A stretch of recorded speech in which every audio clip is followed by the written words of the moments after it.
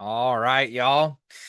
Okay, so welcome to Tim's Millionaire Formula. My name is Trey Stinnett, and I am fired up to be here with you on this Good Friday. How many of you are excited to be here, to be learning from? In fact, we're going to have a couple mentors. We'll get into that in a little bit. But if you're ready to dive in and make this next 2 days a powerful and maybe even transformational trading experience, put the words "let's go" in the chat. If you're ready for an incredible weekend. Seen some excited, some hell yeahs, some let's go babies. Who said that? Oh, too fast. I love it, y'all. Look at this room. Look around you. It's like the Brady Bunch in here. You guys made the decision to be here on a Friday, right? When you could be doing anything else. And that already sets you apart from 99% of the people who are out there saying that they want to be professional traders. So real quick, let's go over a couple logistics, just so we make sure that we're all on the same page. We are going to be here today and tomorrow. Both days start at 12:30 p.m. Eastern Time. Each day ends at 5:30 p.m. Eastern Time. Okay, we're going to wrap up maybe a little bit before that. Depends on how verbose Tim gets, but sometimes we go a little bit longer. We're all good to be here till 5:30, though. That's the schedule. Yes, please raise your hand or put yes in the chat if you are good to be here until the end of the day, because this is not your normal webinar. Okay, this is a workshop. We got work to do. We have homework to assign you. They have small groups, so you don't want to miss a moment of this. You want to be here all the way till 5:30. In fact, I would move your schedule around if you need to, just to make sure you could be here till like 5:45, 6 o'clock. And make sure you have some time set aside tonight to do some homework. All right. So we're going to get as much out of this as we're putting into it. As a reminder, keep your cameras on. If this is your first time inside of a boot camp, welcome to the jungle. We like these events because it gives us an opportunity to see each other, to meet each other, to get to know each other, and to provide a little accountability for each other. It's not one of those passive webinars where you just sit there with your camera off in the chat, not paying attention. Like, we're full on here. So use the chat. I see many of you are already in there using the chat. You know, this is an opportunity. If something lands for you, something I say or Bryce says or Tim says or Ellis says or Matt says, and you're like, okay, like this is valuable, let us know in the chat. If you have a question, you can drop it in the chat. My team is watching the chat, and we'll get to as many of those questions as we possibly can. And then as a reminder, everything doesn't just happen in this room. We have small group breakouts where there's an opportunity for you to integrate, to get to meet each other, to work with a team leader who has taken time away from his life to be here with you over these next 2 days. Some of them are actually like family men who are taking the first half of their Saturday off tomorrow to be here with you. So respect that, show up, and you're going to get more out of this, right? I love what happens in the breakouts. Okay, so here's what's about to happen. All right, in just a second, you are going to hear from the man behind all of this. Some of you know Tim's story, some of you don't. And even if you do, you're going to want to pay attention because of what not just Tim has accomplished, but more importantly, what he has helped other people accomplish is unlike anything else in this industry. How many of you like that cool AI video that I played at the beginning there, where it showed like 20 different traders that have made over $1 million with Tim? There are 34 people missing from that video that either did not want us to take photos of them or we didn't put them in the AI. There's literally 54 people now that have made over $1 million doing what you're about to be learning. Now, I've been doing this for a while, 22 years, and I've seen a lot of programs. I've known a lot of gurus. I've seen a lot of people make a lot of promises, but this guy right here is the real deal. And the fact that he is, gonna be here with us today, he actually shot a video specifically for this class before he left for Thailand, right? To me is huge because he cares about this class. He put this thing together. He handpicked the people who are here. So drop a Tim in the chat to let us know you were.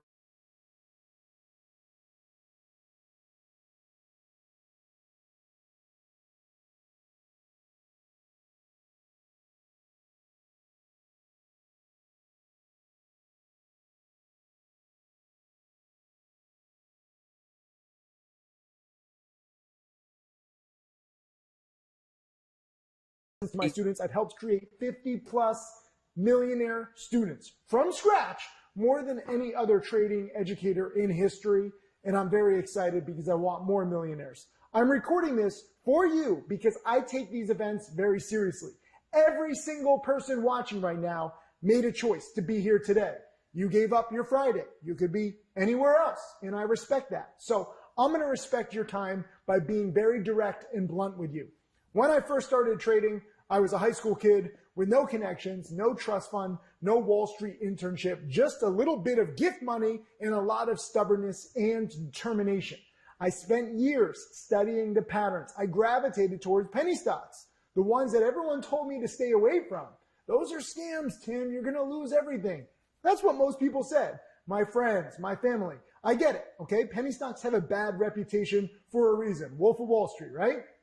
Most people who trade them don't have a system. They have no rules. They have no discipline. They're just gambling. That's what penny stock traders and investors do. But I figured out something that changed my life and now the lives of my students too. These stocks move in predictable patterns. The same setups repeat over and over and over again. I call them supernovas or stair steppers in, breakouts with news catalysts. These are terms that I'll teach you. And if you learn to recognize them and you have the discipline to follow the rules that I teach you, you can profit from them more times than not consistently. Okay? It's a process. It's not magic. It's not luck. It's not manipulation. It's pattern recognition and risk management. It doesn't sound fun, but you get to have fun with the money that you make from the very not so fun process that I will teach you. Okay? This is what took me from thousands to millions of dollars. Patterns, rules, discipline. That's it. And these are the same patterns that Bryce is going to teach you today. Bryce is one of my students, and now I'm very blessed that he passes the knowledge down to others too. But here's what really changed everything for me. More than the money, it was realizing that these strategies are teachable and repeatable. They follow a logic. And if I could do it as a high school and college kid with no trust fund, no MBA, no connections, no knowledge, other people with no anything else too, you can learn it too. So I started teaching. And over the last 2 decades now, I have created 50 plus millionaire students from scratch, 54 to be exact, okay? Not from any one lucky trade or 2 lucky trades or any one hot market. From learning the patterns, applying the discipline, and doing the work day after day and seeing it pay off over time. People like Bryce Tuohy, who you're going to learn from this weekend. People like Matt Monaco, Jack Kellogg, Tim Bowen. They all started where you are exactly. Every single one of them watched a video just like this in the beginning. People ask me all the time, Tim, you've made millions. Why are you still doing this? Why do you teach? Why don't you just keep it to yourself?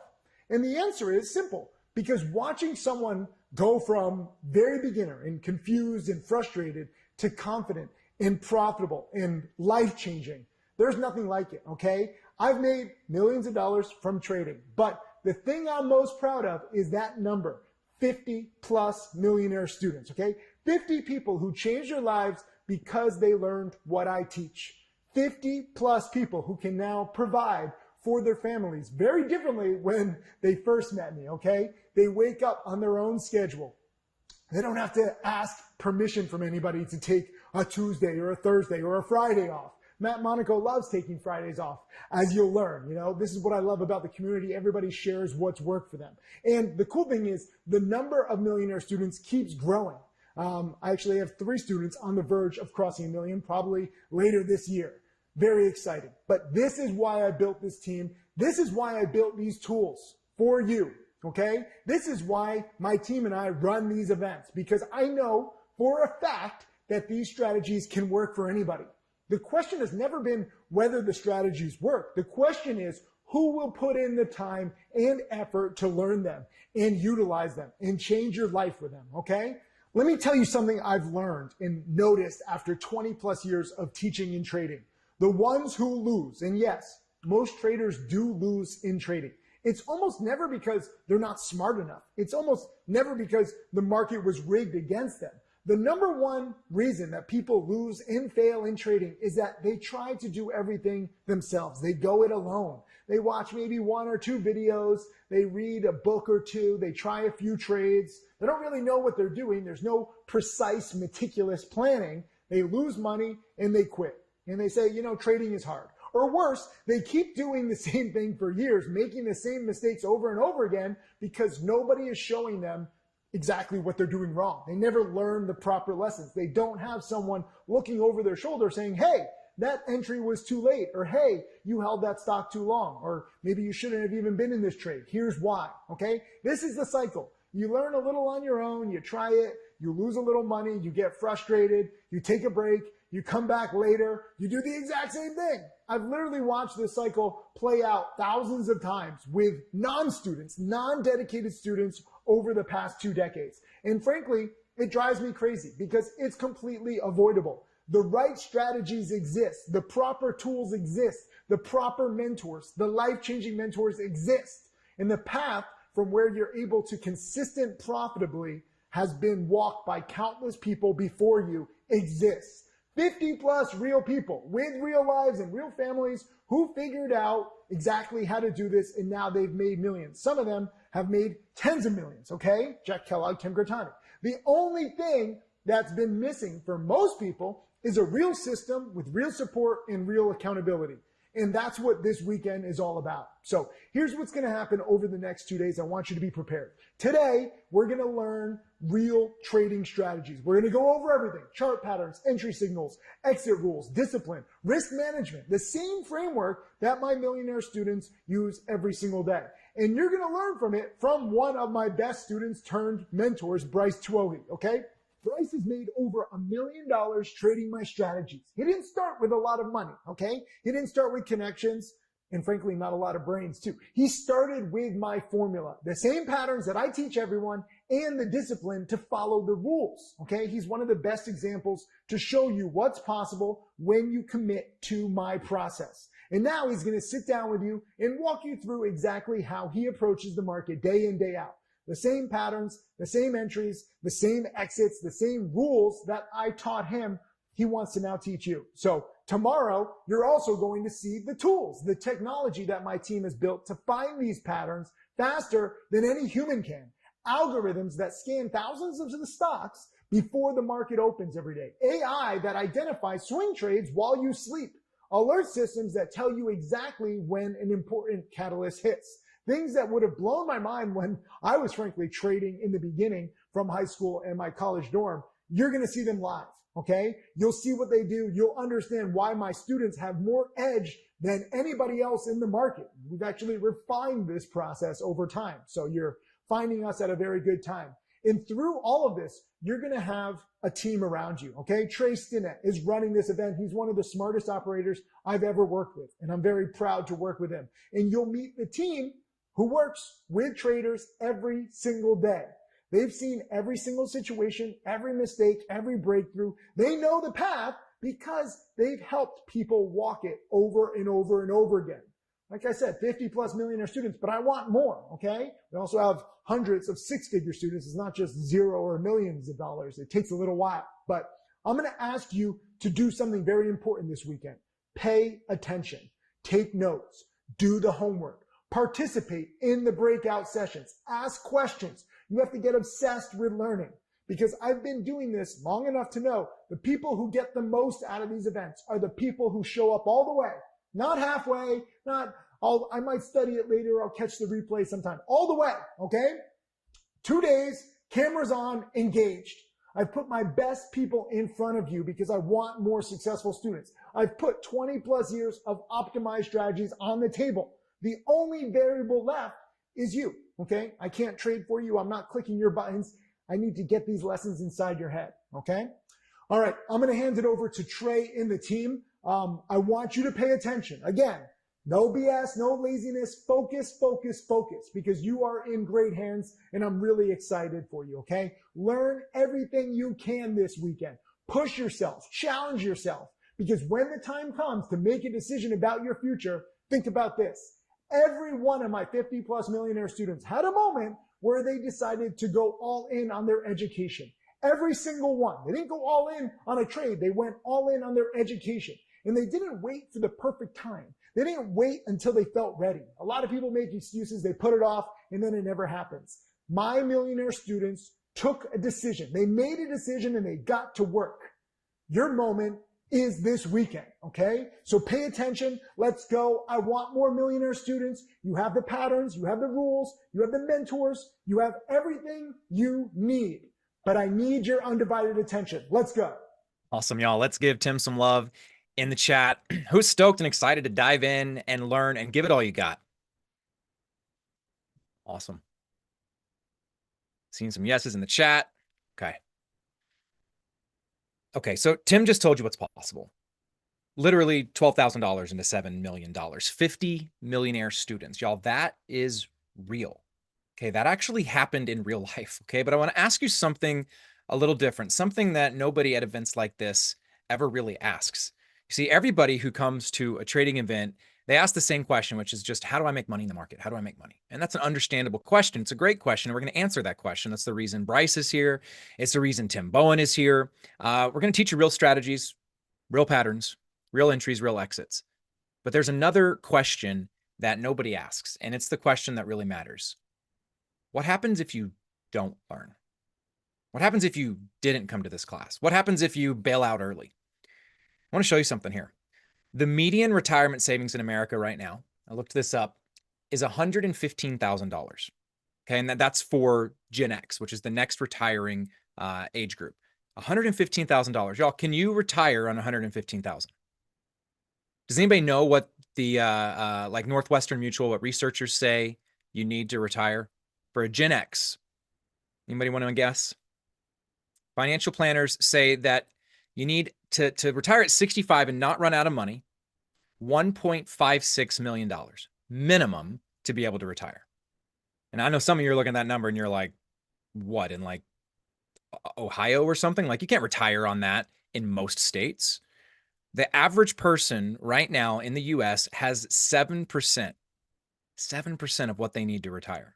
And most people's plan is hope Social Security is still going to be here, right? Like, hope that the 401k is enough, hope that inflation doesn't eat everything they have. Y'all, hope is not a strategy. Okay, now I'm not saying this to scare you. I'm saying it because everybody in this room already knows it. You feel it. Like, you're here on a Friday. Some of you are here on a Good Friday and you're very religious people and you're like, I still got to learn. This is important for my family. I got to be here. And then here's a part not a whole lot of people are talking about either. And that this gap isn't just the normal retirement gap that we've seen for the last couple of generations. This isn't just staying the same, it's accelerating. Who has noticed what artificial intelligence is doing right now? Is anybody here playing with AI? Like, I hang out with millionaires and multimillionaires. Every now and then I'm hanging out with some billionaires. And guess what everybody's playing with all the time? Guess what everybody's obsessed with right now? Guess what's replacing 30% of workforces, not 6 months from now, not a year from now, right now? But artificial intelligence is taking the world by storm, and this isn't something that's going to happen in 5 years. It's already happening. Goldman Sachs used to have 600 traders on their floor. Do you know how many they have today? 2. Not 200.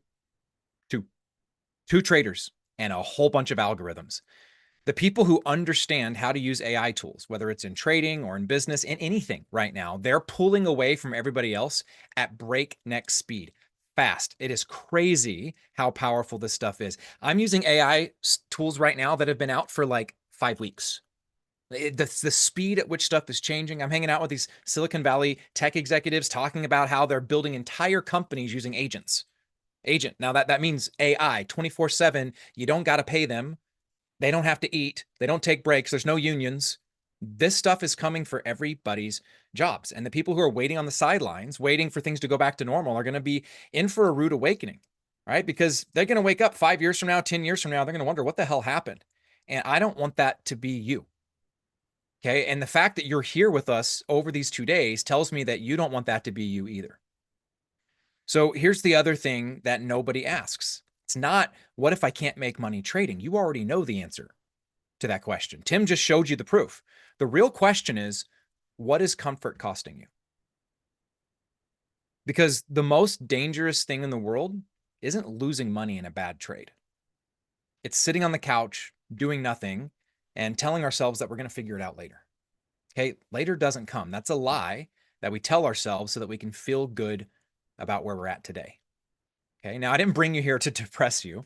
Okay, we invited you here this weekend because we're here to do something about it.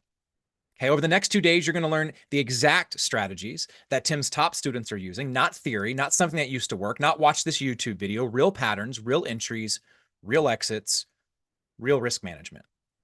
And tomorrow we're going to show you the tools that can really change the way that you approach the market, like in a completely new way. and change the way that you approach things forever. But we'll get to that. Right now, I want to introduce you to the people who are going to be here this weekend. Make sure we go over a few house rules, and then get the main man who's going to be teaching us today up here and get him rolling. So a few house rules we've already talked about. Cameras on, microphones are off. We got, what, 295 people on here. If I had the mics on, it would be a mess, right? It'd be dogs barking, sirens, wailing, babies crying. So we're going to keep the mics off. However, when we're in our small groups, and sometimes here in the main session, we'll give you an opportunity to raise your hand, hop up here, answer a question, share something that's real for you, share your homework, stuff like that. So be ready to unmute, but we'll keep you muted by default. Participation is huge, y'all. The more you put into this, the more you're going to get out of it. This is just always the way it goes with anything, right? Exercise, marriage, work. The more you put in, the more you get out. So participate, take notes, take screenshots, be here the entire time. Questions? No questions. I'm kidding. So if you guys have questions, here's what we're going to do. Down at the bottom of your screen, let's get used to the Zoom controls. Do you guys see a menu panel? It should have some buttons on there. There's like a more button, a react button. You see that? Okay, so let's find the questions button. So there's a Q&A button. Depending on the size of your screen, it might be hidden under the more button. So click that little circle with the 3 white dots in it. That should pop up a Q&A box. Okay. See it? All right, now open that Q&A box. This is the best place to put questions. And the reason is, if you put them in the chat, that's okay too, but we don't always see them, right? Because the chat fills up really fast, and the Q&A is a segregated place. Some of you are putting chat comments in the Q&A. Don't do that. Just put questions in the Q&A. Let me clear some of these out. And got it. Okay, perfect. How do I do a screenshot? Go to google.com and search, how do I do a screenshot? On a PC or on a Mac. If it's on a Mac, you can press option 3. If it's on a PC, I don't know. Go ask Google. People ask a lot, are there going to be recordings of this class? Short answer is no. Longer answer is why no. First of all, because this is an open forum conversation. This isn't some webinar. Inside the challenge, or if you're inside Stocks to Trade Elite, or you've got one of our programs, we run webinars. We've got releases that we've signed with our gurus, and it's great because we don't have to worry about, videos of you playing hooky from work, right? Or being in here learning how to trade after your wife told you not to, getting out on the internet. So we don't do any sort of videos in these types of classes. The second reason, which I think is actually more powerful, is what does our brain do if we think, oh, this is recorded? Oh, I'll just pay attention later. I'll come back to this later. I don't really need to pay full attention. And what happens is you run to go get that Starbucks, or you go answer the door when the FedEx guy gets here. You end up missing a critical element, and then you're confused for the next day and a half, and you quit and leave and don't even finish the event. I've seen it happen.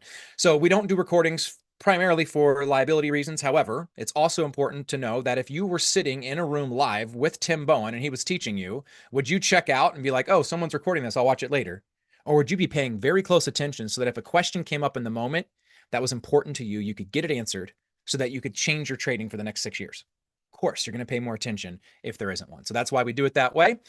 Next piece, one of my favorite things that we do at these events, if making a lot of money to be able to change your financial future, to be able to take care of your family better, to be able to pay off the house or pay off the cars or shore up your retirement account or go on fancy vacations or whatever your main reason for being here is, if that's not enough of a motivator for you to really participate and play full out, we're going to give out prizes. All right. So end of the day tomorrow, we're going to give some prizes to a handful of you, just the people who are showing up on time, paying the most attention, being friendly and helpful in the chat room, engaging with their power team leaders, volunteering to answer questions, things like that. We'll give some points out. And then at the end of the day tomorrow, we'll figure out who has the most points and we'll reward that person with the prize. Okay. In fact, it'll be probably like 4 or 5 people here that get the prize. Who wants the prize? I want to see who my ambitious people are. I didn't even tell you what the prize is, but some of you already know you want it. Put the word prize in the chat if you know that you want it. I'm seeing the word prize coming in. All right, so here is how we're actually going to do the PowerPoints. We gotta do it on the honor system. So you got to keep track of them, add them all up, and then at the end of the day tomorrow, we'll figure out who has the most. So grab a piece of paper or a sticky note or something. I like sticky notes. And then just write across the top of that the words PowerPoints, and then you're going to track these for the next 2 days. Okay, I can give them to you, Tim can give them to you, Bryce can give them to you, your power team leader can give them to you. You cannot give them to each other. Okay, so you gotta get them from one of us. And we're gonna go ahead and start right now. If you put the word prize in the chat already, Give yourself 500 power points.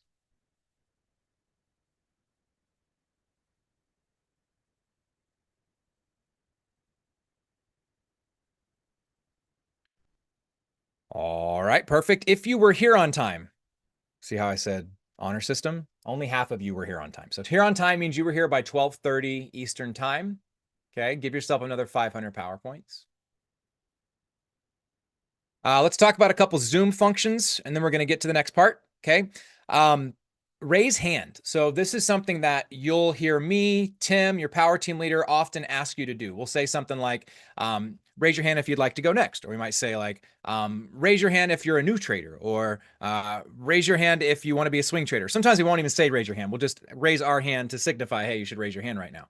If you're sitting there in your kitchen raising your hand, okay, we can't see you. Like Zoom shows me a few of your faces, but right now I've got 1, 2, 3, 4, 5, 6, 7. I got so many pages of people, and I can click through and see all of you. But if I'm asking you to raise your hand and you're on like page 17 and you're raising your physical hand, Tim doesn't know you're raising it. I don't know you're raising it. So let's all practice raising the virtual hand right now, because what it does is it moves you to the front of our screen and it gives us a head count of how many hands are up. So right now, 10% of you have your hands up. Let's all get our hands up. Now, how do you raise your hand? Bottom of your screen, there's a little heart. I think it's a heart. Sometimes it's different depending on your update. It says react. Click that, pops up. There's some emojis, and there's also a little button that says raise hand. Okay.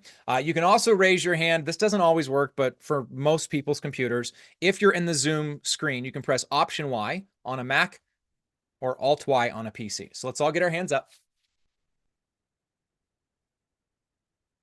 All right. Some of you are giving me emojis, which is great, but that's not the same thing as a hand up. So make sure it's the raise hand button. It literally says the words raise hand. Okay, fantastic. If your hand is up, give yourself 500 power points. That's 125 of you. So the other 140, 50, 60, 70, whatever of you, you need to figure it out by the time we get done here. All right. Next thing on Zoom. Oh, let's lower the hands. Same button. Just lower the hand. Just get used to doing that. So if you're like done, raising your hand because you want to volunteer or ask a question or whatever, that's how you lower it. Okay. Next thing, this will happen sometimes. Bryce, myself, Tim will be sharing something. We'll have our screens up. We'll be trying to, show you how to do something or whatever. And then somebody will be like, hey, I can't hear anything. I can't see anything. And they'll start freaking out in the chat. We obviously don't want that to happen to you. So here's what we're going to do is we're actually going to look at the left side of your screen.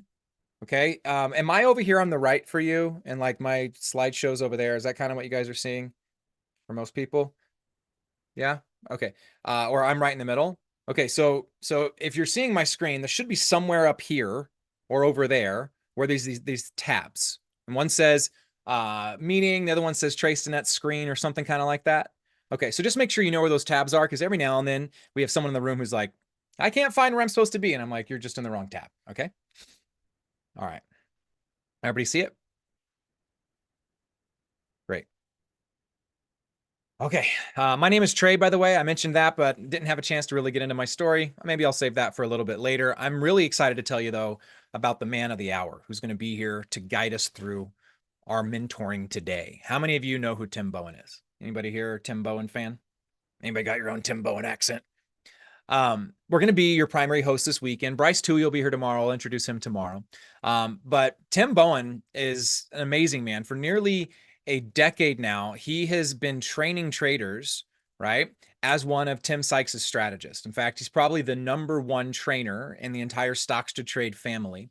And he's a leader in Tim Sykes' inner circle. He's been incorporating a lot of his own strategies from his own experience. He's created tons of not just content, but even developed algorithms. Does anybody here have Oracle? Anybody here have Oracle? Put the word Oracle in the chat if you have Tim Bowen's Oracle. So he created that. Iris. Anybody here have the artificial intelligence tool that Tim Bowen created? So he created Iris. Put the word Iris in the chat if you've got that. Okay, so some of you are already familiar with Tim's software. Others maybe have had a little bit of his coaching, but what you're going to get today is his mentoring and guidance and live training, taking you through this process. So it's powerful stuff. And this weekend, he's going to be taking you through the charts, showing you how he finds the trades, the different setups that have allowed him to be so successful that he was able to retire before he even turned 40, just from doing what Tim Sykes had taught him how to do. Now, while everything that Tim and I are going to be teaching you from the front of the room here is going to apply to every person in this room, how many of you here are retired folks? So by show of virtual hands, who here is retired right now? Or you could also raise your hand if you're not retired, but you work from home and you can trade from market open to market close. So who here is available and doesn't have something pulling you away? This is why I like the virtual hand. It gives me what percentage of my room we're looking at. All right. Perfect. If you raised your virtual hand, by the way, give yourself 200 power points. And remember, you want to write those down because tomorrow we're going to add them all up and some of you are going to get prizes. The prize is going to commemorate this experience, but it's also going to help you with your trading. So I promise you're going to want it. And how many of you here are in the other boat? You're like myself. You know, you got kids at home or kids you got to take to school or you got a job, a 9 to 5, right? You can't necessarily be at your computer from market open to market close. Who are my homemakers or people kind of with less free time? And you need to figure out how to make trading fit your schedule.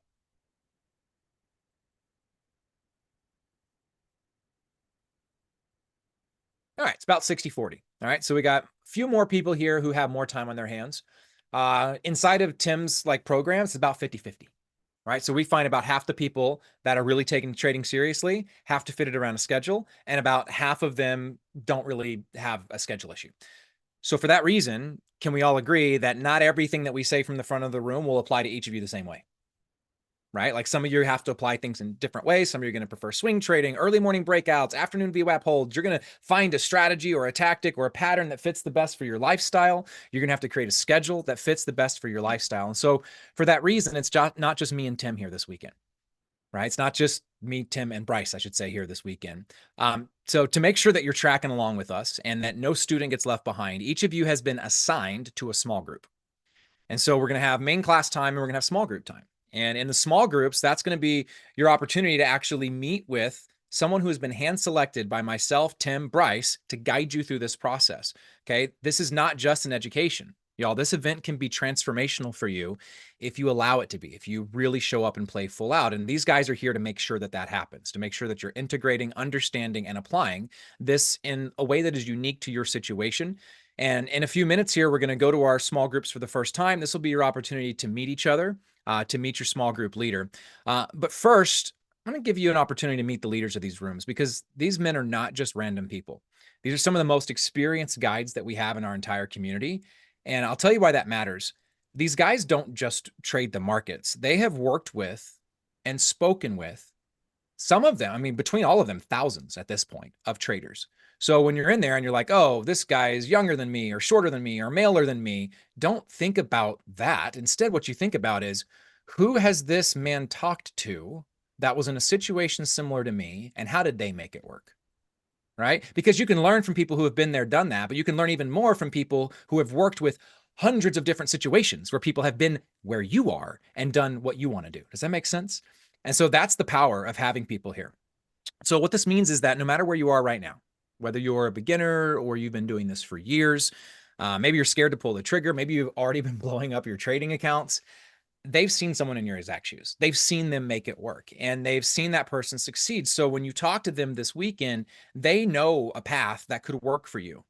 You have the opportunity to trust them in that and listen to them in that and become a better trader in the process. You guys ready to meet the team? Put yes in the chat if you're ready to meet the team. Let's get started with Rich. Rich, I'm going to put you on the spot here, man. Please do. So let's get Rich pinned so everybody can see him and say hello. There he is. Hey, everybody. Nice to see you. And I see some familiar faces. Yep, we got some new faces in here as well. So Rich is our team lead for the events team. And his background, honestly, is ridiculous. This guy has built and run 2 profitable businesses, a headhunter firm in accounting and finance, and you ran a logistics company. I'm going to brag on you a little bit here.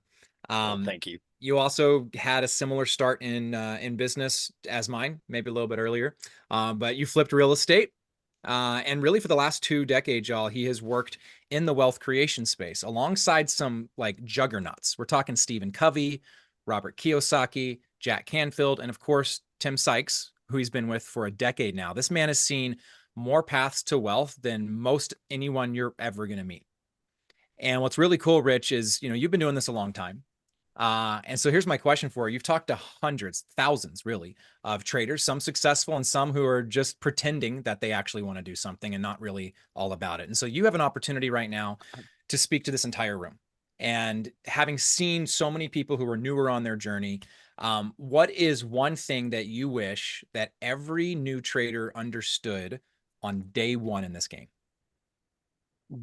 Burn the boats. Don't have a plan B, and focus on one strategy that you can get down and then move to the next one. But if you have a plan B, then you're going to take it. And if this were easy, everybody would be doing it. So stay the course. I love it. Stay the course. Y'all put the words stay the course in the chat. I love that. Rich, thank you very much for being Thank here, you. man. Y'all, we're going to give Rich a visible round of applause because he can't hear us if we're clapping. Visible round of applause just means put your hands in front of your camera, go like this. My daughter calls those jazz hands. There's also a button for clapping, but it takes a while to find the button. So if you can find it, go for it. Otherwise, visible works. Thank you so much for being here, Rich. Eric, we're going to get you up here next.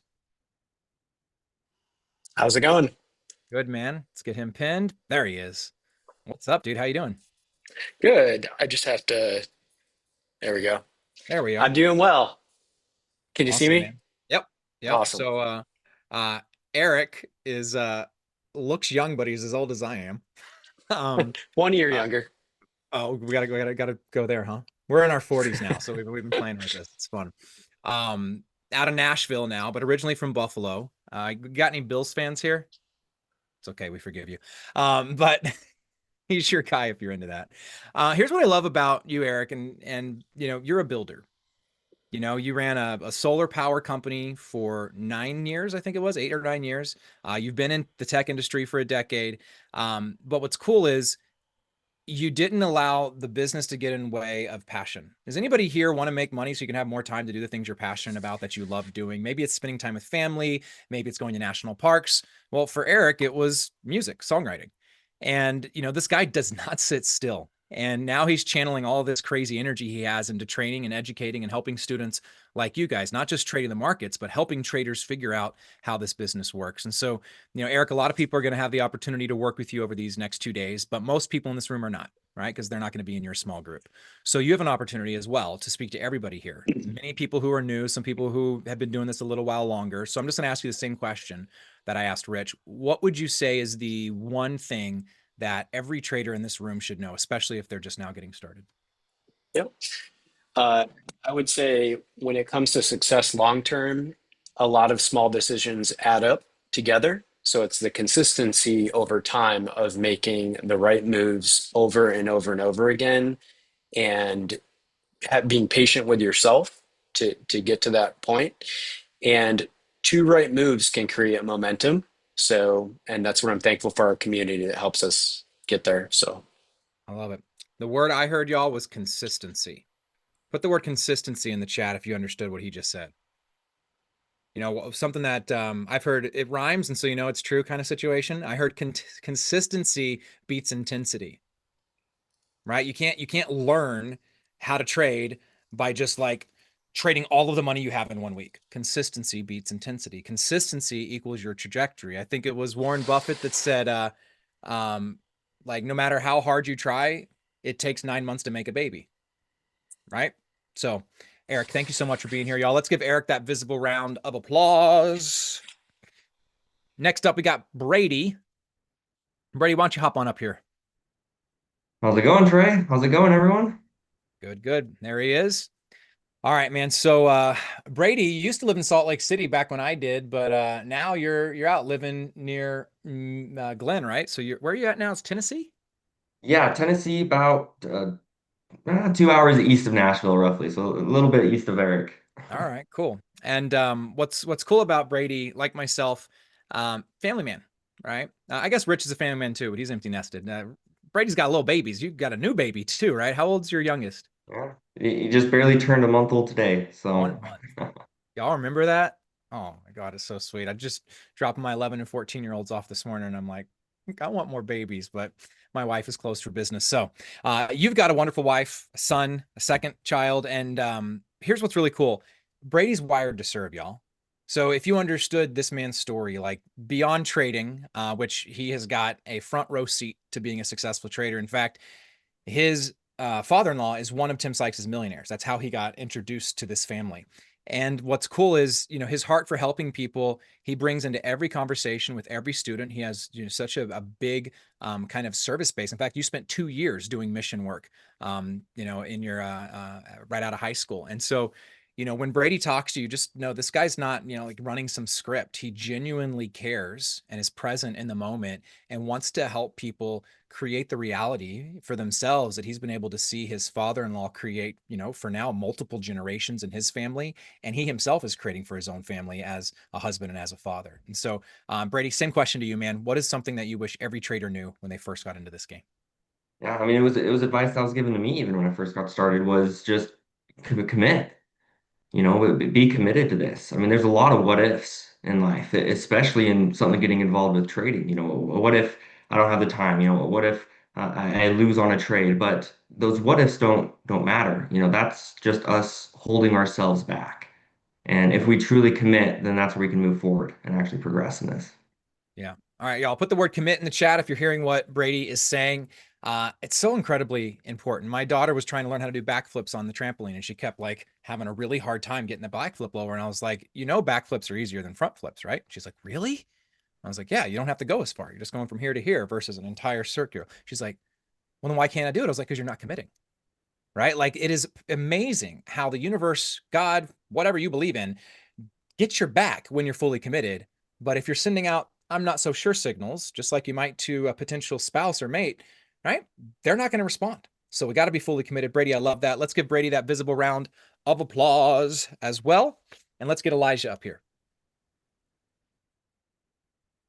How's it going, Trey? Good man. All right. So where's he at? Let's get him pinned. There he is. I see him now. Okay, so dude, Elijah, man, nice to have you here. These students are really in for a treat if they get to be in your room because you've been in this community helping students for years now build skills, build real confidence. I know confidence is a big thing. People, when I hear people talk about having Elijah as their kind of guide through this, the word that comes to mind is patient, right? And he doesn't rush you, right? He's here to guide you, but also to listen. And he never makes you feel stupid for asking any question and really just meets you where you are and helps you figure out what the next step is. And y'all, that is rare in a world of A-type personality traders. But that is exactly what you need this weekend. And so you're very much in luck if you happen to be in this man's room. Elijah, same question for you, my friend. What is one thing you wish every trader knew when they first get started in this game? Got to focus on your process before the profits and really build a strong foundation. Because if you're looking to build a skyscraper, it can only go as high up as you have your foundation deep. So I would say process before profits. Process before profits. I hear Bryce Tui say that all the time as well. Put the word foundation in the chat if you hear what Elijah's saying, and let's give Elijah that visible round of applause. And last but not least, let's get our final power team leader up here. Those of you in Elijah's group are also going to get to meet Ohm. There he is. Let's get you unmuted. How's it going, man? Hello, how you doing? Good. Good to have you out here. Good. So I've known Ohm for a few years now, and this guy's got a background in education. He's got a background in human psychology. He's got a background in trading. Turned $2,500 into $40,000 before we even met him. And this guy's real deal. But what I love about him is his heart for helping people. Very much like Elijah. Very much like Brady. He comes from a service world and a service background. And one of the cool things about him is his discipline, right? Like showing up for himself, for his family. In fact, he has a blended family. So anybody here that knows what it's like to, be raising somebody else's kid and raising your own kid and, working through what it takes to do that, it teaches you about connection. And it teaches you about how to step up for challenges and to be there for somebody, even if, that person isn't yours. And what's really cool is that's you when you're in the room with him. Is he's here to be a stand for you. I've seen this man take a stand for people who maybe didn't believe in themselves and helped guide them to creating a better outcome and a better life for their families. Sometimes creating wealth that completely saved the family, and other times, just deepening into their own self-confidence that alone was able to put them on a better track. And so, I got the same question for you I've asked everybody else here, someone that's new to the game. What would be your number one piece of advice to them? Yeah. Let's say the moment you stop gambling and start trading, that's the moment you take emotion out of your decisions and commit to a structure.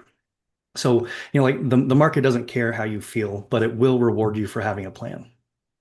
I love it. So take emotion out of it. Stop gambling. Anybody here done gambling? Are you guys done gambling? I know it's hard. I was just talking to somebody around the fire pit last night. We got 100 acres out here and a few families that live on the property. So we do fire pit night. And we were talking about how easy it is to slip from trading into gambling, right? But when you really stick to process, when you really stick to structure, right? When you really stick to discipline, when you're aware of your emotions, one of the things that Om is really great at helping people become aware of is what's happening inside of me. Would you guys agree with me about this? That it's not just what's happening in the market, but it's what's happening inside of here. What's happening inside of here that sometimes can be the biggest thing that derails us. Yeah. Awesome. So Om, thank you for being here, y'all. Let's give Om that visible round of applause. And it is time for us to go to our very first small group. So let's make that happen right now.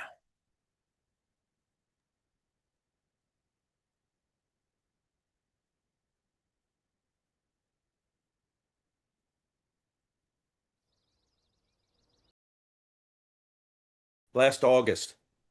And I started out with about $1,800. I've paid a lot of market tuition since then. I didn't know what I was doing at all first. But now my concentration has been learning the candlestick patterns, learning the trading patterns. I'm getting better at VWAP holds and reclaims and things like that. I'm starting to figure out my area that I feel comfortable in. I'm more comfortable in the slower paced things like that rather than the 20, 30 minutes of the open. I do that now and then, but but I get up early in pre-market. I'm learning to read charts and really understand what they mean. So my account is down to about $300 now from that initial amount. I refuse to put any more money in it until I retire. And then I'm going to put a lump in, but hopefully at that point I have learned enough that I can start to actually size up a little bit. I haven't done any of that. I'm right now trading 25, 50 shares, occasionally 100. Sometimes I do okay. I make $50. Sometimes I lose $50. So it's kind of, right there. Um, What I would you don't. say, what would you say has been the most frustrating part about making this work consistently? Well, one of the things has been I love it, and I'm always teaching. So this is something that I'm learning, and is honestly the most difficult thing I've ever tried to learn. And it's the emotional part for me.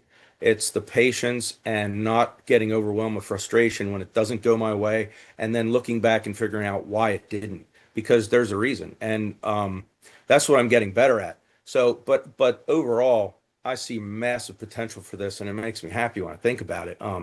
And like I said, I can't get enough time to watch the videos that Tim puts up and learn this stuff. It's fascinating to me. I'm documenting all my trades. I do a screenshot. I have an AI help me write a narrative, and so I've got like 100 pages of that stuff that I go back over now and then. I take notes constantly on videos I'm watching. Okay. I just Let me love it. ask you this. So zooming out long term, what Mhm. are you hoping that trading is going to help you do that you can't now? Because you're about to retire. So Yeah, that's a good thing. So what are you yeah. hoping that this is going to do for you long term? Well, my retirement's okay. I mean, I'm going to have a defined benefit in my Social Security, but I want to supplement my income to be able to help my two boys. I'd like to get my son involved in this. My older son is 34. He's kind of interested. So that's a plan for the future. My younger son, he's 31. He wants nothing to do with it. He doesn't trust anything. But that's okay. I want to be able to help them out going forward and you know, make my retirement better, but also give them a better life and an opportunity too at the same time. You know, Awesome. yeah, it's really, I really feel good about it. I do. Good. Good. I appreciate you, Sharon. Thanks for being Sure. here. You're from Pennsylvania. 1,000 Yep. power points for you. I saw Reenie's hand next, and then we'll go to Voodoo Tube and Lee after that. So Rini, sending you an unmute request. Tell us where you're from and what got you interested in trading in the first place.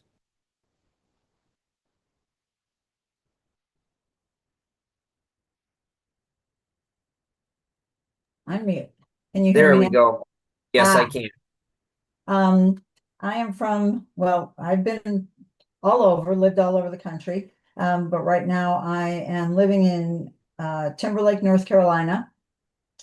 And my husband and I have a farm, horses and hay.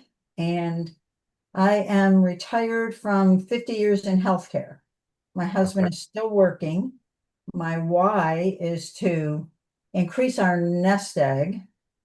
We've been investing for serious investing for 2.5 years, but not doing great at it because I didn't know what I was doing.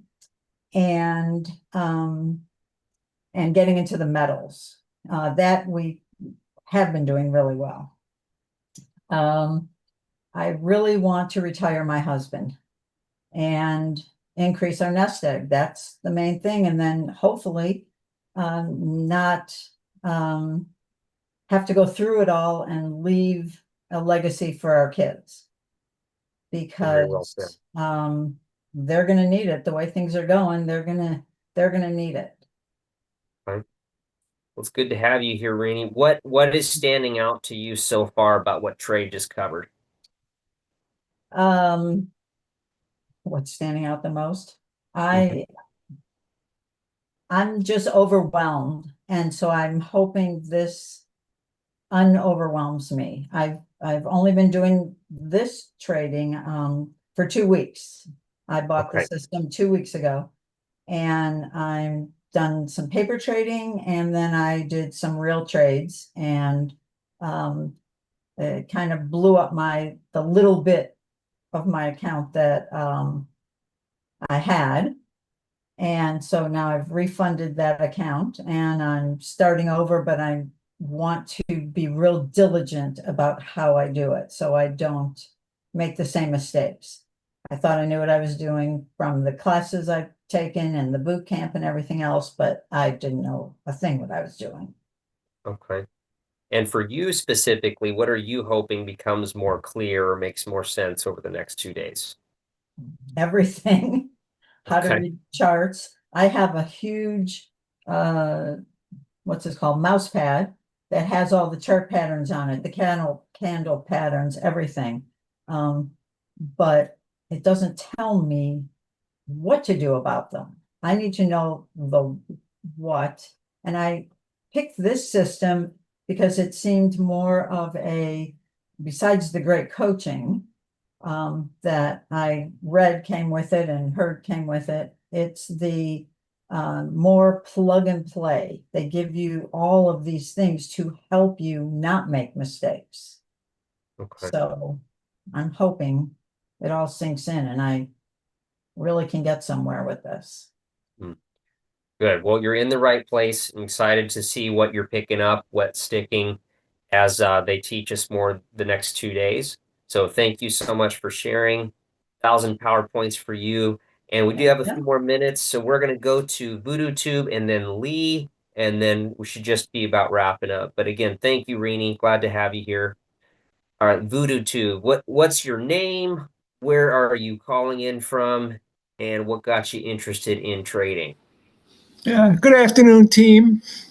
And Brandon, I've been retired since 2001.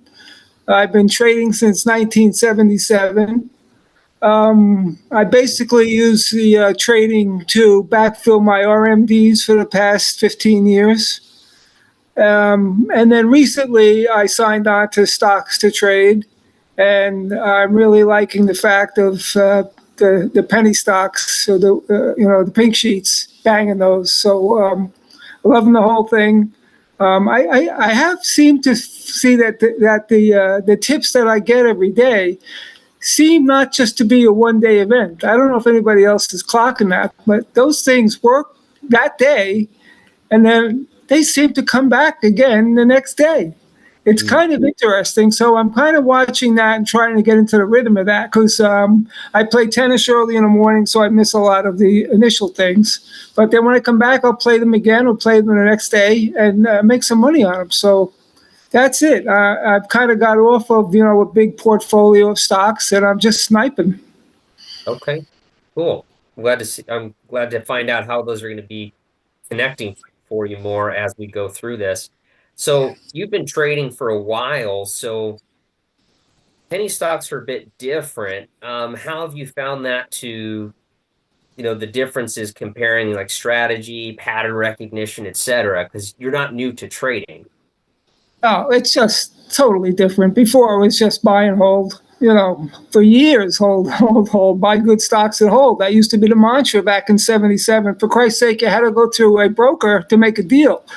Now, everybody's got access. It's a whole faster world. You got to be on your toes. You got to watch everything. You got to watch the charts. You got to have the time for this. It's a fast moving show. You blink, that thing drops.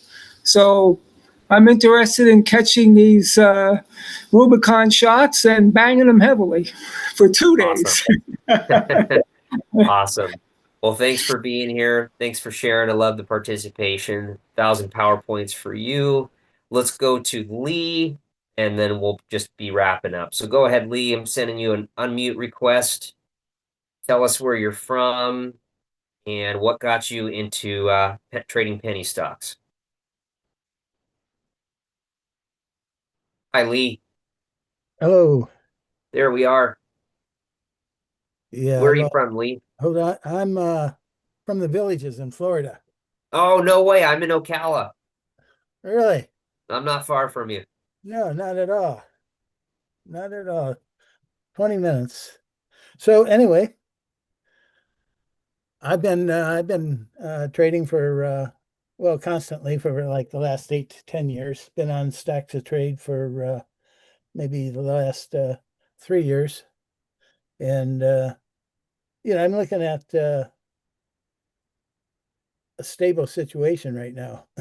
Not sure I was making money before, and then I went in a losing streak, and now I'm just breaking even. And I think it more so has to do with discipline.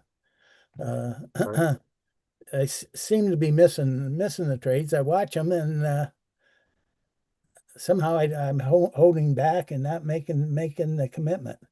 So that's something I've got to work on. I think I realize what I've been doing wrong the last few months, and just got to get back in the way I looked at things in the past. No, I'm glad that you brought that up, the emotional side of trading, the discipline of it. What would you say is probably the number one habit you're trying to break right now? The number one habit right now, Mm-hmm. it's more so watching the stocks gain and my hesitation in making a commitment. Gotcha. So Gotcha. that's something I got to work on mentally to start getting back in and using the stop losses and so forth, and try to go back to gaining where I need to be. Okay. What in particular do you feel you might be missing to help you be more confident?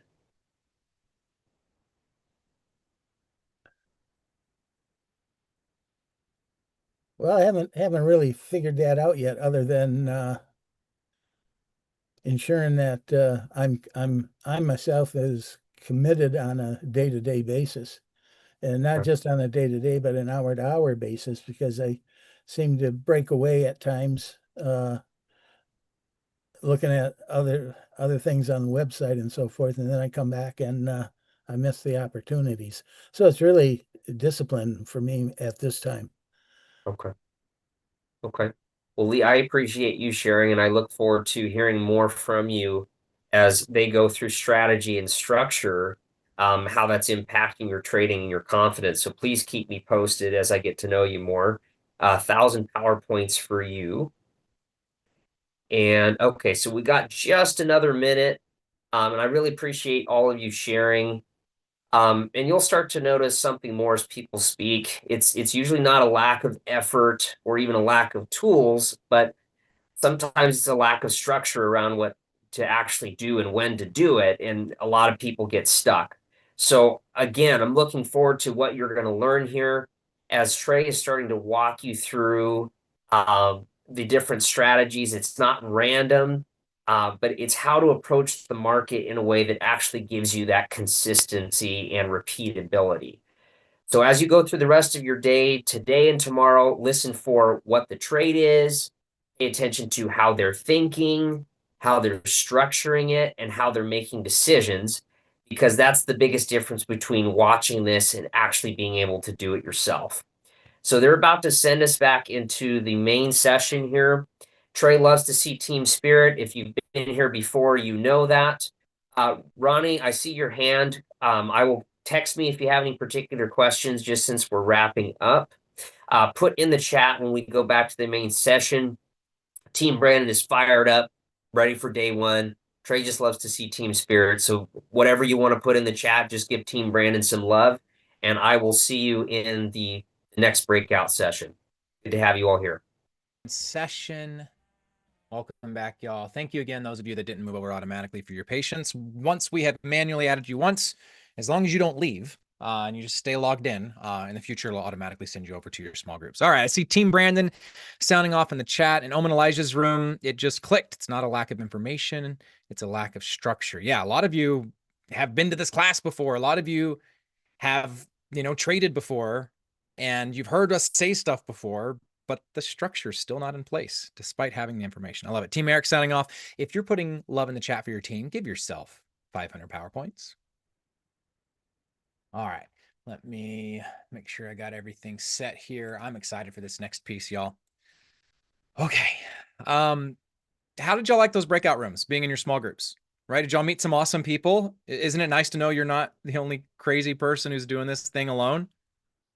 Lakezia says yes. Lyman says yes. Loved it. Yes, yes, yes. One vet to another. I love this. Awesome, y'all. Well, that's the energy that we really need, because what's coming next is the reason you are here. You came to this event to learn how to trade penny stocks, not theory, not here's some YouTube video, good luck. Real strategies, real traders every single day. So let me reintroduce you to the man who is going to give you that foundation. First of all, who here already knows and loves Tim Bowen? Put Tim in the chat if you already love him.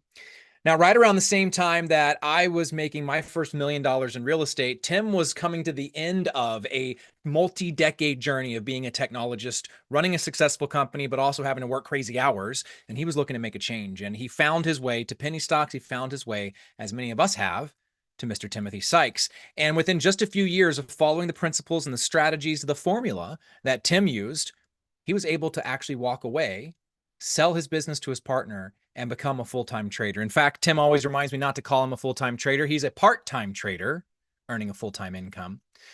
Now, what's cool about Tim is beyond just his education, or ability to educate people, because of his technology background, over the last 10 years now, almost, he's been developing technology specifically for trading. So he's taken those two things, merged them together, and that's what's giving so many people in this community an edge. Tech like Oracle, which many of you said you have, tech like Iris, which many of you said you have, and literally a dozen other tools.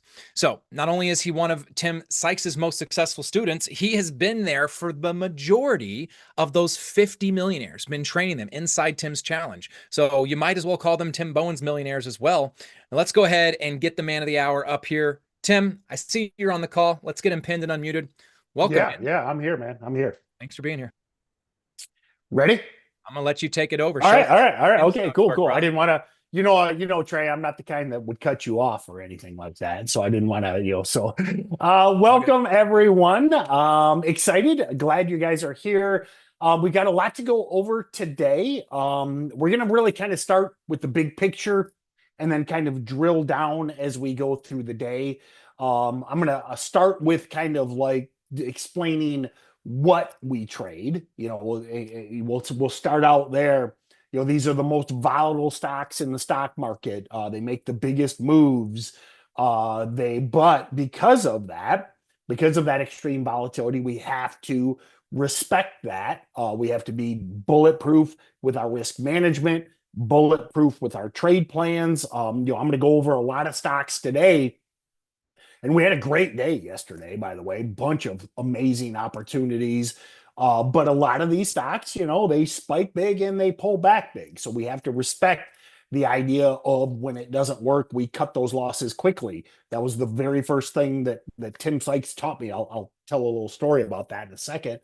But the beauty is that if you recognize the recipe, and I'm going to give you that recipe of what we look for, and all of the stocks from yesterday share a lot of very similar attributes. At the end of the day, the tickers might change, might be different letters, etc., but the volatility remains. I see someone mentions SWMR. I mean, just a great example of that, of a stock that has been on a heck of a run. But if you go back to the IPO, it got pretty scary a few days after that. And then it came back, just a great example of a stock. And I just kind of saw that, in chat, as an example of this. Now, we won't spend a ton of time talking about $70 stocks. I know a lot of you guys have small accounts, but this is a great example just to touch on. I mean, started out the IPO, the day of the IPO was an $11 stock,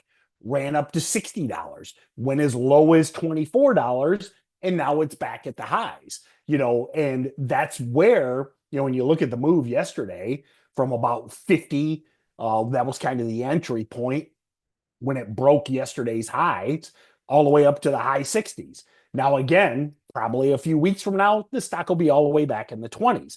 But we respect that volatility and we profit from it because, the thing is, if you're looking at stocks like Apple and Microsoft and Nvidia, and I like those stocks for long-term holds, they don't have that kind of volatility. You buy Apple, you might believe in it and hold it for years and make a few percent.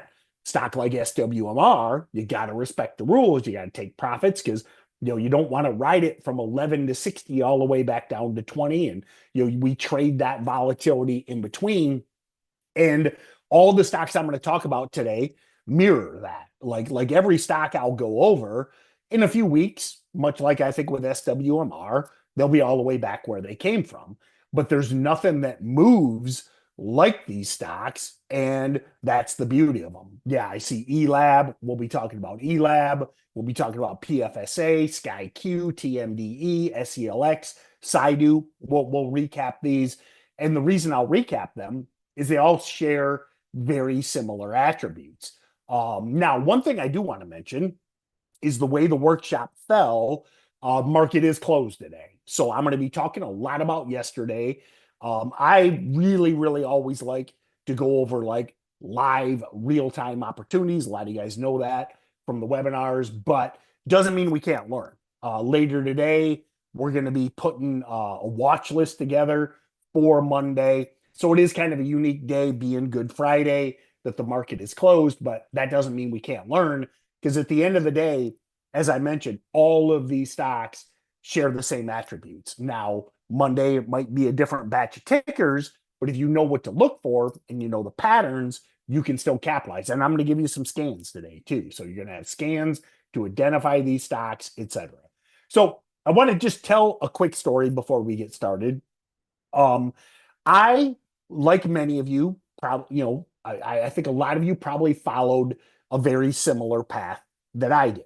So I had that business, as Trey mentioned. I didn't trade in the late 90s through the dot-com boom, simply because I was building a business. It was an internet business. Two things. I was broke. Like for a decade, I dropped out of college to start that business in 1994. So for a decade, I was flat broke because every dollar I had, I put back into that business. Plus, I was working crazy hours. So I didn't trade the dot-com boom, but I was always interested. I mean, I'm sure a lot of you guys remember it. Maybe you were trading back then and remember the wild moves we had. Now, funny thing is, the market today, very similar with the AI boom. And I know a lot of people got hurt back then because they didn't know these rules. Like I think back, so many people talk about the dot-com boom as like a bad thing. I mean, you have stocks going from $3 to $1,000. Now they all went back to $3. And the people that didn't follow what I'm going to teach you, what Tim Sykes taught me, okay, like if you took profits all the way up, and many people did back then, I mean, there was people that made fortunes. But if you hold these stocks, hope, don't have a trade plan, and don't have stop losses, you become the person that's like, oh, I lost everything during the dot-com boom. Now, the market is very similar right now, literally unlimited opportunity. I see a lot of you guys talking about, I'm gonna focus on the agenda, but I can answer a quick question here.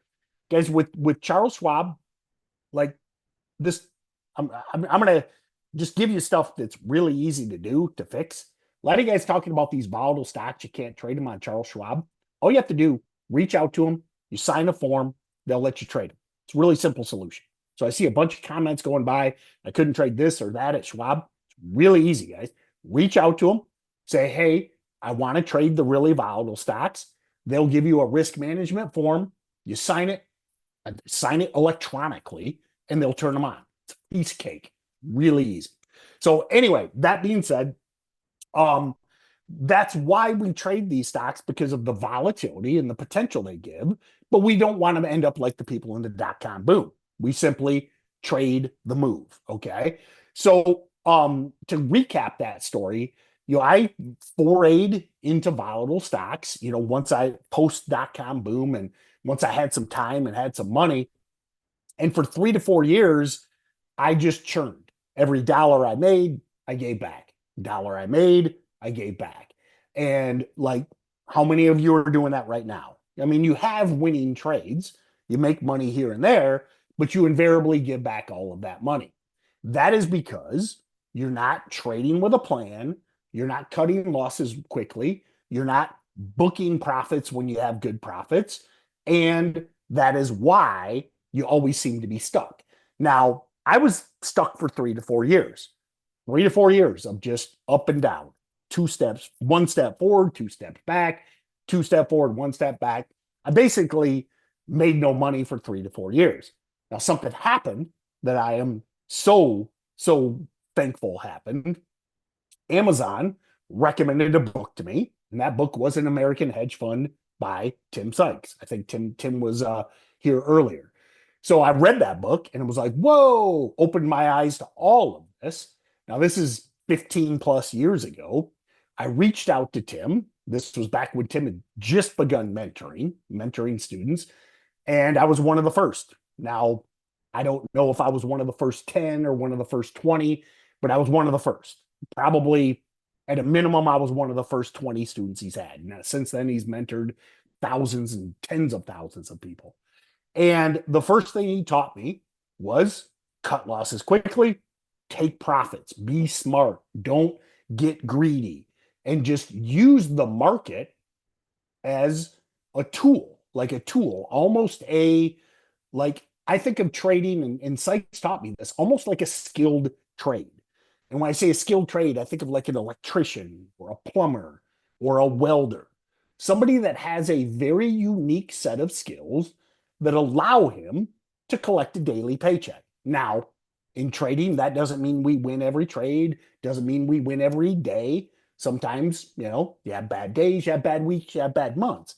But the skill set that you have allows you to come to the market, be prepared, respect the volatility, and apply that trade. So what I'm going to teach you guys today is a lot of that approach. We're not looking to get rich quick in one trade. We're not looking to retire overnight. We're trying to take a skill set that will allow us to show up Monday morning, put us in the highest probability setups, and set us up for the best potential to make money that day. Then repeat that Tuesday, repeat that Wednesday, repeat that Thursday. And it's really that, many of you have heard Sykes say this. He says it all the time. It's a marathon, not a sprint.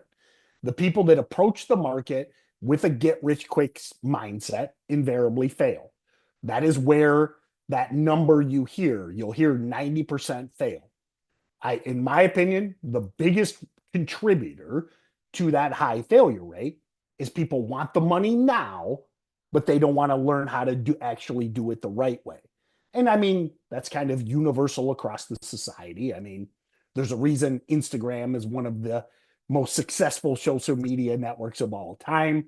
It's the lifestyle. It's all the glam, but none of the work. That's why, again, Instagram is arguably one of the biggest social media websites, simply because of that reason. Now, what we're going to go over this weekend is the unglamorous stuff, like the reality of it, what we look for, building an account progressively over time, which then will allow you to ideally replicate what Tim Sykes allowed me to do. Now, he is my original and only mentor. I've only had one trading mentor because soon after finding him, I found that path to profitability. Now, it took me 5-6 years until I felt comfortable to sell my business. But for 5 or 6 years, I made a really good income just trading part time. I still had the business. I used the money. Many of you know I like to hunt and fish. I would pay for hunting trips. I bought a boat with my trading profits. Okay, that was back when I was a part-time trader. I'd buy bows. I would buy guns. It was kind of my supplemental income. Then by about 2011, 2012, somewhere in there, I was like, you know what? I think I could do this. I think I could escape the rat race, as they say, apply what Tim Sykes had told me. So 2013, sold my business, retired at the age of 38. Pretty proud of that. Basically called it a day, sold out to my business partner, and I've been a full-time trader and mentor. Well, I started mentoring in 2015, but 2013 I went full-time. And ultimately, my goal for this weekend is to give you the tool set to accomplish the same type thing. Now, you're not going to quit your job Monday. You're not going to quit your job next week, but I would love to give you the tools to be able to supplement your income, learn a skill, and hopefully all of you would be happy with that. Now, if you're looking for a get-rich-quick scheme, that's not what we do. We teach real trading. We teach a workman-like approach. Again, very much like a skilled trade. I like to think of this as your apprenticing as an electrician. Okay, you have the basic skill set. Maybe you went to community college, but now you got to go out with a journeyman electrician and learn how to do that. And then after apprenticing under that electrician, you hang out your shingle, and now you pursue that path. So that's what today is about. And again, if I hadn't found Tim Sykes, I don't know where I'd be. I'd still be clueless, most likely. It just, what we do is, they don't teach it anywhere. Like, you don't learn about this in college.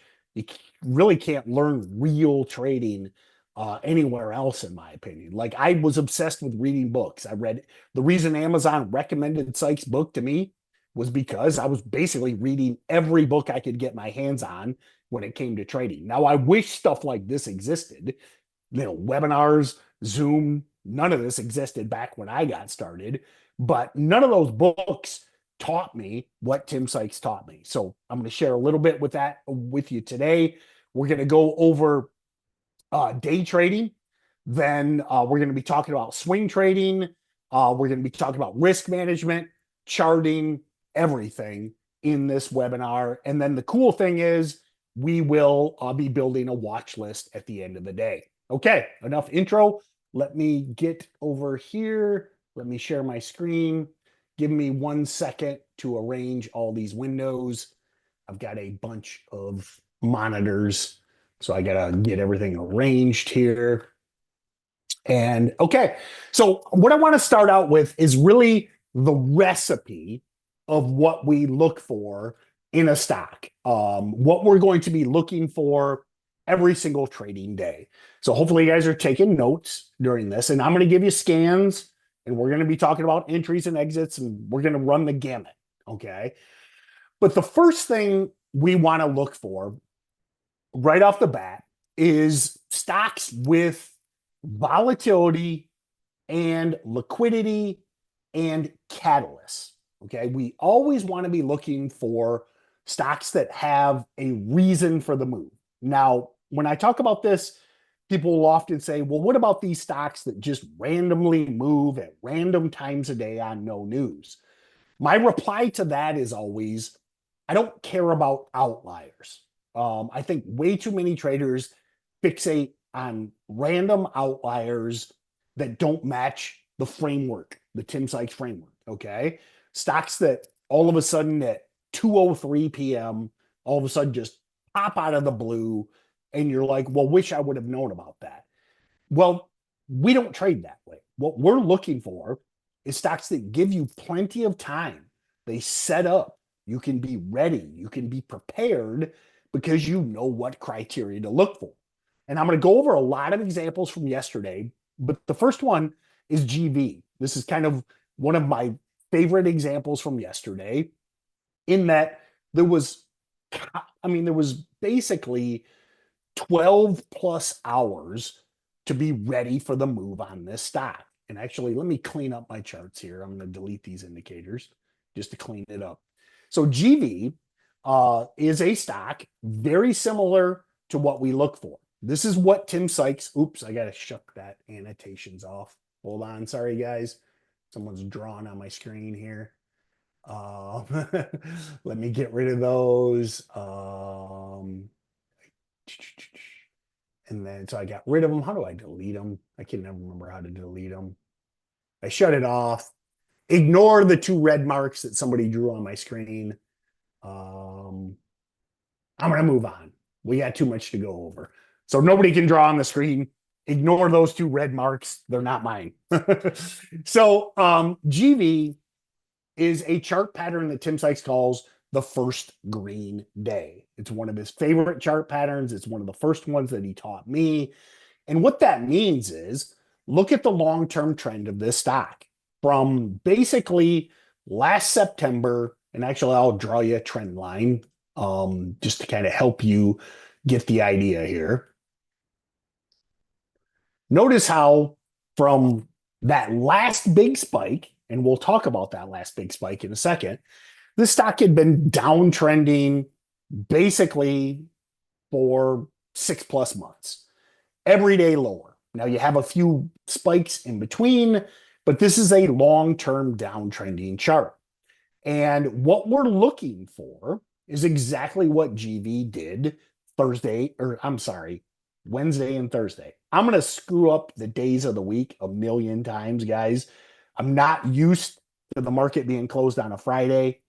I'll do my best, but I'm probably going to say like Thursday, Friday, because I'm thinking that today is Saturday because the market's closed.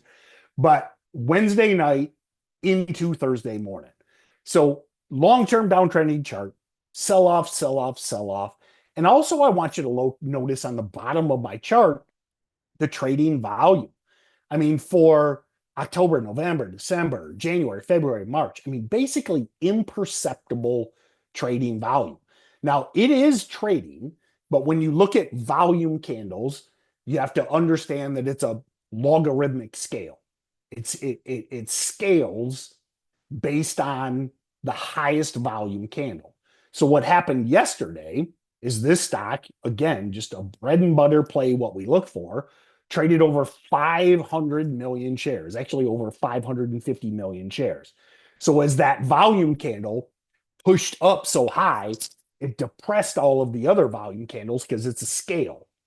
But needless to say, you can see why we love this first green day pattern, because this stock goes from trading very mediocre volume to trading 500 million shares plus. So now we have 2 of the most important criteria. We have a volatile stock and we have liquidity. Now, the reason liquidity is so important is we want to be able to get in and out of these stocks when we want to. And doesn't matter if you're a new trader and you're trading 100 shares or you're got a bigger account and you're trading 100,000 shares. One thing that a lot of new traders screw up is they want to trade illiquid stocks and you just can't get in and out when you want to get in and out. Liquidity, liquidity, liquidity. This is another thing that Sykes taught me early on. Like I would trade these illiquid stocks And then I would basically get trapped. I would try and sell, and there would be no buyers of that stock. And I would have to move my orders down to basically get the exit liquidity that I needed. If you're trading a stock like GV yesterday, I don't care. Like I said, 100 shares or 100,000 shares, you can literally get in and out when you want to. You're not dependent on the market makers. You're not dependent on the market to give you liquidity to exit that position. So GV, going back to Wednesday night, I got it right, we had Big Gapper. So this stock had news about a $20 million investment in an anti-aging project. This is kind of hot right now. And actually, I want to talk about this. This is another key component. We always want to be looking for the hot theme. These stocks move huge in the short term because of, a mass amount of buyers coming into them. It's the crowd coming in. The crowd comes in, which is what pushes the stock higher. It's a simple thing, but a lot of you guys, pretty much all of you are brand new traders, and a lot of people overlook this. The market, it is a stock market. And you're probably like, duh, Tim. But what makes the price of anything go up 100+% in a very short amount of time? The analogy I always like to use is, think of it like concert tickets. It's all based on supply and demand. Hopefully all of you have had a high school economics class. And what's the first thing you learn in high school economics? The law of supply and demand. If there is something with very limited supply and high demand, what's going to happen to the price of that thing? I don't care if it's oil. I don't care if it's coffee. I don't care if it's houses. I don't care if it's used cars. I don't care if it's watches. If there's something that has limited supply and high demand, well, it's just basic Adam Smith market mechanics that the price of that is going to continue to go up until the demand is gone. And you can see that with GV. It went from 25 cents in the morning to 58 cents later in the morning, over a 100% move, and not the only stock. We had a bunch of stocks made similar moves with similar recipe, but then you see at the end of the day, it just kind of fades off, and GV is probably done. It's probably over for GV. But if you know the patterns and know the entries and exits that we're going to talk about, that's the type of risk to reward we're looking for. So going back to the concert ticket analogy, what we want to be trading is the hot band. Okay. And I know it's corny, but hear me out. I don't want to trade stocks that nobody cares about, because the odds of them spiking exponentially are basically zero. If it's some washed up band from the 80s, you could buy a ticket for face value. If it's Taylor Swift, you're not going to pay face value, because there's more people that want to go to that concert than there are tickets available. That's where float rotation comes in. We'll come back to float rotation in a minute. But with GV, we had the very first thing we want. We had a catalyst, okay? Anti-aging. Now, the reason I bring that up is this is a hot theme right now. Many of you are familiar with, obviously this kind of ties in with the GLPs, the weight loss drugs, peptides. I'm a big peptide user. I'm a big anti-aging guy, etc. But it's a really big theme in the market right now. So now you've got a catalyst in the hot sector. Now, Wednesday night, this stock gapped up big. Went from 20 cents to almost 30 cents, which is a 50% spike. Now, this is another core thing that Sykes taught me. Most people, and I'm sure a lot of you, see this. You see these stocks up huge, and you're like, well, where's the upside? Now, had you said that Wednesday night on GV, you would have missed an absolute beautiful textbook Tim Sykes framework play, because you would have said, oh, it's up 50%. I missed it.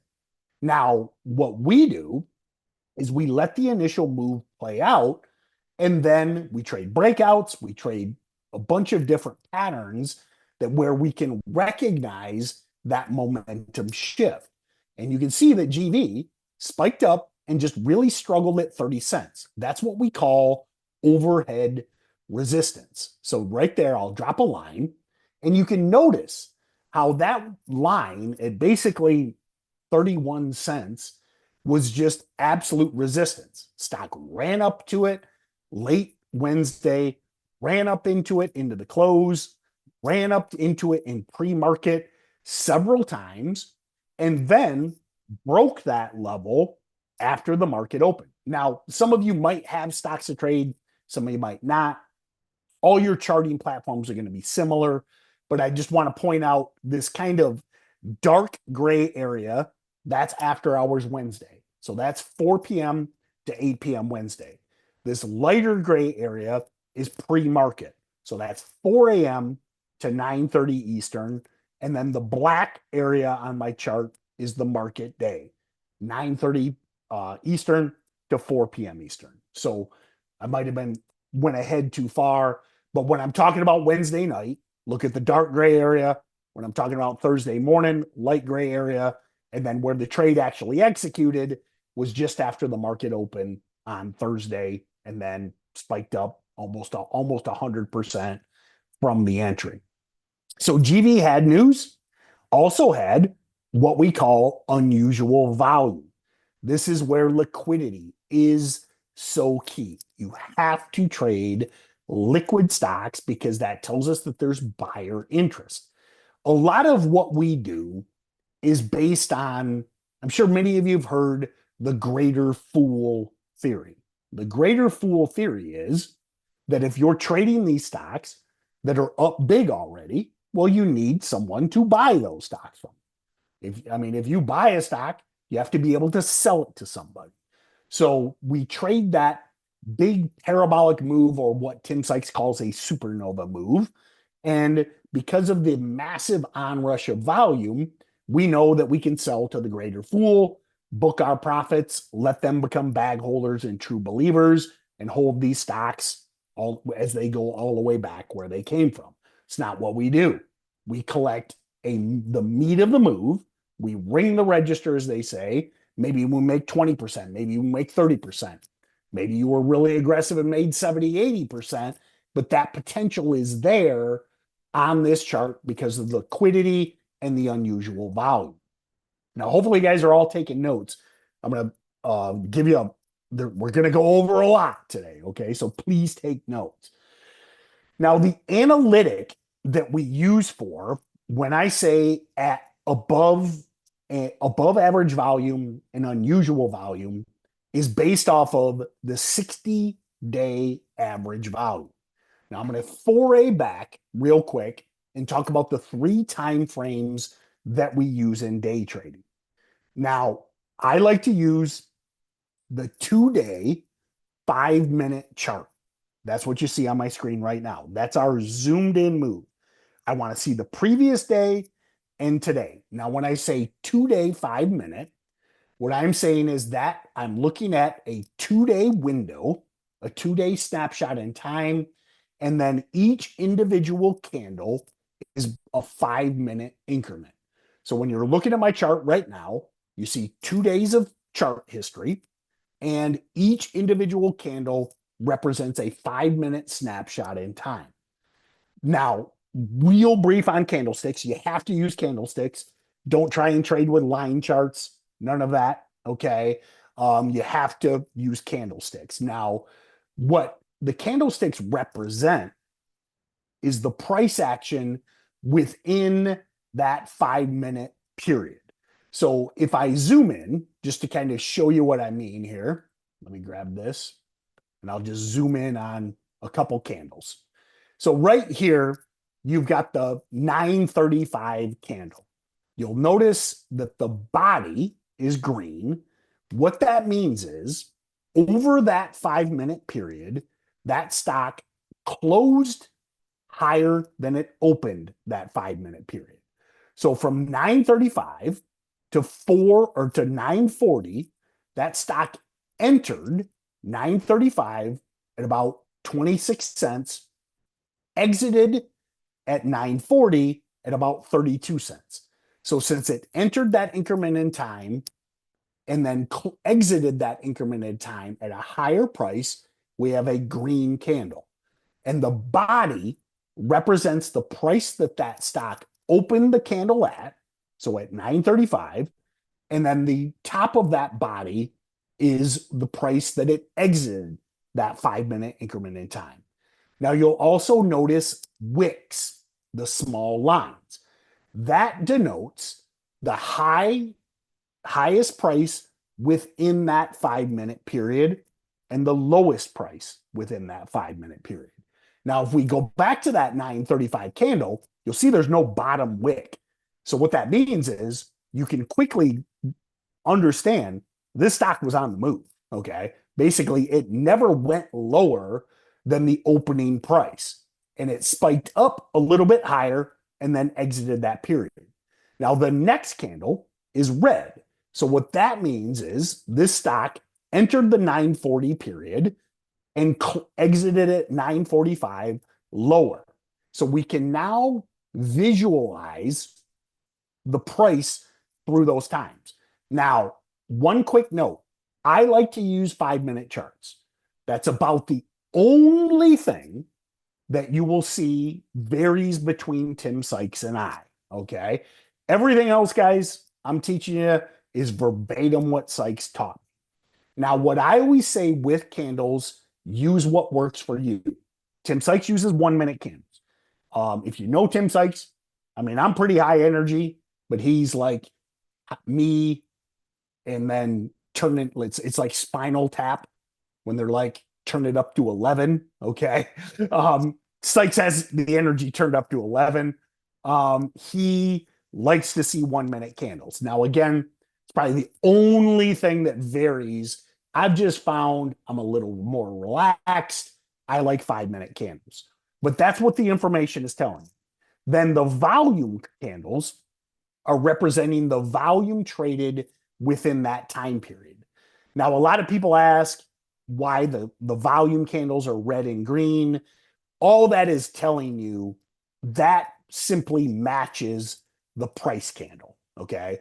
They're basically, there's nothing, a lot of people read way more into it. It's just telling you the volume in that increment. And if you notice, the 940 candle we already went over was a bullish candle, a green candle. So the volume's in green. The 945 candle was a bearish candle, a red candle. So the volume's in red.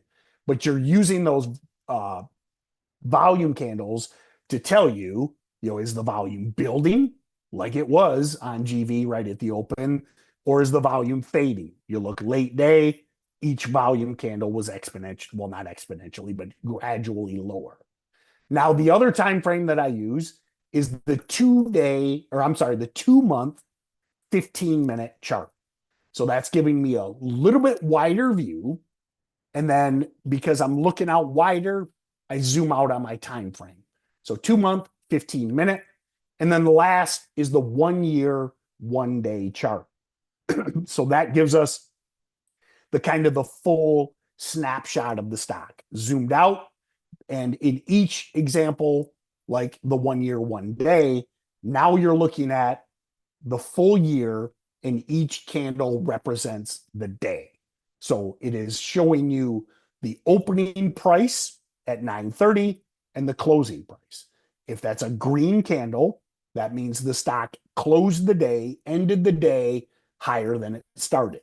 If it's a red candle, that's telling you that the stock ended the day lower than it started. So now you can kind of quickly see, how much it moved, the total range on the day, as well as the highest point. Now, to go back to the last time this stock ran at about September, you can see that basically it opened the day at 167, closed the day at 279, and went as high as $4.19. So this is a stock that we call a former runner. It has a history of big moves, and that's why we were looking at it. Now, the next reason I bring that up is going back to unusual volume. What I like to use is the 60-day average volume. Now, in stocks to trade, it's built in. Tim Sykes and I built stocks to trade, so we've got a lot of these data points built in. And I can see that GV previous day or previous 2 months, the average volume the entire day was 5 million shares. So from 4 a.m. to 8 p.m., 5 million shares the entire day. Now let's go back to yesterday morning and zoom in on pre-market and why this was a top idea, because actually I'm going to jump to 1 hour charts to add up my volume real quick. In pre-market yesterday morning, this had traded 10 million plus. So we're at 15, 12 million. We're at 27, 33, 38, and 60 million value. So we're at 100 million shares traded in pre-market. Now, does that sound unusual? Yeah, does that sound like something, 100 million before 9:30 on a stock that for the past 2 months had traded almost 6 million shares the entire day? So what I'm planting the seeds for you guys is there are fingerprints here, things we're looking for every single trading day. So now we've got that catalyst. We've got unusual value. We've got a stock with history of past big runs. How do I know that? Look at this. Okay, is back last August. This stock went from $1 to $2 plus in one day. We go back to what I touched on in September. Stock went from $1.49 to as high as $4 a few days later. Then fast forward to as recently as January, this stock had gone from $1.22 to $1.60 again in just a matter of a couple days. So running you through what we're looking for Monday, we want big gainers. Get it out of your head that any of these stocks are up too much. GV was up 50% Wednesday and was still one of the best trades yesterday and offered almost an additional 100% of upside if you had it on your radar. And you could have had it on your radar literally Wednesday night. Next, unusual volume. You come in yesterday morning, you could have sat down at 9 a.m. I mean, at that point, this stock is trading, I don't remember in my head, 60, 70, 80 million shares. You can go back and add it up, but like ridiculous value. And there isn't even a trade there yet. We're just waiting for it to set up. Then you add in something that I call float rotation. And this is really, really important going back to supply and demand. And I'm going to talk about this a lot because this is one of the core things that so many people overlook. I touched on it a minute ago. Supply and demand, right? Well, what happens to a stock when there simply aren't enough shares out there to supply the demand? Now, you might have never have thought about this. The float is the freely tradable shares. Those are the shares that can actually be traded throughout the day. That's not including shares that are locked up by insiders, locked up in compensation plans. Like those shares, they're locked up. They aren't churning through the day. The float is what we care about. I almost never look at outstanding shares. I don't care about outstanding shares because they're not actively traded. Those shares are squirreled away in people's long-term accounts or held by institutions or in compensation plans. Like a lot of you might have heard about the lockup period. Like that's a good example.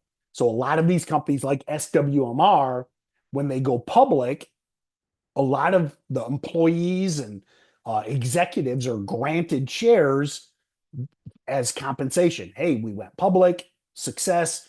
Here's 100,000 shares. Here's a million shares. But if they're locked up, they're not in the free float, so they can't be traded until they unlock. Now, same thing with a lot of these stocks. If you notice a stock like GV, the float is about 4 million shares, which is extremely low float. So next box I want you to check. We check the catalyst box. We check the former runner box. We check the unusual volume box. Now we're checking the float rotation box. And what that is saying is that if you've got something, back to the concert ticket analogy, there's only 4 million shares that are free to trade of GV. What happens when this thing is trading 60, 70, 80 million shares in pre? The stock invariably has to be pushed higher because of the fact that there simply aren't enough shares on the front side of the move to supply the demand. So now we can take a stock that might already be up huge, but it has the potential to go higher.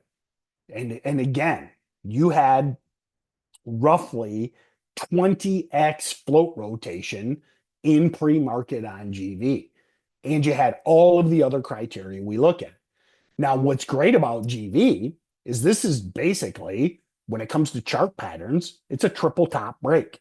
So you can see it topped at 30 cents or 31 cents, topped again, and then broke through on high volume. Now, how do I see that in real time? I mean, as high volume as this was in pre, look at that volume candle when this thing breaks out. Now, that doesn't guarantee anything, okay? I always want to be clear. These are really volatile stocks, okay? But what we're looking for is a distinct recipe to put us in the highest probability situation. Now, how do we trade this stock? Again, this is that triple top breakout right there at about 31 cents. And then we can easily write a trade plan because we're just going to stop out if the stock fails support. Now, heavily biased in what we do, and we're going to come back to this later when we build the watch list. GV is just a perfect example of what we look for. We're looking for stocks that have strong resistance and strong support, because then we can trade off of those levels. So as everyone, like put yourself in the mindset of like thinking it's 9:15 a.m. yesterday morning. So right there's my cursor. My cursor, whoops, let me move ahead a little bit, is at 9:15 a.m.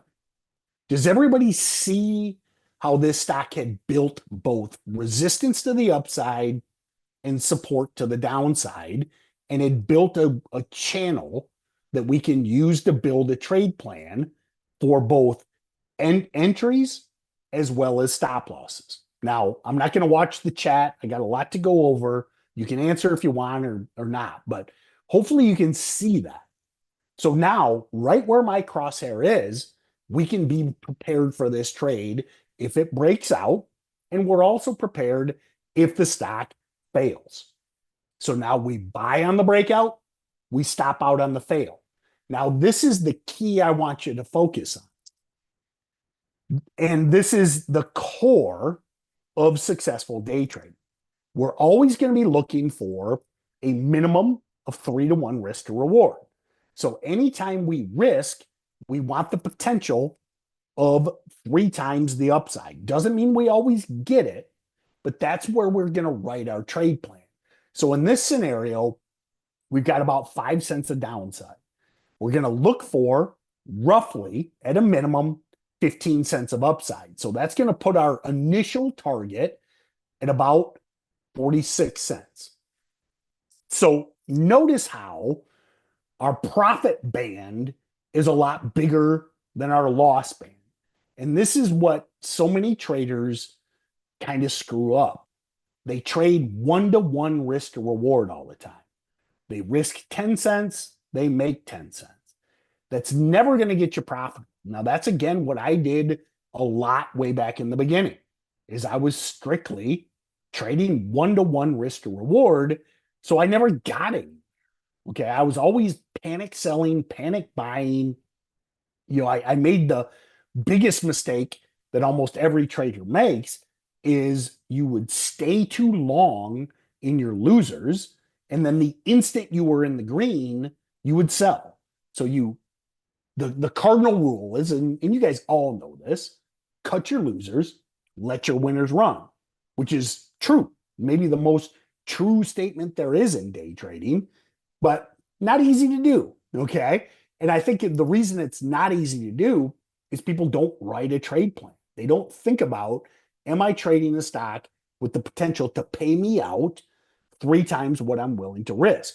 And in the example of GV, say you sold at, roughly 46 cents or 47 cents. I want you to notice the stock went to 60. Now, remember, we're not trying to pick the bottoms or the tops. We're trying to capture the meat of the move. And I'm going to go over more stock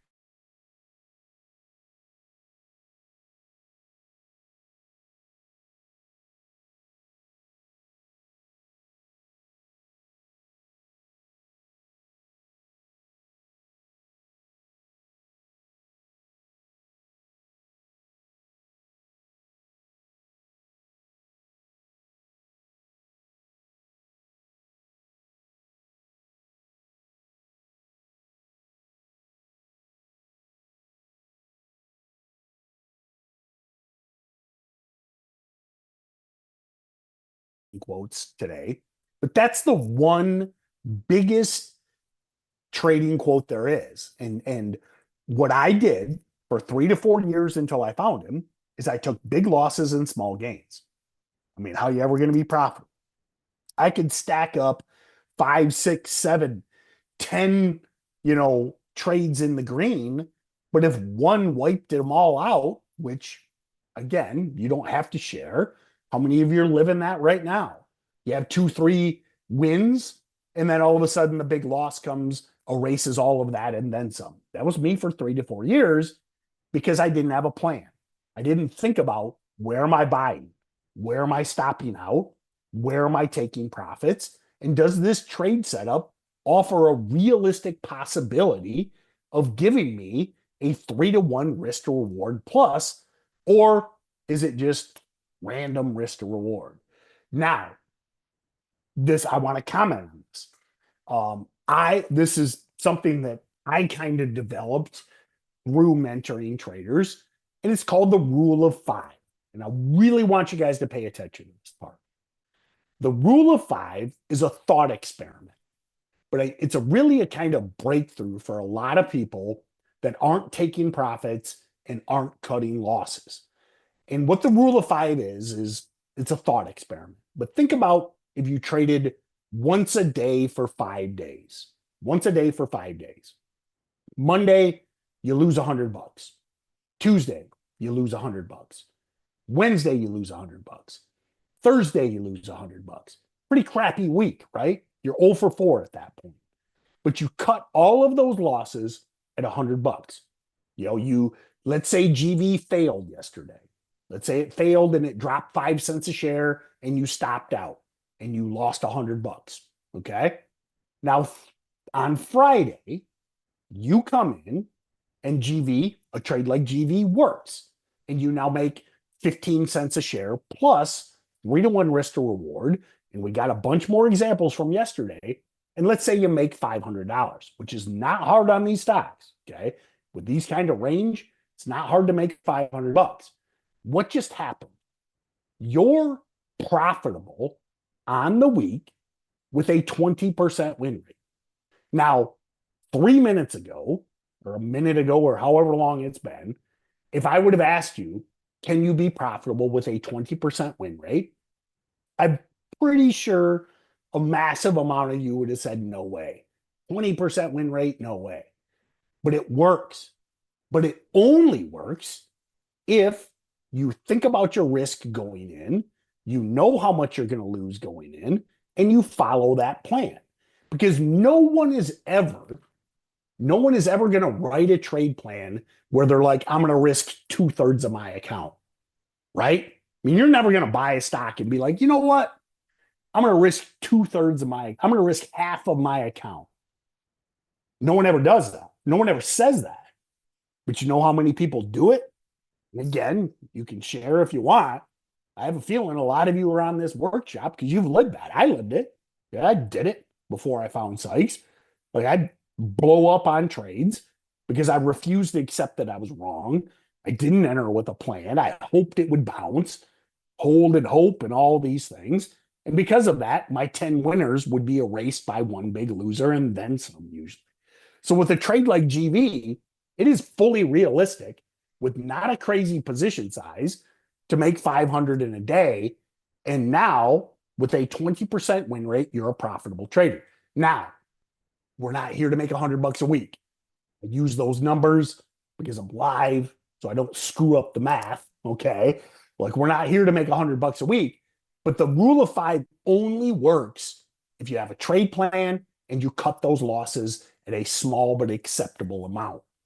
If you're think about it, if you lose 1,000 on Monday and you lose 800 on Tuesday and you lose 500 on Wednesday, like, you have to hit an absolute home run on Friday to even get anywhere close to break even, which again, I'm guessing a lot of you are living that. You've put yourself, that's why you came to this workshop. I kind of think this of this is Traders Anonymous, these workshops, okay? You know, what's the first rule of Alcoholics Anonymous? Admitting you have a problem.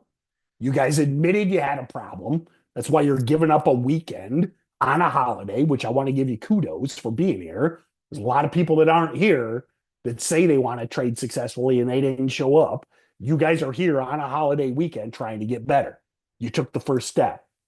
But if you are taking these big losses, you're never going to be profitable. It's just simply never going to work. We recognize that we trade the most volatile stocks in the world because they offer the kind of risk to reward that GV does.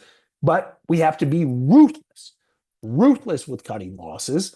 And the big key, here's another thing I want you to write down. Never enter a trade without knowing how much you're willing to lose. This is something that I call your number. And we'll come back to this later. We'll talk about risk management a little bit more.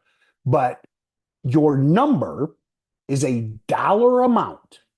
And all of you, after today, if I ever ask you your number, you better be able to answer me. That number is a dollar amount that you are comfortable losing per trade. Now, some of you might be $10. Some of you might be $100. Some of you might be $1,000. Some of you might be risking $10,000 a trade. Maybe you got a big account. Maybe you got left in inheritance. I don't know. But all of you are going to have a different risk level, different account sizes, but you will never, ever, after today, enter a trade without knowing how much you're going to lose. Now, that's a dollar amount. What that dollar amount does is allows you to position size properly. So in the trade with GV, you would know there's 5 cents per share of risk. If you buy at 31, falls to 25, 26, you stop out. You can now properly position size yourself so that if it falls 5 cents, you lose your $100. Again, for each of you, it's going to be a different number. Everyone thinks about how much they can make. They never think about how much they lose. I go into every trade. Expecting to lose. And that's a mindset I hope you guys would adopt. So many think about all the money they could make. They think about the Lambos and they think about the yachts and they think about the trips and what if this stock goes to $1? What if it goes to $10? You know what the 90% never do? They never manage their downside. They never play defense. They never control that. So then they blow up their accounts and then it's over. And then they become a statistic. I don't want you guys to become a statistic. I want you to go in every trade with the expectation you're going to lose, knowing what your number is, because then we all know losing part of trading. If you expect a 100% win rate, you will be sadly disappointed. Too many traders focus on win rates over P&L. I don't care about my win rate. Literally do not care. What I care about is my P&L. It's the ego. And this is what trips up most people.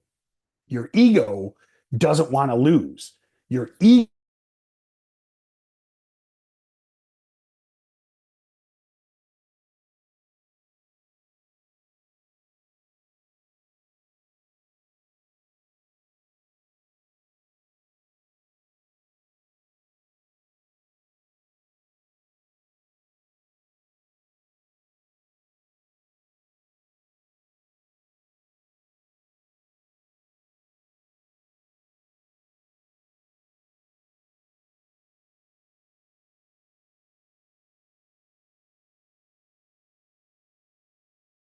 actually a dollar cross play, but it was a beautiful breakout as well. So with PFSA, let me show you the chart. Look at this long-term downtrending. Okay, destruction. I mean, you can't even see how low this stock went. So then you fast forward to yesterday morning, steadily uptrending, had a midday spike, trading above average volume. And the beautiful thing, we had a breakout right here. Now, this was in after hours, but broke 90 cents. You had a good risk level kind of here in after hours support area. Now, a lot of people traded the dollar cross play. It actually went from 1 to 150. But even if you bought the breakout on this one at 90 cents, you had about 10 cents of downside. It went to $1.50. So easily had 3-to-1 risk to reward on that one. TMDE, I believe Tim Sykes traded this one. Now, this was kind of a early morning breakout, but I believe he traded this one. I don't want to misquote, but you can see this oil and gas stock, unusual volume, low float stock, gapped up early in the pre, broke out right here at about 6:30 a.m., spiked up big, had limited downside. Now, if you notice, TMDE sold off hard in the open. But again, I believe it was TMDE that Sykes traded yesterday morning. I'm busy. But great upside, take profits, 3-to-1 risk to reward, and then you don't care about the sell-off in the after the market opened. Then it was a pretty steadily uptrending stock. So there's opportunity there as well. And you think of other stocks, BDRX. Okay.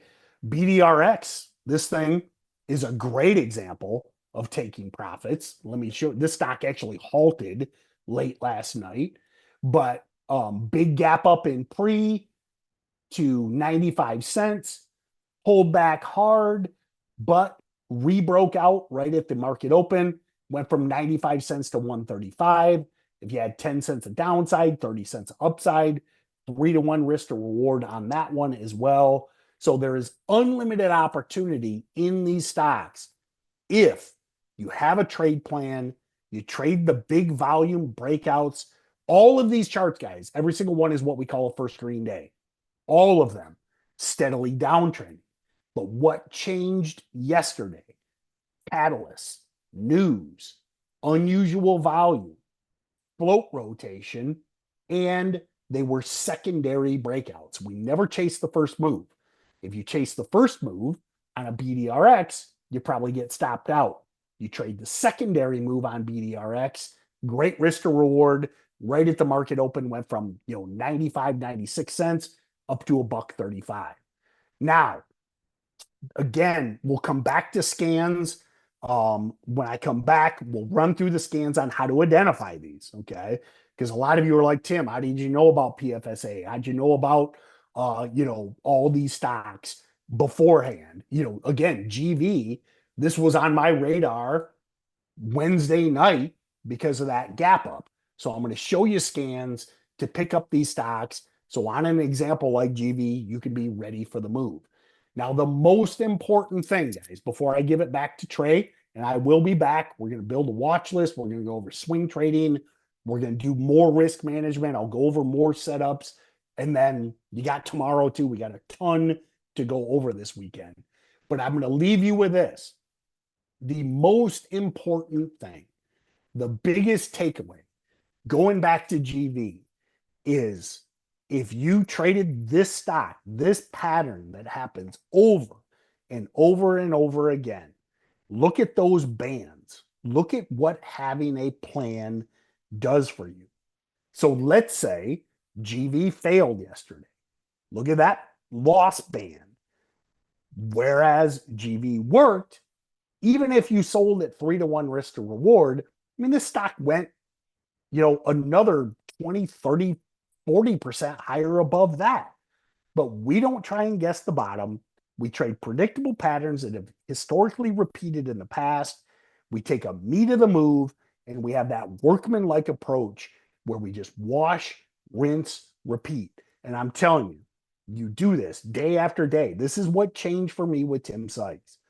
For 3 to 4 years, I took small losses, or I'm sorry, I said that backwards.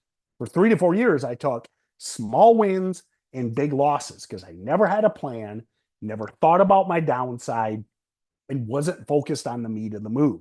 I was trying to hit home runs. The reason I was trying, and think about, I'm sure all of you guys understand baseball. It's like you walk up to the plate and you swing out of your shoes. Now you might hit a home run, but you're probably going to strike out way more. That and listen, you're never, the baseball analogy applies to the rule of 5.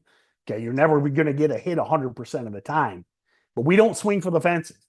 We're just trying to hit singles and doubles.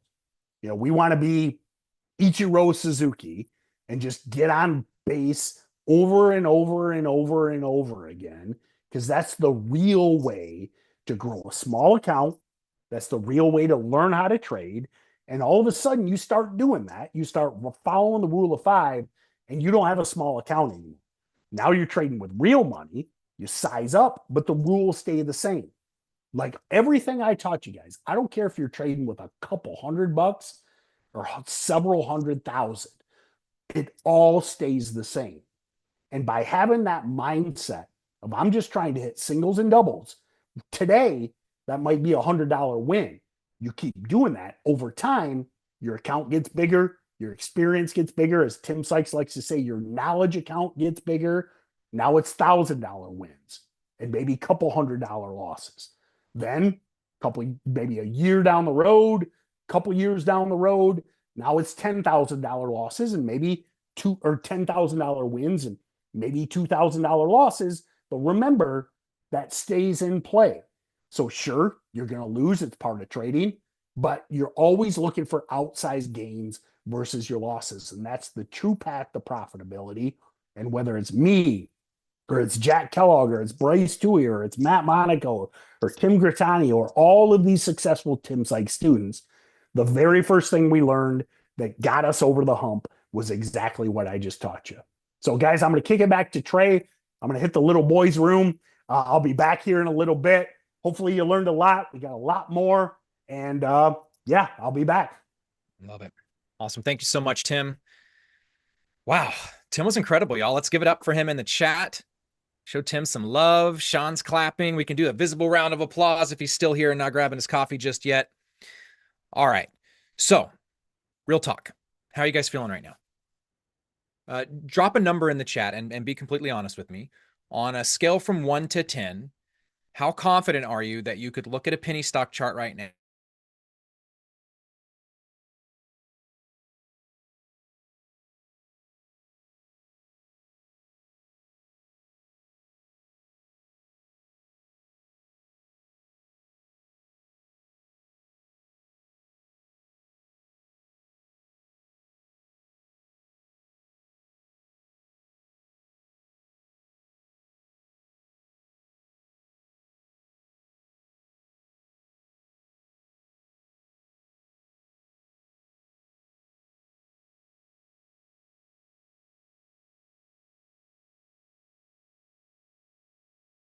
between like, I kind of get it and I can do this consistently?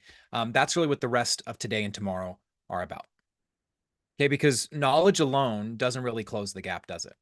Right? If it did, everybody who read a trading book would be out there making tons of money and be rich. What closes is a combination of knowledge, the right tools, and having the right people around you. And that's exactly what I want to show you next. So we all know who this guy is. And, he was in high school, Tim Sykes, when he first kind of figured out trading. He didn't start with a company. This didn't start with, some Wall Street insiders. It was just a kid, man, who was literally in high school with broken arms trying to figure out how to trade the markets. And what Tim realized way back in the late 1990s was that the strategies he was using, the patterns, the catalysts, and the rules, that these were actually teachable things, right? They weren't magic, right? They were repeatable. And so he started actually teaching that to other people.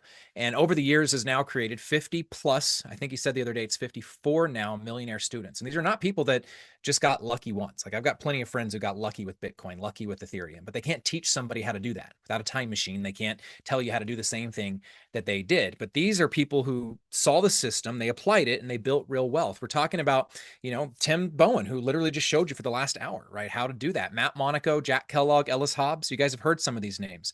And some of these are people you're actually going to hear from tomorrow as well. They created life-changing wealth for themselves and their families using this exact system. So here's how the ecosystem works today. Okay. And I want you to see this because I want you to understand the landscape, because it'll make the rest of the weekend really make a lot of sense. And a lot of times when you come to classes like this, you're like, is this a webinar where I'm buying something, or is this an event where I'm learning something? And the answer to that question is yes, right? Both are available here. There's people who just want to come and learn. That's totally cool. Hop off the bus here. We'll part friends. And there's also people here who are super serious. And you're like, dude, this is the time in my life where I'm serious about this. I'm not playing around with trading like some of the other people. Like, I'm going to make trading work. And so I want you to know what else is available to you beyond just what we're doing in this class. And that's something called the Tim Sykes Challenge. And that's Tim's flagship program. Do I have anybody in here right now that's already in Tim's challenge? Who are my challenge members? Raise your virtual hand or put the word challenge in the chat if you're a challenge member. So what is the challenge, really all about? It's where people actually get to learn with real mentorship, with real community, with real accountability. Think of it as like training camp, right? Or boot camp for people who really want to be serious traders. And around the challenge, there's also tools, right? And we'll get to these tomorrow. Things like Oracle, which some of you earlier said that you have. Things like Iris, right? Which is an artificial intelligence tool that finds swing trades, and a few others, each which really solve one specific or two specific problems for a trader. Like earlier, I think it was Eric or it was Rich who said, focus on one thing and get good at that thing. There's tools to help you with whichever thing it is that you're focusing on. And then there's the community, the chat room, the daily webinars, Tim teaching live, Bryce teaching live, people literally sharing what they're seeing in real time, not talking about some trade they did 5 years ago. This is what you really can't get from reading a book. Or watching a YouTube video, right? It's people around you doing the same thing that you're doing with you on a daily basis. And so you really got 3 layers. There's the education and the mentorship. There's the tools and the heavy lifting. And then there, of course, is the community, which is something we're super proud of around here. And so that's really what the system looks like. So if you find yourself, here and you're like, man, I want something more. I don't know exactly what's out there, what's available for me. This is really what it's about. And here's what I think is really cool is that in the beginning, it was Tim Sykes teaching people like, here's how I, in a dorm room made $1 million. And that's cool. But now it's not just one path. There's actually a few, depending on who you are and what you want. Now, some of you are here because you want to day trade, right? You like the idea of just getting in front of the computer and trading every single day. And that's totally one strategy. I day trade some days, but not every day. Others of you might want to be swing traders. Is anybody here interested in the idea of, slower trades, right? Where I get in today, I get out next week, or I get out next month. Who's kind of in the swing trading world? For sure. Me too. And then some of you are going to want to do it all, right? You can't sit at a screen all day. But on the days when you can, you're going to want to day trade and you're going to want to swing trade at the same time. That's kind of where I fall in. I do mostly swing trades, a little bit of day trades. It just depends on what my week looks like. And so, it's really designed to meet you where you are. That's the point here, right? And so over the rest of this weekend, you're going to see exactly how each piece of this works. And so you get to decide, like, do you want to just take what you learned here, or do you want to apply to be part of something bigger? And it does require an application. We don't just invite everybody and their mom in. But I know that before I go any further, there's going to be some of you wondering, like, what's the tuition to be part of the challenge? And I hate to even use the word tuition because it's not like college. It's not, $200,000 degree. But you're going to want to know the number. So I'm going to give it to you now. You can write this down. Okay. The challenge programs with the tools, okay, we're talking about a range, depends on where you apply, go from $12,000 to $44,995 per year. So obviously not for the faint of heart. It's only for people who are super serious. And like I said, I think like less than 5% of the people who apply even get into the challenge. Okay. So if at any point today, tomorrow, you're like, yeah, I think I do want to apply for this. I want to be part of it. I want to have a conversation to see if this is a fit for me and I'm a fit for it. Let me know. You can send me a private message. You could also send a message to your power team leader. You should have their phone number by now, and they can walk you through what application looks like. Okay. And, there is another program, and this is one we don't really talk about. You can't, really buy it anywhere. We don't sell it on webinars or anything like that. It's not something you can ask for, just like throw money at Tim and he's like, sure, you can be part of it. And it's really this weekend we're going to be watching you guys. And we're going to be seeing who's interacting the most, who's playing the biggest, who's, not necessarily has the biggest account, but has like the biggest commitment to being a successful trader. And maybe in a room this size, 2 people get invited to be part of that. And that's really part of being Tim Sykes' inner circle, where you travel around the world and trade with him, where you're like in rooms every day with pro traders making trades. Like it's a pretty unique thing. And so just play full out this weekend and you might get a tap on the shoulder. My only request is if you do get that tap on the shoulder, just don't tell anybody, because it's not something we really just offer to anybody and everybody. But either way, y'all, my commitment to you, we're going to spend 90% of our time here just training and teaching. That's what this class is about. And because we know there's people in here who do want to take this serious, they do want to go bigger, they do want to do more, we'll spend about 10% of our time talking about what are the tools, what are the programs, how does the challenge work? Does that sound like a fair mix for 2 days of our time? Right? 90% focused on teaching, 10% letting you know what the other options are. Okay, so let's dive back in. There are really, 3 kind of pillars when it comes to being successful as a trader that we have found. And, I showed you what the map looks like for people who work with us. Now let's look at what the lens looks like for people who are trading, whether you're with us or you're not. Okay. Because in my experience, watching literally thousands of traders come through our program, success comes down to these 3 things. Pillar 1, knowledge. Okay. Do you understand how the market works? Do you know what you're trading? Are you just gambling, grabbing stuff, hoping that it goes somewhere? So this is what we've already started today. It's chart patterns, entries, exits, risk management. Can you read a chart and know what you're looking at, right? Someone asked earlier, like, how do I know if something has a 3-to-1 risk reward ratio? If you're still asking that question, we got a knowledge gap. Okay. Number 2, the second pillar is tools. Okay. Do you have the technology you need to find trades, to scan the market, to identify setups before they happen? Or are you trying to do it manually like it's 1990? Newsflash, you're going up against people with technology. You're going to have technology. Now, later today, Tim's going to show you some free tech that's out there, because we know that, some people would rather trade all their time in the world to not spend money, and other people, they'll invest money in tools to save time. We're going to show you both paths, right? Because we know that we have both types of people in the room. At the end of the day, though, how many of you would agree with me? You have to have technology to trade in 2026. Like there's just no way around that, right? So we're going to show you some of what the options are that are out there, because you don't want to spot something after everybody else does, right? You want to get in before it's too late. And then the third pillar is mentorship. Like, do you have somebody who's done it, who's actually made real money, guiding you, correcting your mistakes, and holding you accountable? Obviously, we have a pathway for that, but maybe you've got someone in your life who's a pro trader that will come spend time with you on a daily basis. I don't know, but I can tell you this much. If you don't have a mentor there, a person, a coach, a real trader to give you feedback, here's what ends up happening. You take a trade and you do everything right, and you don't make money. Now, normally in life, when we're doing a trial and error, if we do something and it doesn't work, what do we automatically assume about that? It's the wrong thing, right? If I did something and it didn't work, I must have done it wrong. But in a probability game, which is the game we're playing, even when you do it right every time, it only works 80% of the time. So you need someone there who can say, no, you did everything right.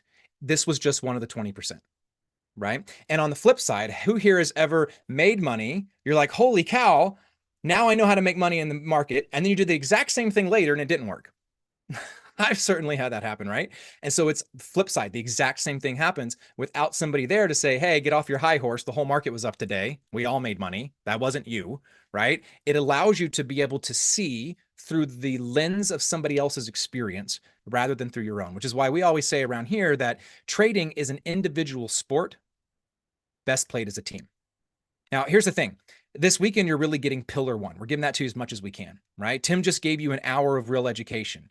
And there's still more coming. And by tomorrow, you're going to have such knowledge in your account. It's going to be a completely different place than you started with this morning. There's no question. But be honest with yourself for a second right now, today. Like, how strong are you in those other 2? Do you have tools that scan the entire market and find setups for you? Do you have an AI that'll find swing trades for you or tell you if you're about to get into the wrong trade? Some of you do. I'm seeing some thumbs up. Let me know. Like, give me real answers in the chat. Like, do you have pillars 2 and 3? And if you don't, okay, you're going to have to start to solve those gaps in some way, right? And so this weekend really is about 1 out of the 3. It's knowledge, and that's powerful. But 1 out of the 3 is not going to be enough to trade consistently. So I can't give you tools while we are here, but I can give you a little bit of mentorship. And that's what we're about to go do next. In a minute, you're going to go back to your small groups. And I'll have you think about something while you're in there. Okay, they're going to guide you through the process here and help you identify, like, where are you strong? Where are you weak across these pillars? because that's what a mentor does. Now, you only get these guys for 2 days, but at least they're here to help guide you through this process. So your team leads are going to ask you about that. They're going to ask you to take a real account. Where am I at? What do I have? What are my goals? And do I actually have a plan to close that gap? And be honest with where you're at. And as you heard just listening to Tim Bowen already today, how many of you are picking up that we get that this isn't just charts, it's also psychology? It's also being able to think differently. Like professionals show up on the basketball court a little bit differently from people who are just playing down at the local civic center. And it's the same thing with trading. We got to think and act and trade like professionals if we want to be able to compete with the people in Wall Street. But more importantly, we're really just competing with the people that are doing the civic center trading, aren't we? And so I watch people that come out of these events and I see that success varies. Despite the fact that they have the same class and the same teacher, some people crush it and other people do nothing. And I ask myself, why is that? Like, what's the difference? The difference can only be one thing. If it's the same class and the same teacher, the difference is you. And we can show you how, but at the end of the day, we can't make you do it. You're on your own, right? Come Monday when the market opens back up, you got to go trade without us. Okay. And when you get out there and you start trading, here's my question for you. Do the people around you support you in this? Maybe your husband does, maybe your wife does, but how many of you have told at least one friend that you're trading the stock market who gave you a, let's call it negative reaction? Anybody get negative reactions from people out there? Raise your virtual hand or say me in the chat if anybody's ever tried to dissuade you from playing this game. All the time, right? But here's the thing. When you're out there, those people who have those opinions, you may value their opinions. You may think you don't value their opinions, but maybe your subconscious values their opinions. This is why Jim Rohn said that you are the average of the 5 people you spend the most time with, right? So let's do an exercise right now, okay? And do this with me. Grab a pen and paper or use your digital note taker and go ahead and think back over the last 30 days. So since March 3rd, who are the 5 people that you have spent the most time with? At work, maybe it's at home, maybe it's family, maybe it's friends, maybe it's colleagues, coworkers, people in your water aerobics class. I don't know what you do every week, but who are the 5 people you're spending the most time with? And go ahead and write their names down and look at those names. Do the exercise. Come on. Once you have your 5 names written down, pop your virtual hand up so I know that you're tracking us.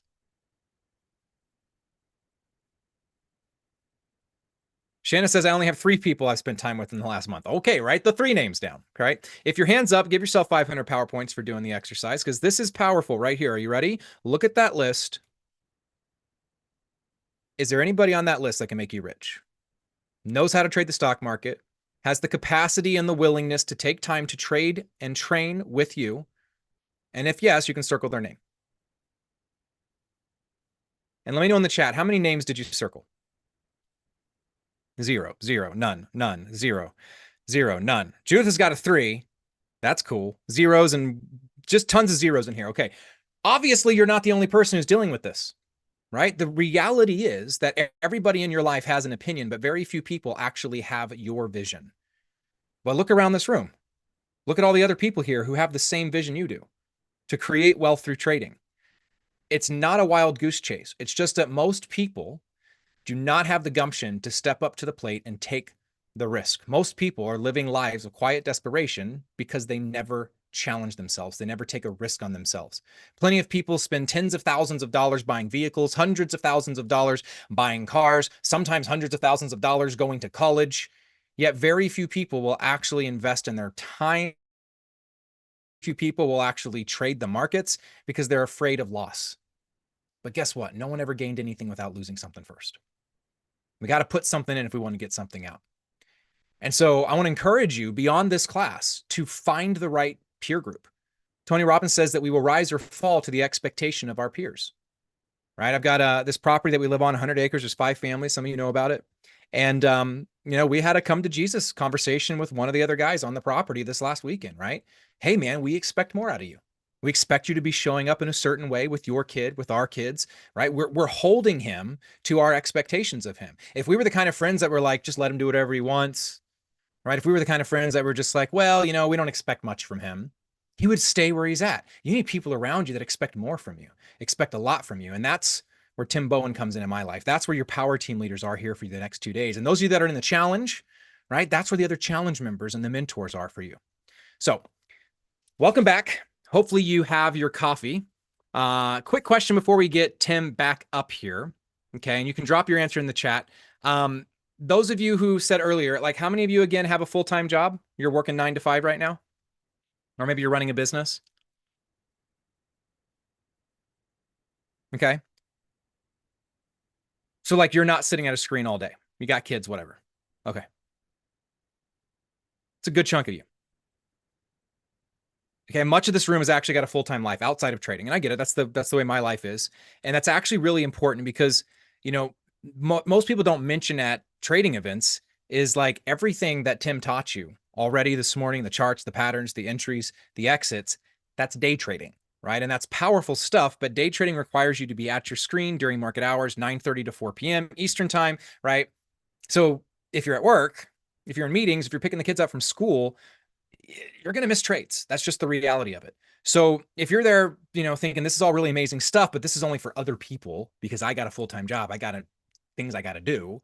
Well, you're actually in luck because we're going to shift the conversation right now. Okay.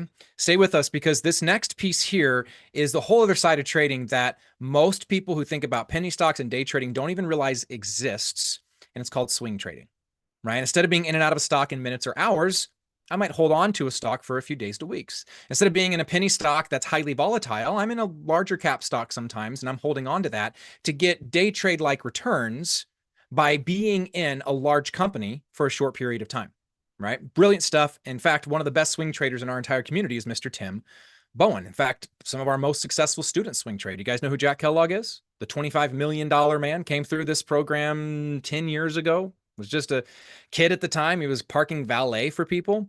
Their primary strategies are swing trades, not because they can't day trade, but because swing trading allows them to capture bigger moves with less screen time, spending more time doing other things that they care about. So for the next 35 minutes or so, Tim is going to open your eyes to this. And whether you're a full-time trader or somebody who can only check the market 20 minutes a day, this strategy that he's about to show you is really going to matter. So let's go ahead and get the man of the hour back up here. Mr. Tim Bowen, can you walk us through how the swing trades work?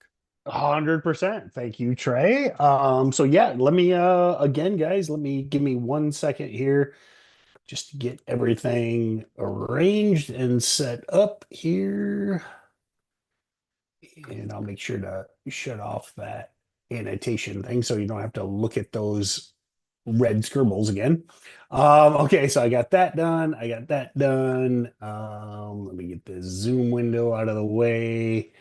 Got those over there, and we're ready. Okay, so first I want to start out with kind of what, the idea of swing trading. Now, you'll notice a lot of those charts that I showed you earlier, those are, basically what I like to call kind of one and done type charts. These are stocks that make huge moves, offer massive upside. But I mean, actually, I'll go back to GB just kind of as an example.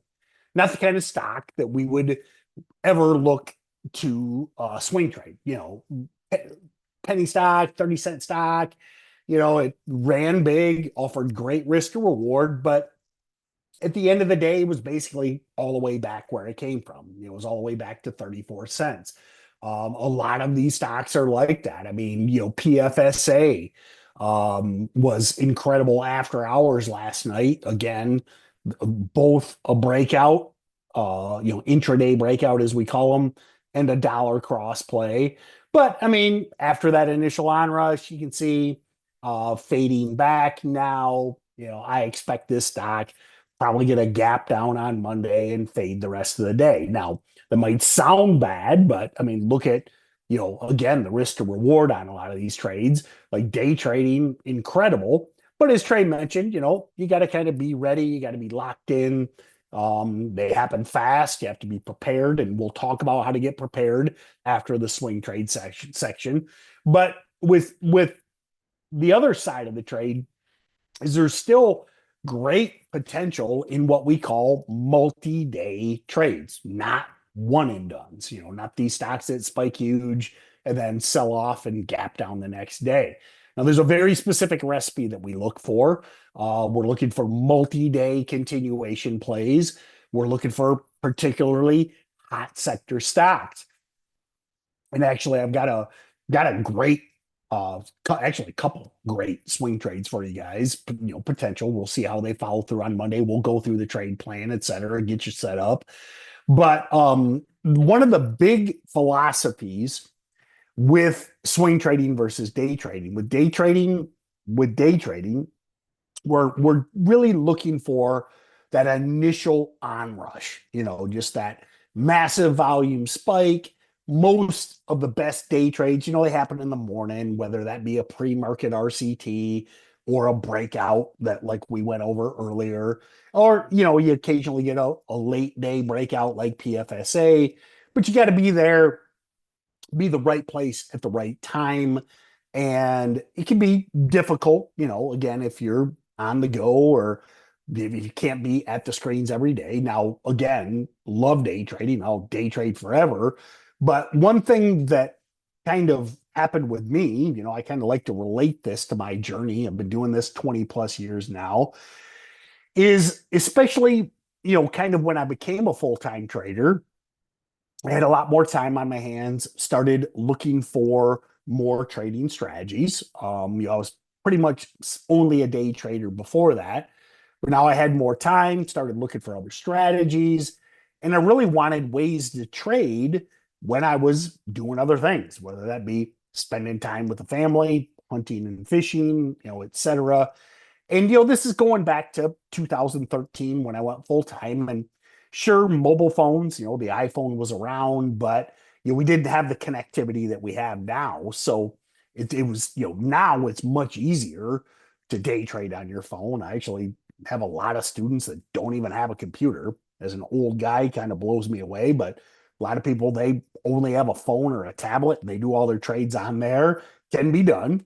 For an old guy like me, nah, I'm too slow. But so back then I was like, well, okay, my family was still young. I'm an empty nester now, but how can I be exposed to the market and still profit from these opportunities when I couldn't be locked in all the time? And that's where I started exploring swing trading. And one thing that I think a lot of people mess up is they think, and I fell for this trap too, that there isn't the potential. I go back to when I first started trading. I was trading like what I call real stocks, the big name stocks that never really moved that much. And even though I was a really good stock picker, I never came anywhere close to beating like the S&P 500 or the index because I didn't know the very specific recipe to look for. So I went searching for that. And really the biggest thing that I discovered was, multi-day breakouts and hot sectors. And what that does, it's a couple things. Multi-day breakouts create more buyers. Like the biggest thing we need with a swing trade, and to me, what we're looking for, like the definition of a swing trade, is we're looking for day trade like gains that just takes a little longer. Okay. Now these stocks aren't as volatile. Some of you have heard. I'm not a big fan of holding the really low price stocks overnight. Maybe you've been caught in a dilution. A lot of these stocks, if you overstay, like, and I'm talking like, stocks like GV or PFSA, SELX, you hold these stocks overnight and so many of them gap down the next day because they're that definition of one and dones. It's just a big rush in of the crowd, and then the crowd exits just as quickly. So by using multi-day breakouts and hot sectors, we can look for those few stocks that have multi-day legs, and we can still make 20, 30, 40, 50%, sometimes even more, but it just takes a little longer. Now, because of the fact that these are higher quality stocks, we can hold them overnight with limited downside. It doesn't, with any trade setup, nothing's guaranteed. But by combining these two big factors, we can at least sleep at night. It's not like holding penny stocks overnight where you're waking up every 20 minutes wondering if the market's open yet. I don't like that. Like I work my butt off.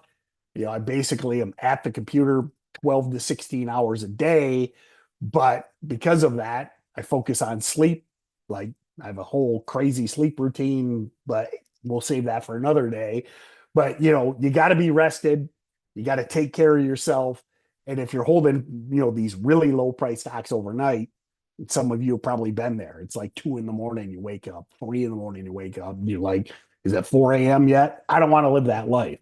So I look for higher quality stocks that still have good risk to reward. The ability to pay me day trade like gains just takes a few days, sometimes a few weeks.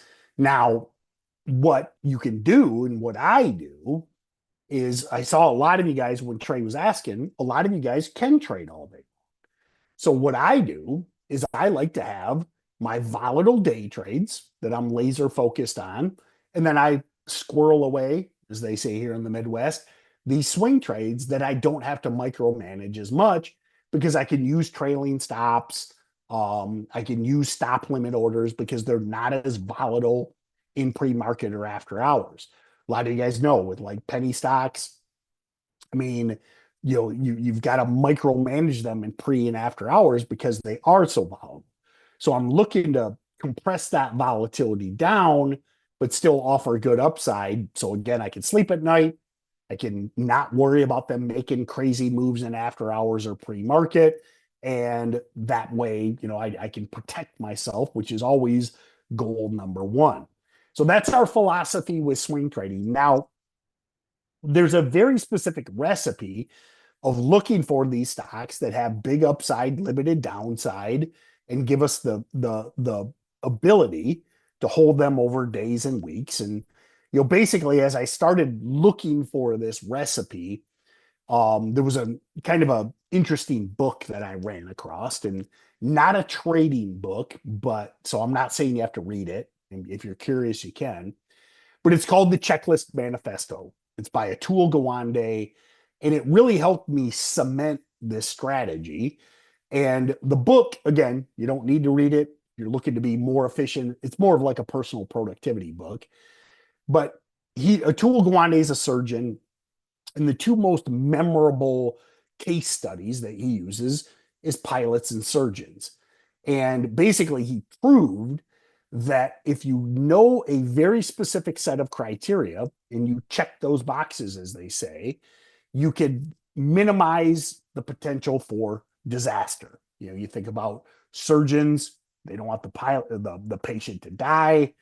The pilot doesn't want the plane to crash. With trading, we don't want to blow up our accounts.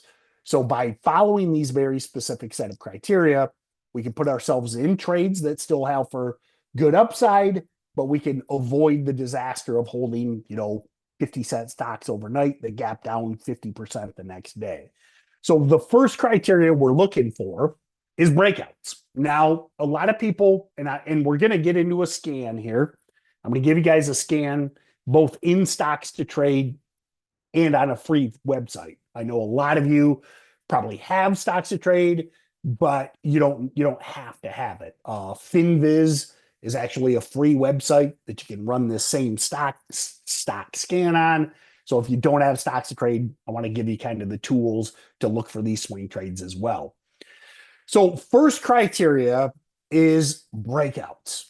One year breakouts. Now, one of the most annoying things I ever hear in trading is buying breakouts doesn't work. That is completely untrue. If you're buying breakouts that aren't in a hot sector, it's true. Okay. If you're just buying any stock that breaks out on the daily chart, breaks out on a multi-day chart, odds are you're going to buy a stock, it's going to go nowhere. It's broke out, and that's it. We're looking for continuation. We want follow through on these stocks, multi-day moves. Okay. What do you need for a multi-day move? I'll answer for you. You need more buyers. Okay. The only thing so many people agonize over, why is this stock up? And why is this stock up? And why is this stock down? The simplest answer, guys, and many people way overcomplicate trading. It's always, and I fell into that trap too. Another thing Sykes taught me was to keep it simple, the KISS method. Okay. And if you're buying any breakout, there's not going to be more buyers than sellers. We need continued buyer interest. We need, today, well, markets closed today. We need buyers yesterday. We need more buyers Monday. We need more buyers Tuesday. And this is one thing that I know many of you might be a little more advanced and you're probably sitting there like, duh. But every day I see people overcomplicate this. Why is this stock up? Why is this stock down? There's more buyers than sellers. I mean, if the buyers are in control, if there's an offset, then that stock is going to go up. They're going to continue to push that. The stock's up today. Buyers were in charge. Then we get more buyers Monday, more buyers Tuesday. Now this stock becomes that steadily uptrender that's up 5% today and 6% on Monday and 12% on Tuesday. And now all of a sudden you've collected 20% in a low risk trade over just a few days. If you have no interest in that, there isn't going to be an offset of buyers to sellers. Stock's going to break out on the daily and it's going to fade back because there isn't that offset. Now, hot sectors is so key because, well, many reasons. First of all, people are interested in what is hot. We're going to go over space stocks. I'm sure none of you are going to be surprised because we have several space related plays that are on the scan, and that's the hot sector right now. We've got a ton going on. We've got the Artemis launch yesterday, going back to the moon. You've got the upcoming SpaceX IPO. Like when it comes to media coverage and buyer interest, that's where it's at right now. Now, a lot of you know I often mock the mainstream media, particularly the mainstream financial media. But think about it. The more a theme is in the public consciousness. I mean, again, you guys, you probably do that. Like back when you were a beginner, like you went looking for stocks because you heard about a theme. They're talking about semiconductors. They're talking about AI. They're talking about, electric vehicles. A few years ago, solar panels, nuclear energy. There's always a theme in the market. Some are bigger than others, but we're always looking to identify that theme. So when we can find breakout stocks in that theme, that gives us the certainty that, what, Monday there's going to be buyers, Tuesday there's going to be buyers, and so on. Now, how do I come to that determination of what the hot sector is? First off, the scans will tell you that. At the end of the day, when you're running a breakout scan and you start to see multiple stocks in the same sector breaking out, that's your cue. Okay. You'll see maybe one consumer play breaking out, and then the rest is no other theme. Maybe one stock in this sector. But when you start seeing multiple stocks in the same sector, that's telling you that people are buying up that sector, and we need more buyers than sellers. Now, I'm going to jump over to the FinViz scan, then I'll come back to the stocks to trade scan because I just want to show you guys this. I prefer the stocks trade scan. I'm obviously biased, okay, but I just want to show you the scan.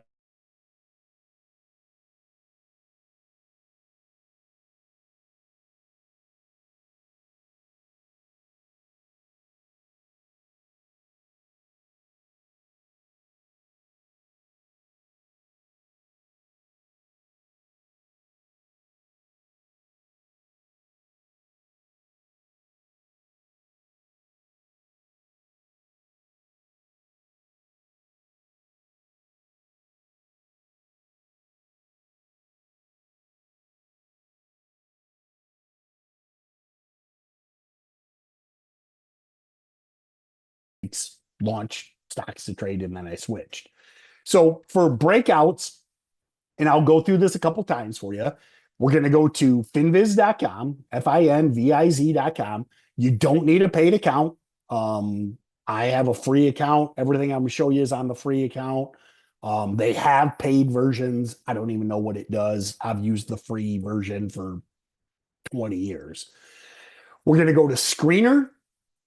Then we're going to go to technical, and I will go through this twice.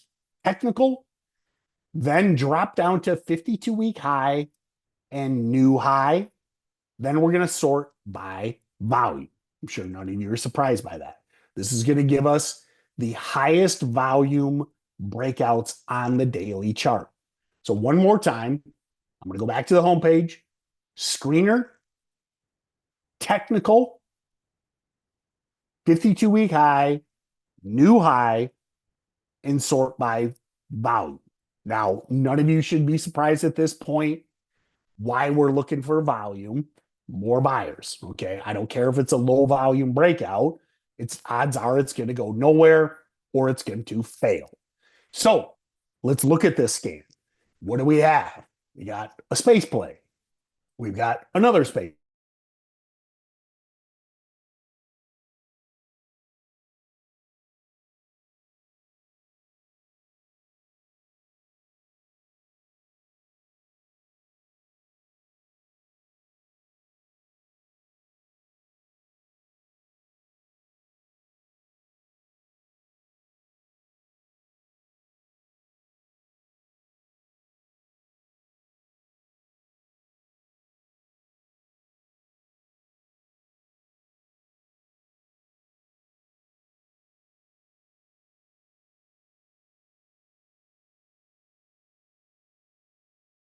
That was the time. Now we're here to talk about the future, not the past. I just want to explain why you're probably like, hey, got a bunch of oil and gas plays. Why not those?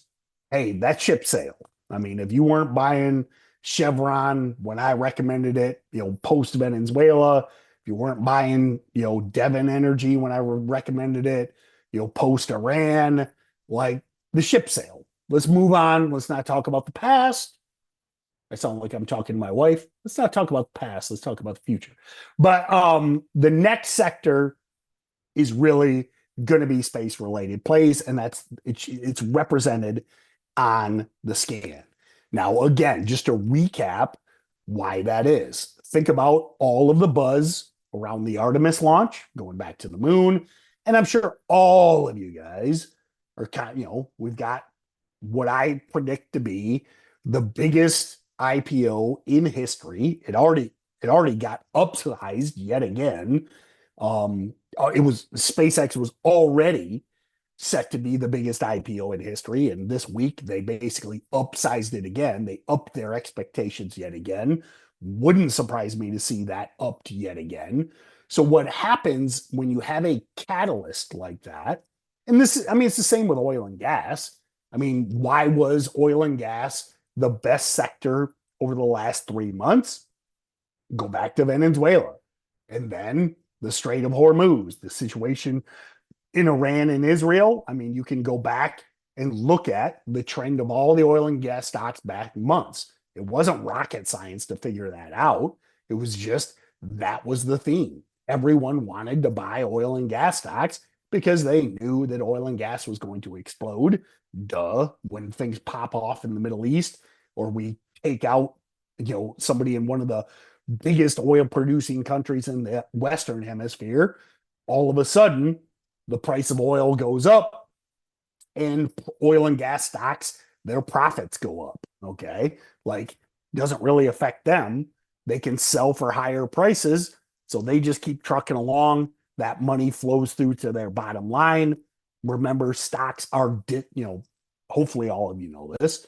The idea of buying a stock is you're buying a price today discounted to future earnings. So you invest in that company today, earnings go up in the future, stock price represents that. You collect the premium as an investor. Higher profits, higher share prices. That's the core of swing trading. So back to space plays. We've got several. We'll go over those. I'm sure a lot of you guys were trading Saidu yesterday. Now, Saidu would be a stock that I'd be careful holding overnight, but it is a space related play. We'll go over a couple swing trades that I do like that are much safer. Saidu would be one of those I'd consider very speculative. But to me, as soon as I fired up this scan, it's pretty clear what the hot theme is. Now, I'm going to jump back to the stocks to trade scan, and I'll stay in stocks to trade for the rest of this section simply because it's easier for me to use because I use it every day. Okay. So if you have stocks to trade, you can build a little bit customized scan. And this is why I like it better, because this identifies stocks that have actually broke out but pulled back. Love to buy pullbacks on these hot sector breakouts. The idea is they break out, pull back, you buy the pullback, basically dip buy on these swings. And a lot of you guys are in Iris, my swing trade strategy. I mean, we just love the dips, man. You get better price. Almost all these stocks break out again. So you get the better price on the dip, and it's just smarter entries that way.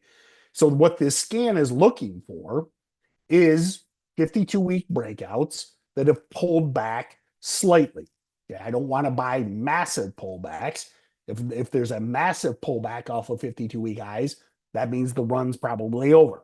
I don't want to catch a falling knife. I don't want to guess a bottom. I like to see breakouts that have pierced the breakout, the 52-week high, which does other things. The reason we target breakouts is that also induces media coverage, analyst upgrades. Like a lot of you guys know I go on Schwab TV every Friday. I can't believe I haven't been fired yet. I keep trying. Every week I like wear a different goofy outfit and say something crazier just to get them to fire me, but they keep inviting me back. I was off today for Good Friday. But it's always so obvious with these mainstream financial media companies what they're going to be talking about. Like you can literally know what CNBC is going to be talking about, or what Schwab TV is going to be talking about, or any Fox Business. It's just breakouts. Okay. Like now might seem corny, but you got to think about it. There's millions of people that watch these networks. Everyone's talking about breakouts. What's that do? Keeps people buying the stock. Now, I recommend buying the pull instead of chasing. Okay, I don't chase in day trading. I don't chase in swing trading. But as corny as it sounds, the more chatter there is about a stock, that brings in buyers. You know, people are watching CNBC and all day long they're talking about this stock. Eventually, they just get FOMO because they're not real traders like you guys are, and they buy the top. But that buying that top pushes it higher. So the scan is looking for sustained volume over multiple days. So I'm looking for significant volume the previous day, over 1 million shares. I'm looking for higher price stocks. I don't want to swing trade penny stocks. Now, you can do it if you want. It's too much anxiety for me.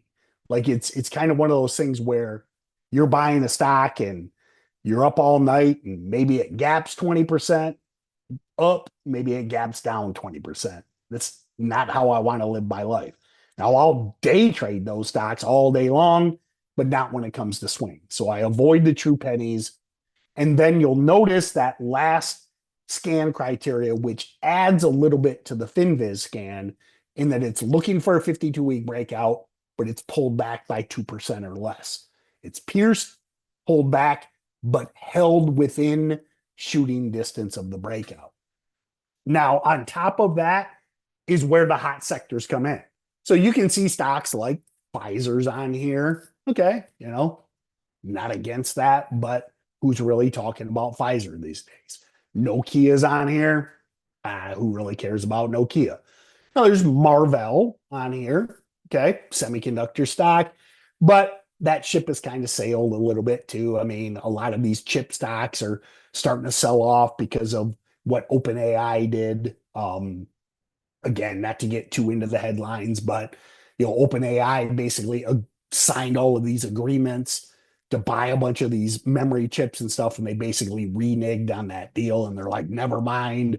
So a lot of the semiconductor stocks are pulling back, but going back a month ago, I mean, Marvell, SanDisk, tons of these, Micron were killer trades until the news dropped that OpenAI was like, never mind. You also got Shell on here. Okay. You got a bunch of oil and gas stocks. But going back to what I look for, right at the top, third from the top, is Lunar. Okay. So Lunar is, guess what? A space related play that broke out to 52-week highs yesterday.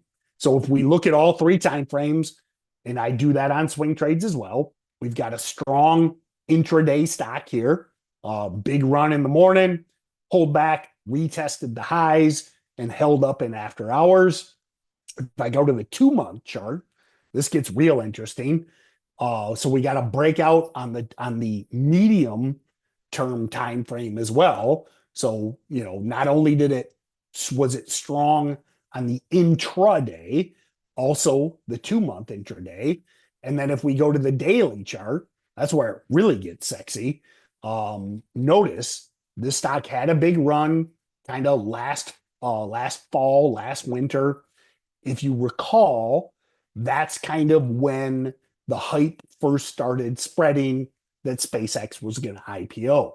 So again, going back to then, it's basically December area where Elon's like, hey, we're going to take SpaceX public, and look at what Lunar did. Broke out on that news, went from 14 to basically 22. That's a 50% gain in a matter of a couple weeks.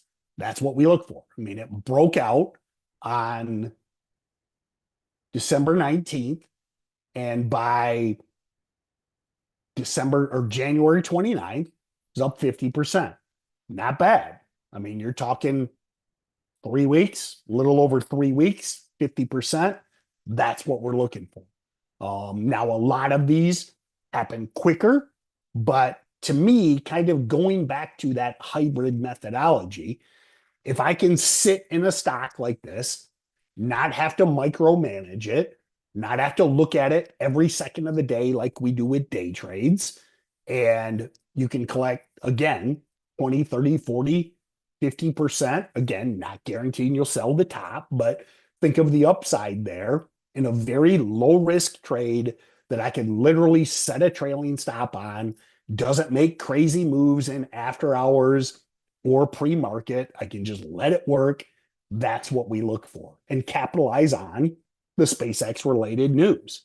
Now, fast forward to kind of the last month or so, this stock has just gone into range bound consolidation, but that's what we like to see.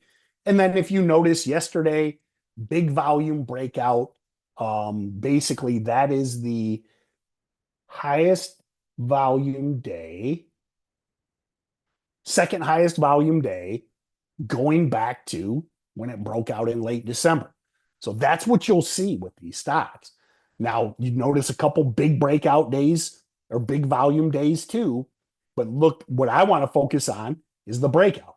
Like, I don't really care about these two blips because the stock just butted into resistance at about 13, 14 bucks. What I focus on is when it broke out on the announcement of the SpaceX IPO and traded massive volume, big push breakout. We got the same thing yesterday. So we've combined all of the factors we look for: unusual volume, way above the average, big breakout, hot sector, and good potential into the future. Sorry about that. I probably blew your eardrums out. That one snuck up on me. Sorry about the sneeze. Now, how do we bring all of this together and actually execute on this trade? Well, love this for a dip. Okay. So what I like to do, and let me get rid of my indicators here, is use those previous breakout levels for dip buys. So if we drop a line and basically where this stock broke out and failed, that's our previous breakout level. So we got basically, we'll call it 23. 23 was the previous breakout. Stock pushed through it and closed above it. Now, if I go to the intraday chart, you'll notice that that 23 level was resistance on the intraday too. Like, this thing went straight vertical this morning or yesterday morning, ran into 23, pulled back, broke it, and fell back below it, and then reclaimed. So even though the stock is currently above 23, I think there's a very good chance we could get a pullback to that previous breakout levels for entry. So let me get my notes going. So Lunar would be, I think, killer dip swing at 23. Now, the other thing I like about this chart is if we go back again to that daily chart, we've got another level to trade off of where it was basically prior resistance before it broke out. Now, all of you should know this term. Resistance becomes support. So we like to use previous resistance levels for our stop loss. I don't care if you're day trading, swing trading, whatever it is, we're always going to be identifying where we're wrong. Write this down. There's an old trading quote, and this applies to any style of trading, day trade, swing trade, I don't care what it is. It's okay to be wrong, just don't stay wrong. So much like we went over on GV, and we're going to go over on the watch list here in a second, is the first thing we do with any trade is we solve the trade plan equation. And the trade plan equation is, where am I going to buy? Where am I going to admit that I'm wrong? Because the market's always right. This applies to any trading strategy. The market is always right. You can argue with it. You could say this stock should be up. Why is it down? But the news, but it's space related, but you can make all of these excuses. The market is always right. And that's another thing that trips up people. They want to fight the market.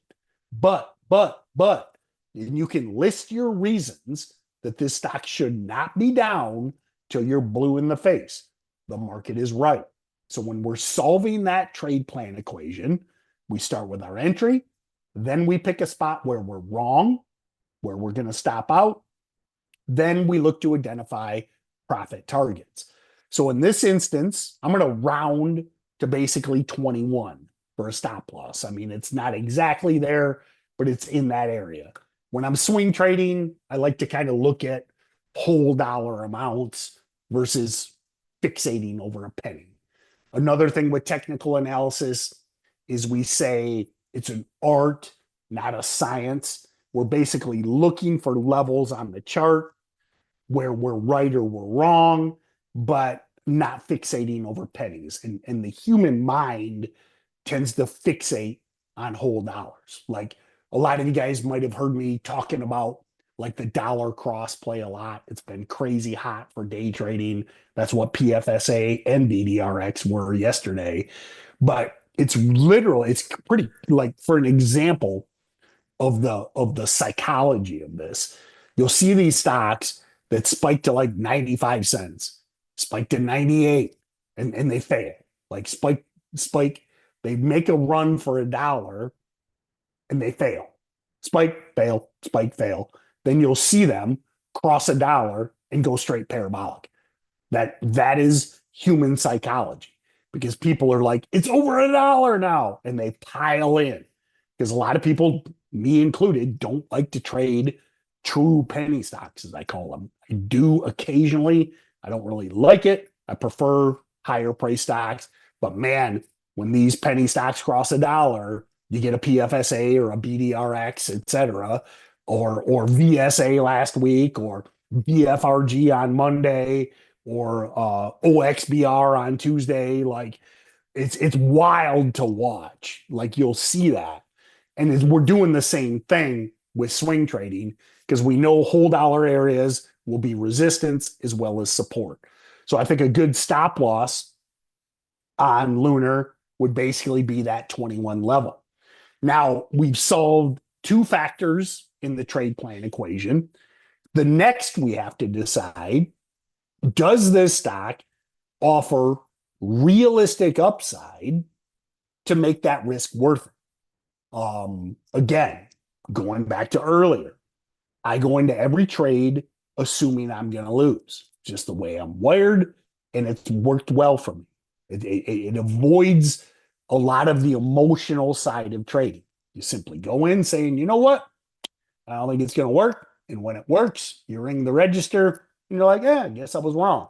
Most people have the exact opposite mindset. They go in hoping and praying, believing it's going to work. And when it doesn't, they start justifying. They make up every excuse in the world.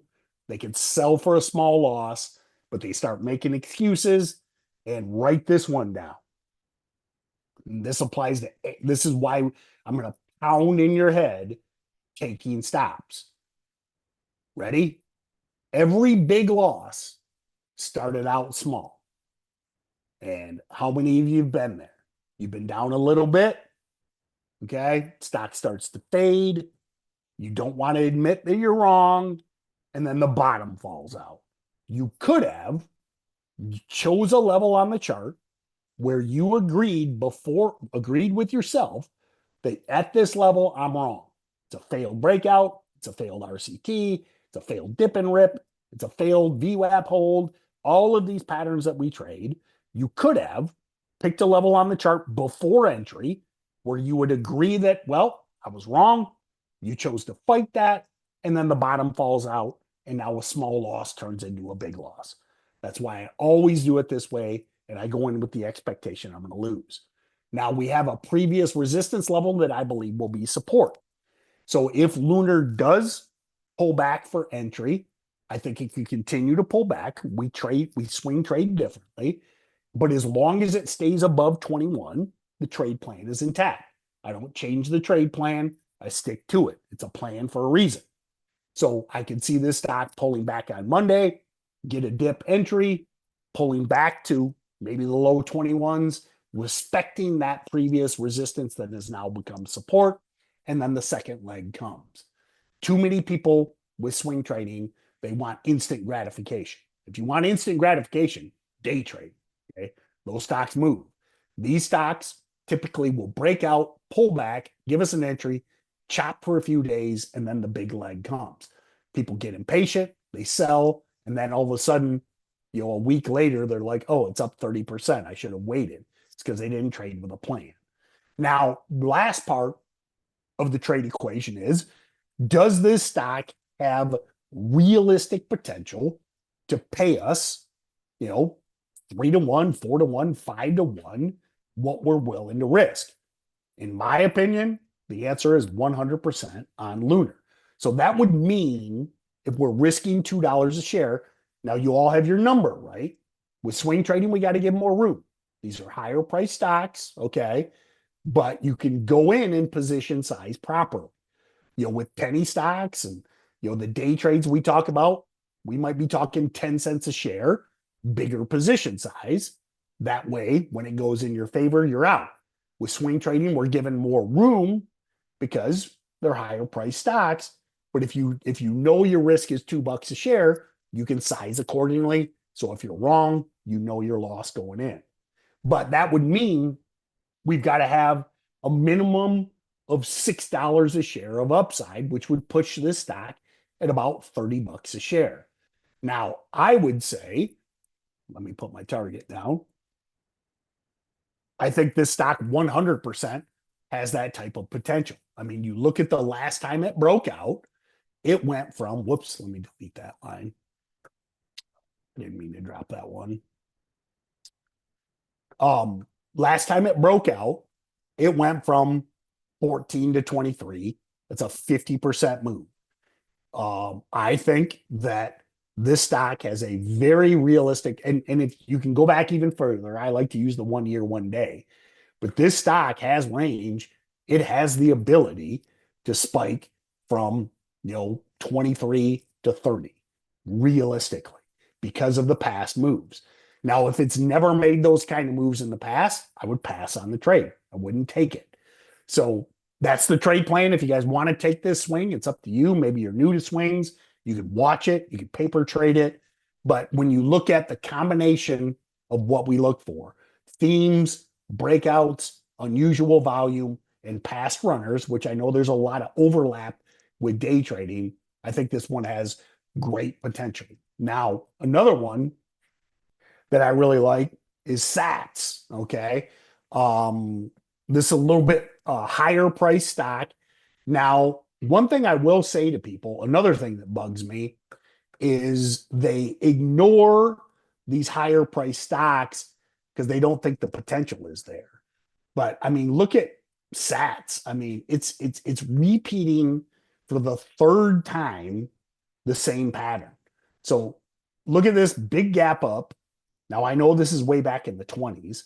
Big gap up, sideways consolidation, breaks out. Look at that move. Okay. Now notice what it did here. Sideways consolidation, gap up, sideways consolidation, breakout, rip, sideways consolidation, breakout, rip. And what's it doing right now? Sideways consolidation, not quite broke out, but I think it could replicate a similar move. Now, I know this is a very high price stock, and some of you guys are probably like, bah, but I tell you, if I can make 20, 30, 40% on $100 stock, I'll take it. I don't discriminate. Now, that necessitates a little bit bigger account. I understand that, but we have all account sizes here.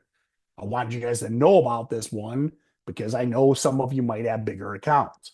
Now, on the flip side, if you trade options, okay, in Iris, and I know some of you guys might be in Iris, Ben Sturgill works with me in there, blows me away some of these options trades. Now, because with options, I mean, you can take a couple $100 positions and the options in these stocks. I mean, he had a options trade we went over this week in Iris. Like the stock was up like 2-3%.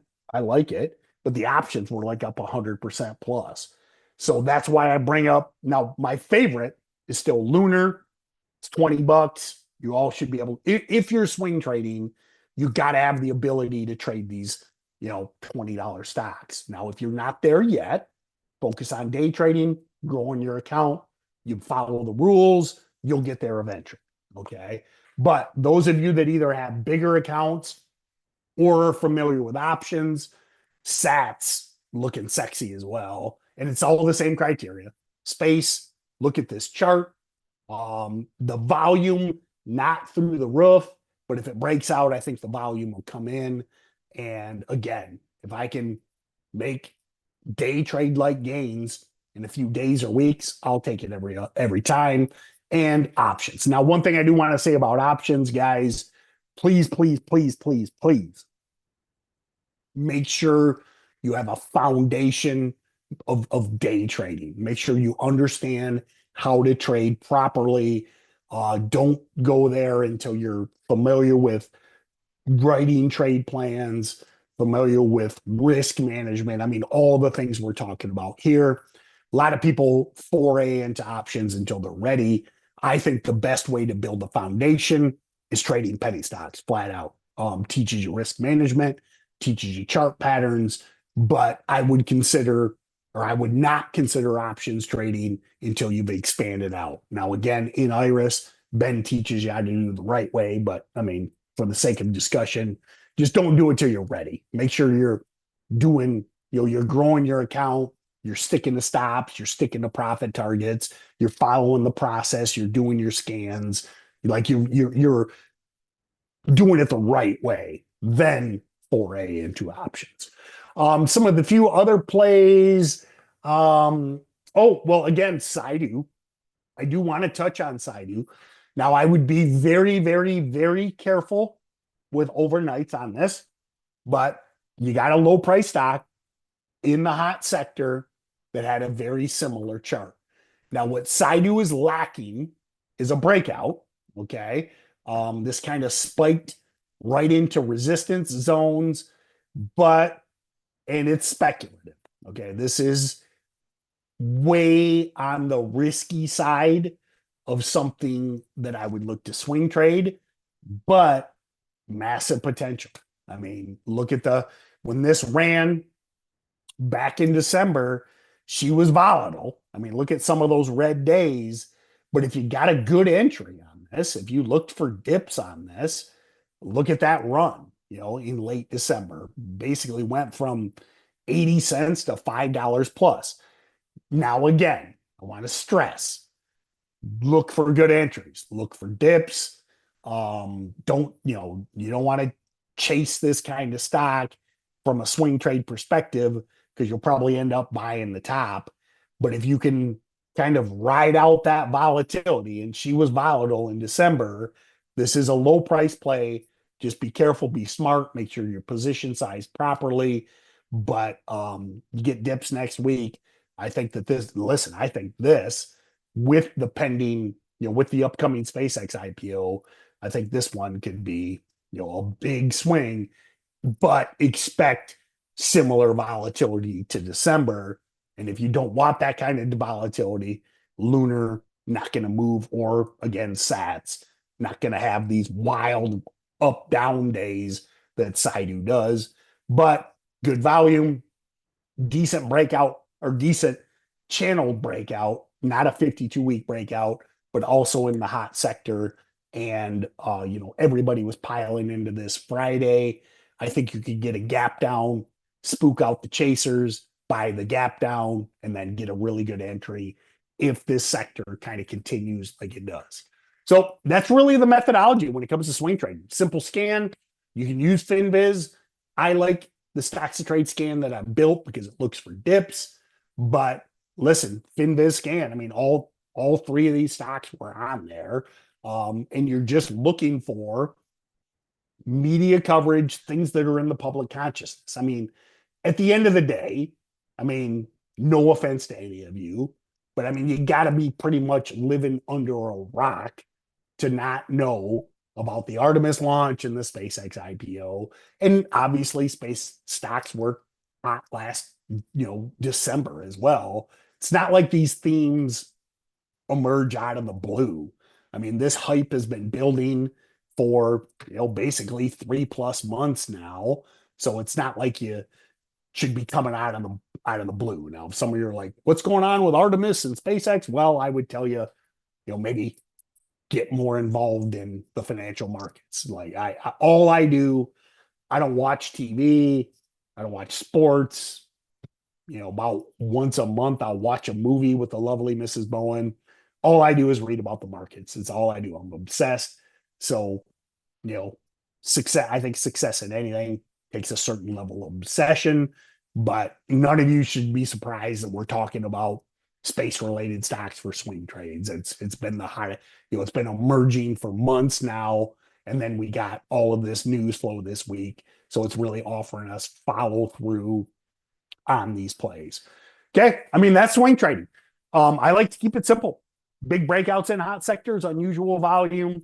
Look for dips, set your risk, and then I like to call these set it and forget it kind of trades. I mean, some of the biggest swing trades, you get that dip, you set a stop, and with these stocks, remember, these aren't penny stocks. I mean, you can just like say Lunar dips and you put a stop order, set it to good till canceled at 21, just forget about it. Like it's not a penny stock. I mean, I know a lot, like it doesn't make wacky moves in pre-market and after hours. I think that's where people get in trouble. They try and use day trading methodologies with swing trade. I mean, they're different. A stock like Lunar, you literally get a dip to 23, just put a good till canceled order at 21 and forget about it. And then all of a sudden, a few few weeks later, it's at 30 and you take profits and move on to the next swing trade. I just, it takes patience. Like, I think that's why so many people struggle with it. Like they try and take their day trader brain and jam it into swing trading. It's a different mindset. Just takes a little more patience, but I like it because, like, for me, I have a separate day trade and swing trade account. Like my swings, I just forget about them. Might check them on my phone. Hey, what's Lunar doing? But if it doesn't hit the stop, and just forget about it, because most of these stocks will go into consolidation for a few days before the big breakout comes. So I don't need to sit there. Me looking at it all day long doesn't do anything. It just gobbles up my time. I use that time and attention for day trades. All right. So let's segue back to building a watch list and scans. Let me grab a quick drink here.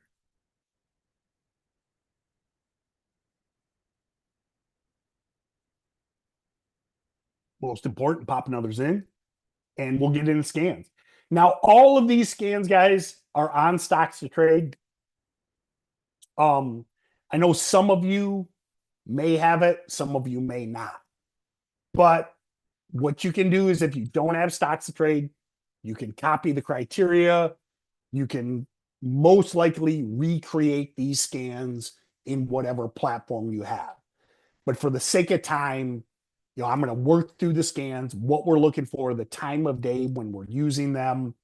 But I can't, we'd be here all day if I went through how to do this scan on this platform and that platform and this platform. So I apologize for that.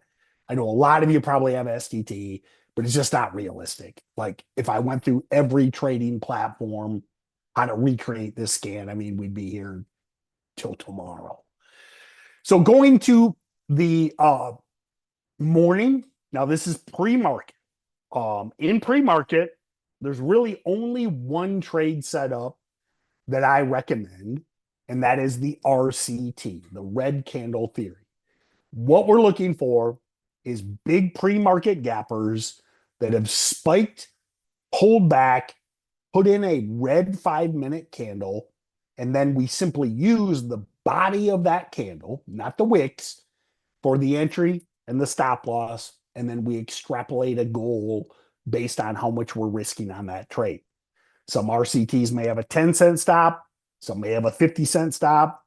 Maybe it's a crazy mover, it might have a $1 stop, but that's where your number comes in. Doesn't matter. You're always using the chart to guide you through the trade. Some stocks have more range, some stocks have less range.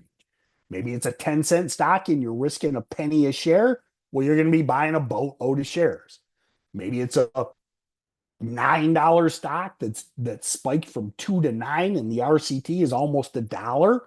Well, that stock spiked from 2 to 9. Maybe it becomes an ELAB. Okay. I mean, listen, ELAB a week ago was $3 a share, hit 14 Wednesday night. Okay. So those types of stocks, you have to increase your stop based on the chart.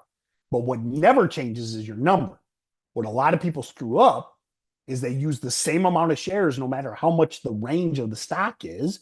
And then they get in trouble because they take massive losses because they're taking, 1,000 shares, whether it's a $1 stock or a $10 stock or a $100 stock. The higher the price of the stock, the more likely it is to have bigger range. So you size down. You can size down because if it's an ELAB, okay, like I alerted that one Wednesday afternoon as a short squeeze at $7.51 and it went to 14. Okay. You don't need a boatload of shares with a small account for a stock like that. I mean, you could have 100 shares of ELAB and buy it at 751 and sell at 12, and that's a pretty good day for a small account. You don't need a boatload of shares, but what you're always doing is adjusting your position size based on your number because you never want to lose more than you intended. That's where bag holding comes in.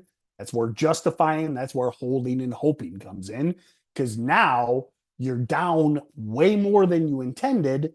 And again, I'm sure all of you are probably going to nod your head right now. You're down more than you intended. And what do? Now you're like, well, maybe some news will come out. Maybe someone will pump it. Maybe this guy will talk about it.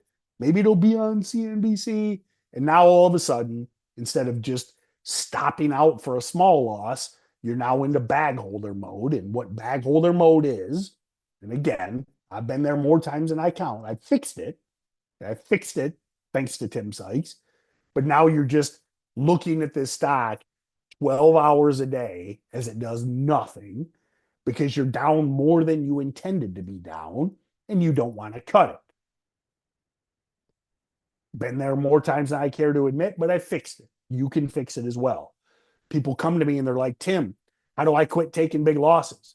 My response is always quit taking big losses. Like, a lot of you guys know my love of Jocko Willink. Actually, you should, if you're a trader, you should follow Jocko. Okay. Navy SEAL. He's like the king of discipline. I don't know if he trades or not, but it's actually really good for trading. But like Jocko is famous for getting up at 4:45 a.m. every day. And people be like, how do you get up earlier, Jocko? And he's this like mean Navy SEAL. And he's always like, get up early. People are like, Jocko, how do I follow my diet? It's like, follow your diet. And it's corny, but he's right. Like, people are like, Tim, I take these big losses. How do I stop? I'm like, just stop. Okay. Enter the trade properly position size. If it goes against you, you cut it. Like, you put yourself in that position. And we talked about this earlier. I'm sure a lot of you were down $100 and you're like, oh, maybe it'll come back. And then all of a sudden the bottom falls out and you're down 1,000. Well, you could have cut it at 100. You chose not to. So just like when Jocko's like, get up early, I mean, you hit the snooze button. You did that. Nobody else did that. You chose to hit the snooze button and sleep in when you said you were going to get up early. And same with a small loss. You could have cut it. Nobody made you stay in it. You chose to stay in it. And then it craters. And now you don't want to cut it because now you're hoping it comes back. And you stare at this stock for 6 months waiting for it to come back until you eventually capitulate. I mean, again, how many of you have been there? 6 months later, and you're finally like, I'm done. And guess what happens every time? What happens every time? Very next day, it spikes. It is unreal. Like, the longer you stay in it, the quicker it'll spike after you sell. Like, I don't know how, like, back when I was a bag holder, you'd wait and wait and wait. You'd eventually give up, take that big loss. 5 minutes later, it spikes. But here's the deal. You know, the real, like, not somebody might be like saying, well, you should have held. No. What you should have done is cut it the first day when it went against you and it hit your number, and you wouldn't have looked at it for 6 months. Like, people will justify all day long. If I would have held one more day, you held it for 6 months. You held it for 180 days. You're going to hold it for 181? What you could have done is cut it, and you would have forgot all about that stock. Like, you wouldn't check it every single day. Check. I would check when I was holding bags. I'd check it on the weekend. Literally. I'd like bring it up. It's the weekend. I'm like, what are you doing? Market's closed. But that just eats up mental capital. And here's the thing with holding losers long term. Most of you guys have small accounts. Like, think about the opportunity cost. The longer you hold a loser, all you're doing is keeping yourself out of potentially profitable trades. Like, you see something like a great play yesterday, GV or SkyQ or TMDE or PFSA or SIDU. I mean, SIDU was a great day trade yesterday. And now you got no buying power because all you're doing is staring at that big loser that's gobbling up 2/3 of your account. So now you've got opportunity cost that comes into play. All right, rant over. That's my 5-minute version of cut losses quickly. Now, I'm telling you guys, some of you guys, I think Sykes has like a 1-hour video where he screams cut losses quickly over and over again for an hour. I think I watched 30 seconds of it. I love the guy, love him, but I ain't watching an hour of him scream cut losses quickly. But the reason he does that is solely because of that 5-minute rant. Like, all of the context that I just added all just boils down to cut losses quickly. I mean, he's right. I'm not watching an hour video and scream the same 3 words, but he's right.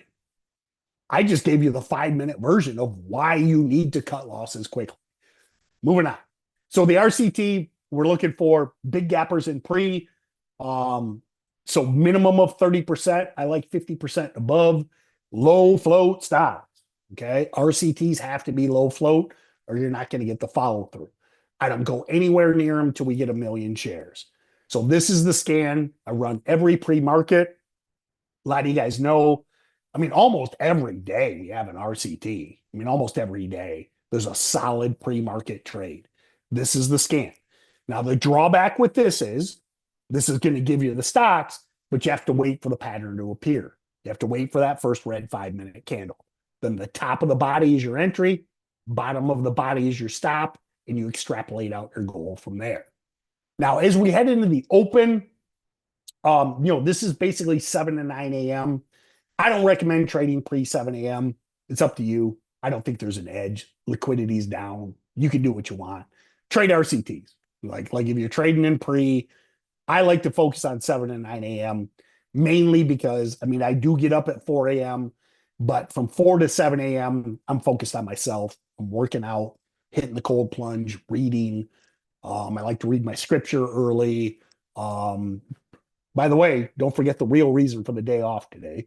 But I'm working on myself from 4 to 7 a.m. I really don't sit down until 7 a.m.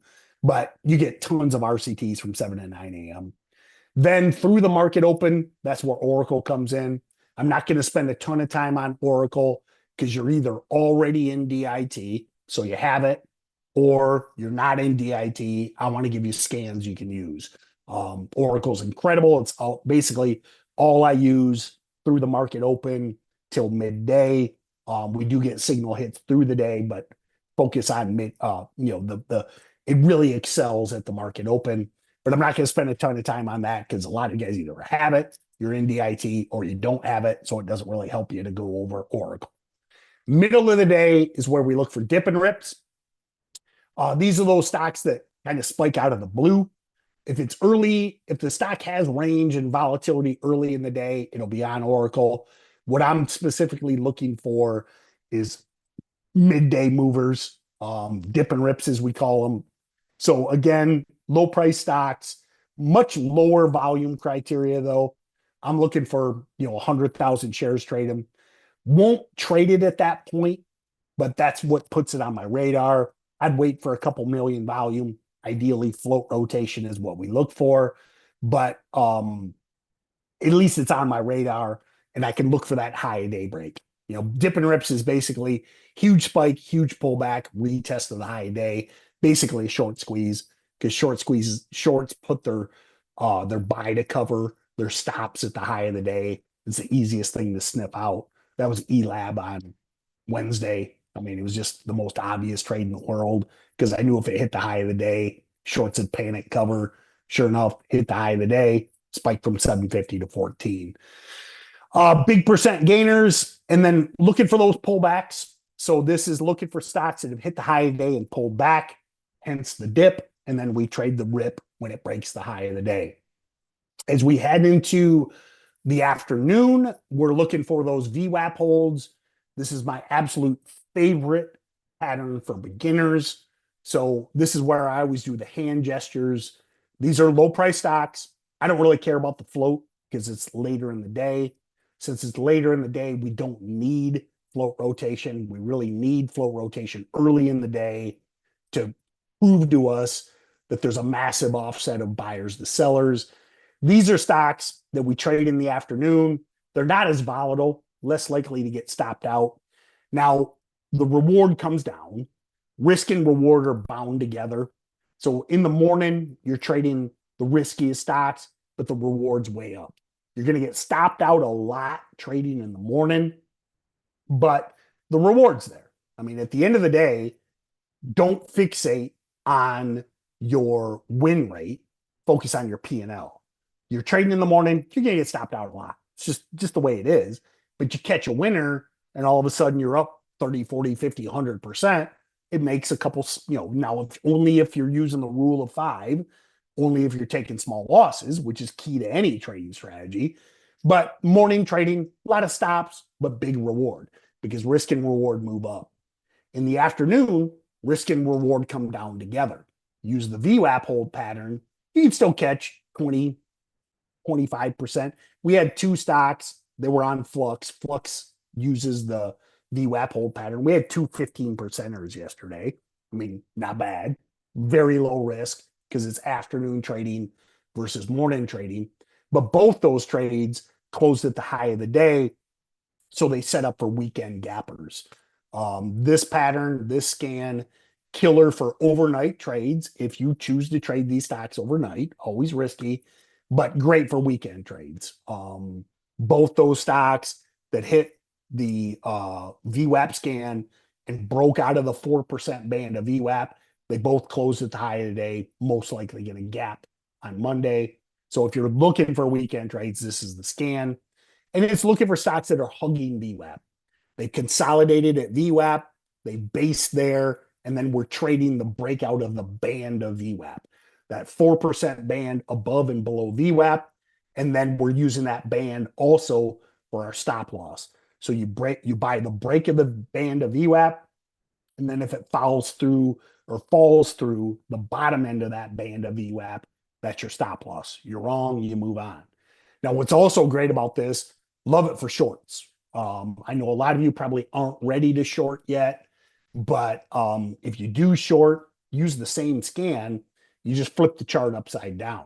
So now instead of buying the break of the top end of VWAP and risking the bottom band, you're simply shorting the breakdown of the band. So you short sell, and then you're risking that upper band. So you got a nice tight band using VWAP to gauge buyers and sellers, and you use that band of VWAP for entries, whether it's long or short. Now, again, if you're not ready to short, take your time. This has been my short selling scan for 15 plus years. This scan actually really helped me get profitable. I shifted from morning trading to afternoon trading, and it really helped me out. Then as we head in, I'm going to skip the squeeze scan. I'm running over on time. We already went over the swing scan. I do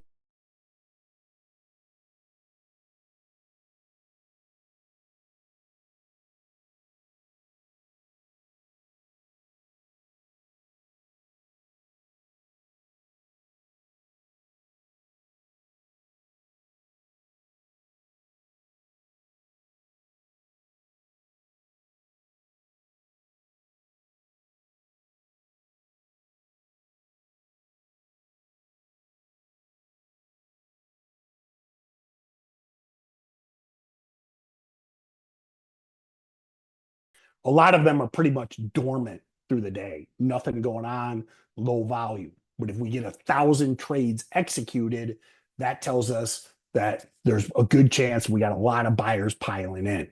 So I am way over on time, but I want to give you the watch list for Monday. Now, remember, you do have tomorrow. I'll give you this watch list, guys. FYI, I know a lot of you may join me on Sunday night. We'll recap this on YouTube.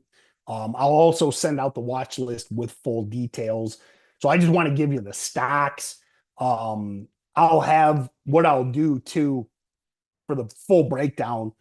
I'd like talking stocks too much. I'm way over on time. I will make a point.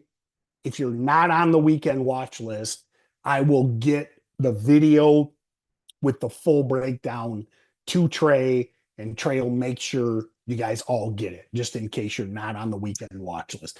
So I want to give you the tickers so you know what to watch for Monday, but that full breakdown, I'll get you the video, etc. So Saidu, right off the bat, top idea. We talked about looking for either breakouts or dips on this. PFSA, this was that dollar cross play. Rubicon picked this up in after hours last night. Was also just a breakout. Like if you bought that breakout, going over what we went over earlier this afternoon, you probably would have bought it 90 cents versus the dollar cross, even better entry. But as long as this can kind of hang around here, I'd be looking for a retest of Friday night's highs around $1.50.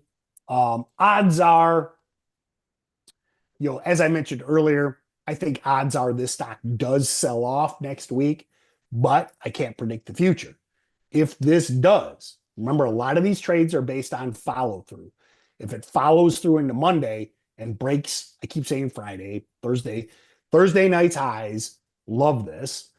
Sky Q, this one is setting up for an epic short squeeze. Look at that resistance at 550.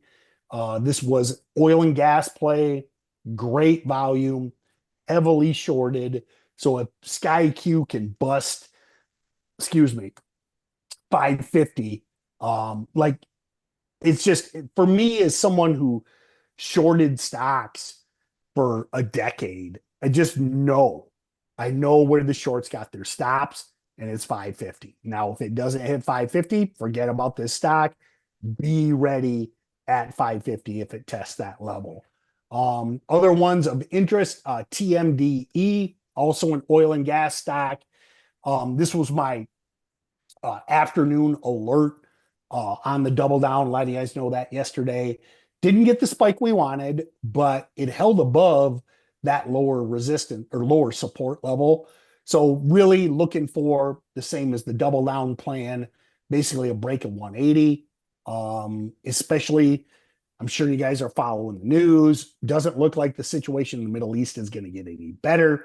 They shot down an F-15. They shot down an A-10, which breaks my heart. Breaks my heart. Growing up on the farm, there's a National Guard base in Grayling, and there's that big A-10 base. It's escaping me. Down by Detroit. There's a bunch of A-10s there. Anyway, growing up as a boy on the farm, those A-10s would always go over going to Grayling, like 100 feet off the ground. Been in love with that plane ever since. The cool thing is, funny joke, there's this guy who develops this gun. And the guy says, what are you going to do with this massive gun? He says, I'm going to make it fly. The guy says, you're going to put that gun in a plane? The guy says, no, I'm going to put a plane around this gun. And anyway, I'm kind of an A-10 nerd. They shot down an A-10. It looks like things going to ratchet up. TMDE, oil and gas stock. Really looking for that same type of plan going into next week. And then Turb, another oil and gas stock, which you kind of see this range over 350 on TURB. Sorry for the machine mouth, guys, but Trey is sending me nasty messages that I'm like 10 minutes over time. Hopefully you guys enjoyed today. I absolutely love, bro. I love this stuff, guys. Now, one thing I like to say is I know I talked really fast. I clicked around a lot, but we have limited time together. I really appreciate you guys giving up it's a day off. I mean, a lot of you are probably off from work. You're going to be here tomorrow. One thing I always say is anyone can do this. I truly believe that anyone can do it. I don't care your age, color, creed, sex. I don't care if you grew up wealthy or poor. Anyone can do this. It just takes hard work and discipline. And by showing up, giving up a weekend on a holiday, that's what separates you from the pack. Anyone can do it. It's simple, but it ain't easy. And it's really just the people that commit, put in the time and the effort, and do the things that most people are unwilling to do. I mean, I think that's success at anything. If you're willing to go the extra mile, put in the time and the effort that other people are unwilling to do, I think you can succeed at anything. And trading is no different. So again, I know I unloaded on you guys with the fire hose, but we had limited time together. I just wanted to give you as much information as I possibly could in the time allotted. And yes, Trey, I'm done. Awesome, man. Y'all, let's give Tim some love in the chat. They're already doing it, Tim, so make sure you take a look at the chat there.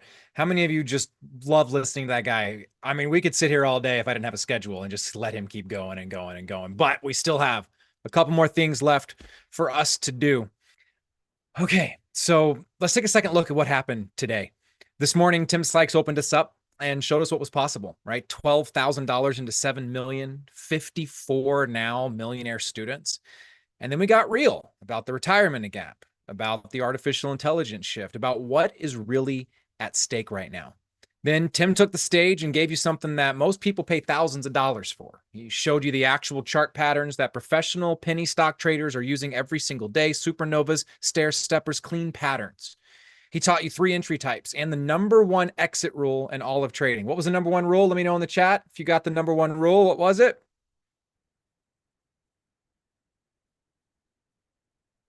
Cut losses quickly. Spencer, give yourself 500 PowerPoints. If you put an answer in the chat, give yourself 200 PowerPoints. We talked about managing risk. Then he got into swing trading.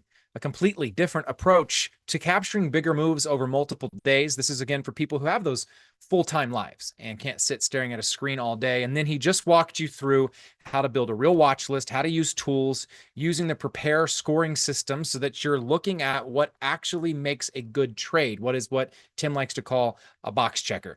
And y'all, that's just day one. And you've gone from wherever you started this morning to knowing more about trading than, frankly, 95% of people who open a Robinhood account will ever even know. People that say they're interested in the market will ever even learn.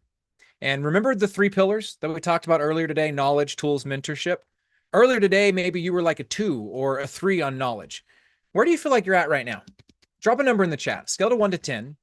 How are you feeling on that knowledge pillar? 8s. Oh, some 10s in here. Some 8s, some 7s, some 9s. I love it. Up to a 5 now. Great. Progress is what matters. Don't compare yourself to the other people in the chat. What matters is that we're moving in the right direction. And pillar 1 is getting stronger in real time. Now, there's more coming tomorrow, right? We're not done with education. Bryce is going to be back here with us tomorrow, Bryce Toohey specifically. So you guys are going to get to meet him if you haven't before. He's going to teach you strategies and approaches that Tim didn't even touch today. So pillar 1 is going to keep growing and keep getting stronger as we have more time today. But on top of that, we're also going to show you some of the technology and everything that it takes for Bryce and these other millionaires to crush it. Tim mentioned Oracle earlier. By the way, if you do not have Oracle, that is okay. You can talk to your power team leader about it. He can give you details on it. I'll also talk more about that tomorrow. But do you have to have it? No, just makes things a little bit faster and easier. We'll also talk a little bit about what mentorship and community looks like beyond what we've been doing here so far, behind the people that are really on this journey, succeeding as traders. So tomorrow's a really full day, y'all. More education plus the tools and mentorship conversation. You are going to need to be here for all of it. Now, we are not done today. In a moment, I'm going to be sending you to our breakout session for homework. Yes, there will be homework. Sorry, not sorry. I know it's Good Friday. I know it's Friday night. Maybe you had some plans, but if you're serious about your trading, you show up every day, ready to put in the work that is necessary. So your team leads have a homework assignment for you tonight. It builds on top of what Tim was just doing with us. I'm not going to spoil it right now. They're going to walk you through it during the breakout. But I'll tell you this. The people who do their homework tonight are going to have a completely different day too than the people who don't.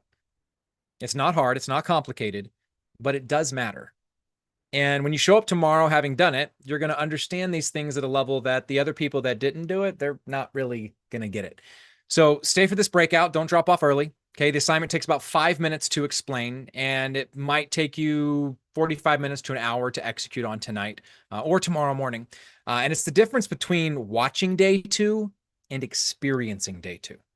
So who's doing their homework tonight? Put me in the chat. If you're staying, you're going to get your assignment and you're going to do your homework.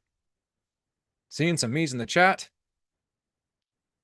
Mark says paid members only. No, everybody gets to do the homework.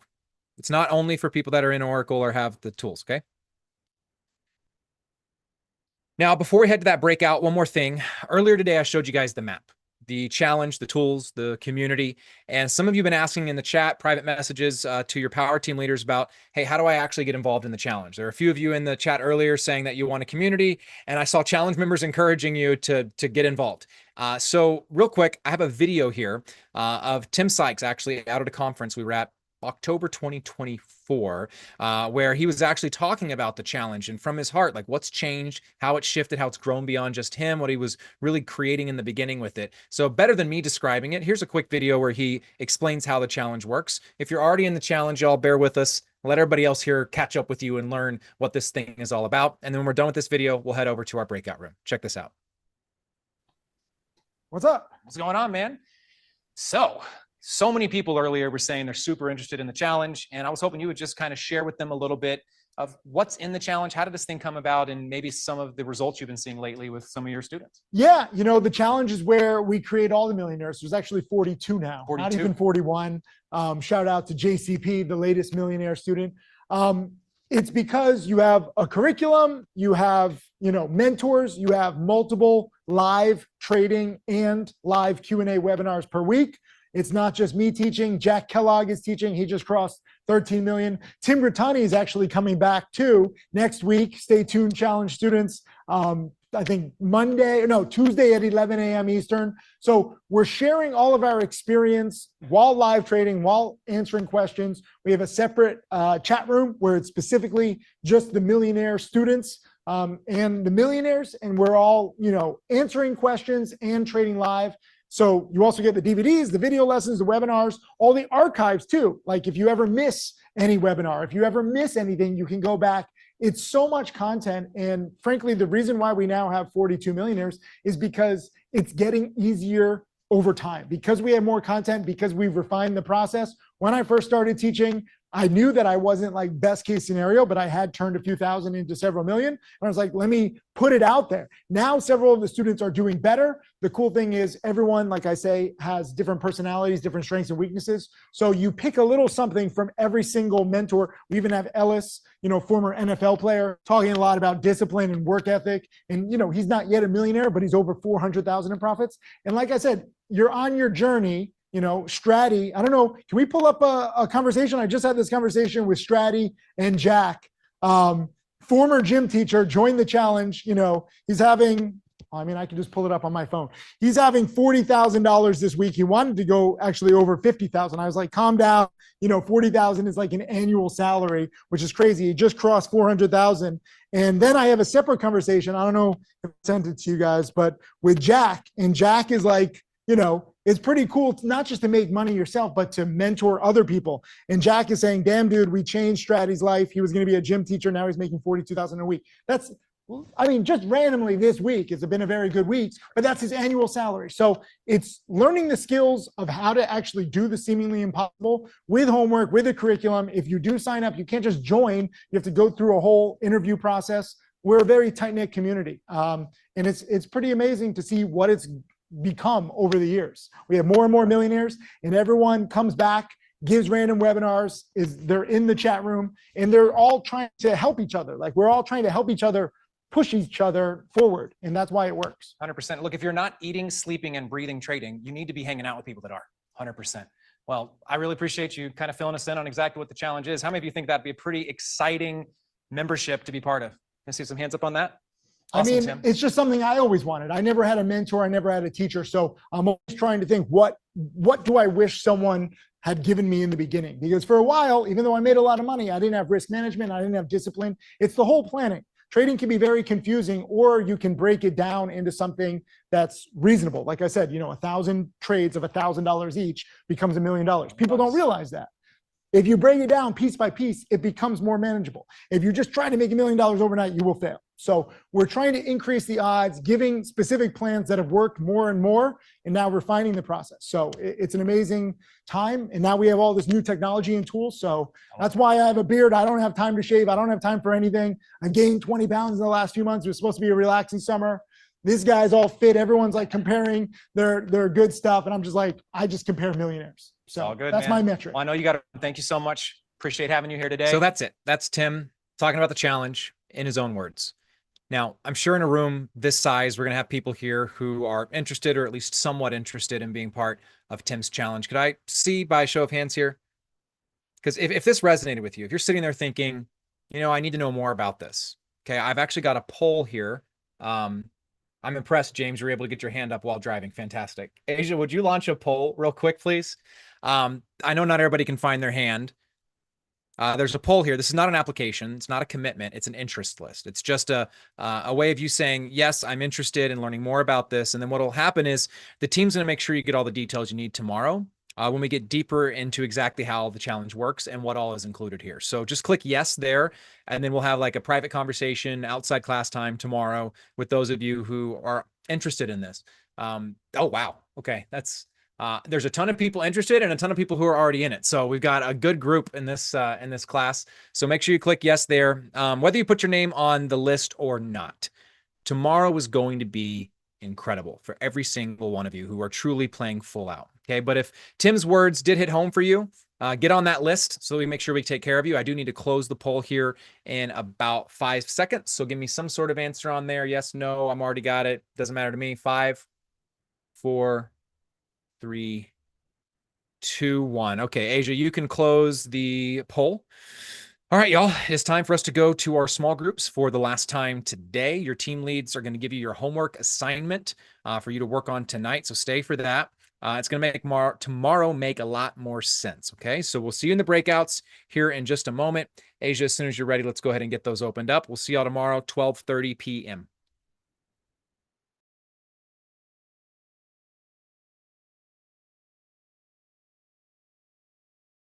Welcome back, everybody, for the final breakout of day one. Really appreciate everybody working hard, taking the time to fill out their questionnaire, asking good questions, etc. Have some good assignments here for you. Now, I appreciate you showing up, staying engaged, but now it's really time to actually apply what we've been learning. And so in order to be eligible for any additional resources that Tim Bowen or Bryce will be providing after day two, you will need to complete this homework assignment and send me back the answers tonight. Also, I go through all of these personally. I give you feedback. I point out anything that I can uncover that is maybe holding you back or keeping you from reaching your potential, I'd say. So it's really important for us to be able to understand how to help you and where you're at right now. It's not about being perfect. It's about executing. So what you're going to do, the first part of the assignment, take some notes on this, is you are going to build a small cap watch list of 3 to 5 stocks. You can use FinViz, which is the free software that Tim described, or you can use Stocks to Trade if you have it. And you're going to build a swing trade watch list of 3 to 5 stocks based on that criteria, the PREPARE acronym. And you're going to reply back. You're going to email me the tickers you selected and a brief explanation of why each meet the criteria. If you've never done that before, it's completely fine. Again, it's not about being perfect. It's about understanding where you are. Okay, so that's part one. Part two, I'm going to show you this quick video. It's more about mindset awareness, and that's even more important than going through the motions of trading, is we got to have the right mindset for this. So give me 1 sec. If you've seen it before, great. If not, I think it's really important. It gets me every time.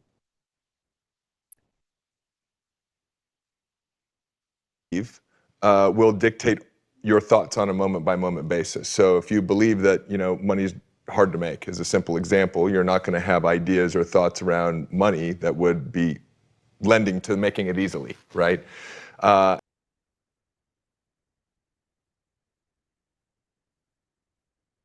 Just really quickly want to confirm everybody can hear that. Is anyone having any issues or my sound coming through? Okay.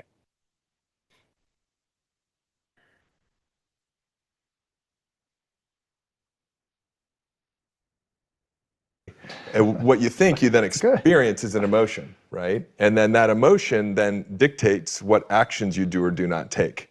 And they're always aligned, right? Your beliefs dictate your thoughts, dictate your emotions, dictate your actions, which produce your results. And your results, when you look at them, then just reinforce the original belief. And so we're caught in that construct, right? But the linchpin is the belief system. So the question is, how do I actually change what I believe? If my beliefs really do dictate my destiny, right? Which is, I'm not the only person suggesting that. The question becomes, how do I change my beliefs? And in that is an inherent challenge, because by definition, beliefs are that which are true, right, for us. And so then the question is, how do we break out of this? My way of breaking out of it was at one point to understand, and I'll start to kind of walk you through the structure of it, to understand that there were only 2 states of emotional beingness that I could be in at any given point in time. I would either be in a powerful state of being, states like joy, curiosity, excitement, calm, peace, passion, or I would be in a primal state of being, boredom, anger, frustration, some form of fear. I'm always in one of those 2 states, and I'm never in 2 states at one time. Now, those map beautifully to the sympathetic nervous system and the parasympathetic nervous system, right? So in any moment, we're either in fight or flight or we're in rest and relaxation. Through my journey, what I realized was the only cause of that switch to be flipped was my own thinking. The meaning that I was giving the experience. The experience itself wasn't dictating whether I was in a primal state or a powerful state, whether I was in sympathetic fight or flight or parasympathetic rest and restoration or relaxation. It was the meaning I was giving the experience. And so that meant that all of my personal suffering was within my own control. I needed to start controlling the meaning I was giving the experiences of life. As we started doing this work early, I didn't see this initially in the work that I was doing with myself, but as we started building a team of coaches and as the coaches were coaching people, what we consistently saw was that the quality of the thinking that was causing people to move into a primal state, which was really the only problem. Because when you're in a powerful state, you're connected to creativity, to inspiration, to vitality, to energy. Health automatically operates. Everything that we want is in a powerful state of being. When you're in a primal state, you don't have access to any of that. So when entrepreneurs say to me, for example, what's the number one thing you would suggest to grow my business? I would say notice by moment what state of being you're in and use whatever tools or technologies you have access to move back into a powerful state. That's where things just unfold. And I'm not saying you don't have to take consistent action and work your ass off to create success, but you do it from a powerful state. It's very hard to do it from a primal state. And what we were seeing consistently was that the quality of thinking that was causing people to move into a primal state, when we really looked at it and worked with them around it, was that 100% of the time it was untrue. The only cause, the thing they were thinking was untrue. I'm not good enough. I'm not smart enough. I'm not good enough. I'm not smart enough. There's not enough time. Now we can start to talk about like the larger metaphysical philosophy behind all of this, right? But I'll give you a prime example. I was working, personally coaching a 29-year-old Egyptian Muslim young man, super successful, had his first multi-million-dollar business at 19 years old, was running one of the largest companies in his category at 29 years old. And I'd been coaching him, and he was out one night in South Beach with a bunch of movers and shakers. And vice president of the sports team, number one DJ, fashion designers, whatever it was, he called me the next day and he said, listen, I moved into a primal state last night and I couldn't get out of it, so I need you to coach me on it. Because I know his vision for his life now, the most important thing for him is to operate from a powerful state of being. I said, okay, so what happened? He said, well, I was there and I noticed that I started having anxiety. So I know I moved into a primal state. I said, what'd you do next? He said, I took a look at the thinking that was causing it. I said, what did you find? He said, I was thinking that I don't belong here. I was like, okay, got it. So then what did you do? And what we teach a couple of things, but what we teach at the highest level of this work is that you're able to actually see the thinking that's not true as not true. And that's different than a lot of the other modalities I tried to use to evolve. You can change your state, you can reframe something, you can come up with a better story. There are amazing tools out there like breath work, plant tech. I mean, there's a bunch of stuff out there which we can get into, right? Tech. Yeah. That's nice. I like that. There's a bunch of stuff out there, right? But we're very focused on the personal technology, not the third-party tools, right? But I've explored a lot of them.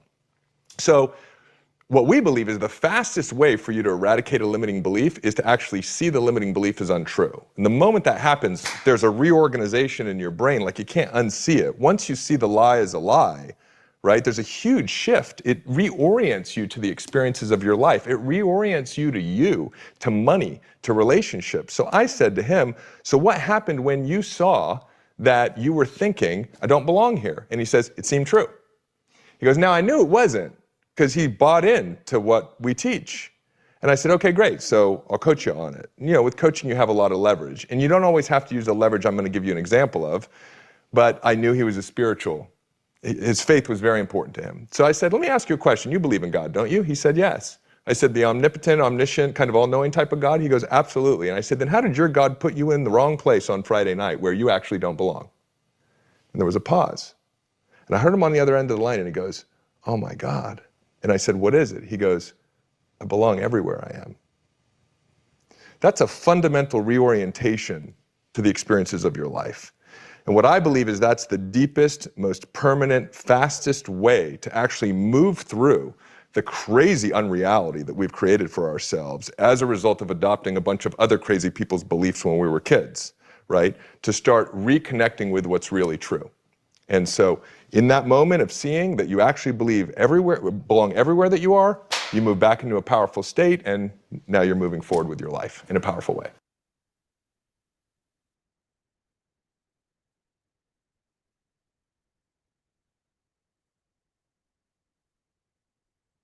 Okay. All right. Everybody could hear that all right? Okay, perfect. I'm getting thumbs up there. Okay, so the reason why I want to play that video is the thing that sticks out to me is like when you become aware of the thoughts, they're your thoughts, but at the same time, they're not always true. They're rooted in your environment, been rooted in what other people are saying. The point is becoming aware of our thoughts and how they can either be helping us or work against us. So part 2 of this assignment, if you're taking notes, is to answer this of how is primal thinking, that thought of I don't belong, how is that negatively affecting your trading journey? And then conversely, how is power thinking, I belong everywhere I am, how is that type of thinking of impacting your trading journey on the positive? What fears, habits, or mental patterns do you need to consciously shift before trading with real money? So that's why mindset is just as important, if not more important, than the steps we take with trading. We got to know we belong. We got to have confidence. We've got to believe that we can be successful, or we'll give into the what ifs. And that's what most people hesitate on is the what ifs. Like, what if I can't find the time? If I don't know enough of the basics before I start a system, what if my spouse doesn't support this? If it's not the right time, I'm sure we can find many excuses in the book about what would make it the right time or not. Another big one is what if I lose all my money? Or if I'm not smart enough? And those what ifs are crippling. And so learning to think from a powerful state of mind, even when we have losses in our trading, which is inevitable, that's what keeps us going. And again, it might sound like I'm preaching to you. I'm not trying to, but it's important to have that mindset. Strategy without self-awareness is inconsistency, and self-awareness without action is stagnation. You need both. So that's what I'm going to have you be doing in your assignment tonight. If you're taking notes, it's okay if you don't remember everything that was said. I'm going to email this to everybody. So I'm sending it now.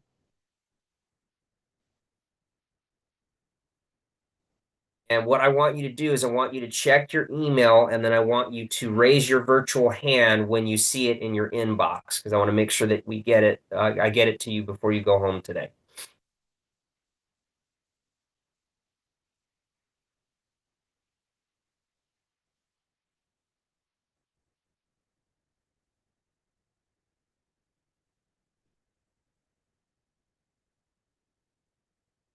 Okay.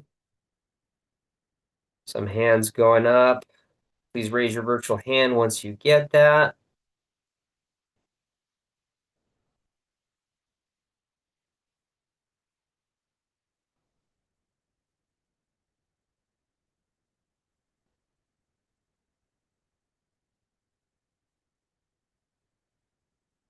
Okay, still a few people missing it. Check your inbox, check your spam just in case. It's coming from Brandon at timothysykes.com. Looks like most of you are getting it.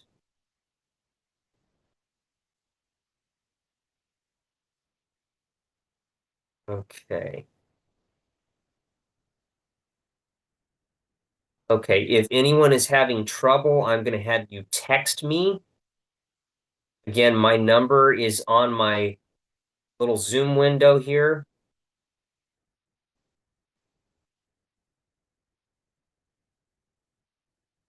So it's 813. Here, I'll put it in the chat again, too.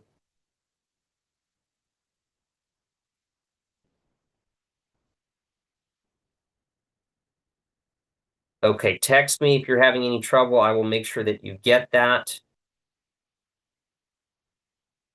Getting a couple texts, but most people are getting it. Okay. Now, for those of you that have it, you've raised your hand. Go ahead and put your virtual hand down for me. Okay.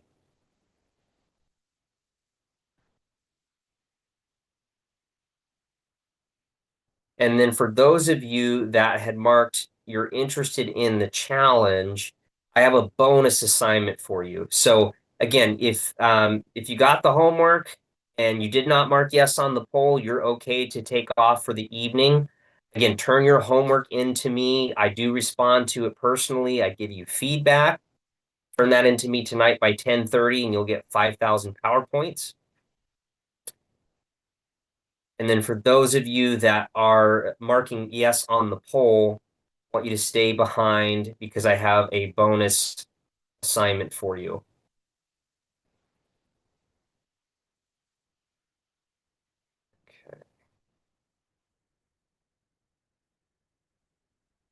Okay, if you got the assignment already, and you still have your hand raised, go ahead and put your hand down. And then for those of you who marked yes on the poll, I've got a bonus assignment for you. So text me bonus. Just because there's so many of you, I want to be sensitive to our time. I want you to text me bonus. Again, this is just for if you had marked you're interested on the challenge poll, I have an additional assignment. Text me bonus. And if you have any personal questions, anything that you need help with, text me that too. It's a big group. Want to make sure I can help all of you as best I can. Otherwise, I will see you tomorrow at 12:30 Eastern or 9:30 a.m. Pacific time if you're on the West Coast. Okay, so I will see you all tomorrow. Again, turn in your homework and I will give you feedback on it. Thank you all for joining us. You have a wonderful rest of your day or evening if you're on the East Coast. And I'm going to put the rest of you back in the main session. I will see you tomorrow.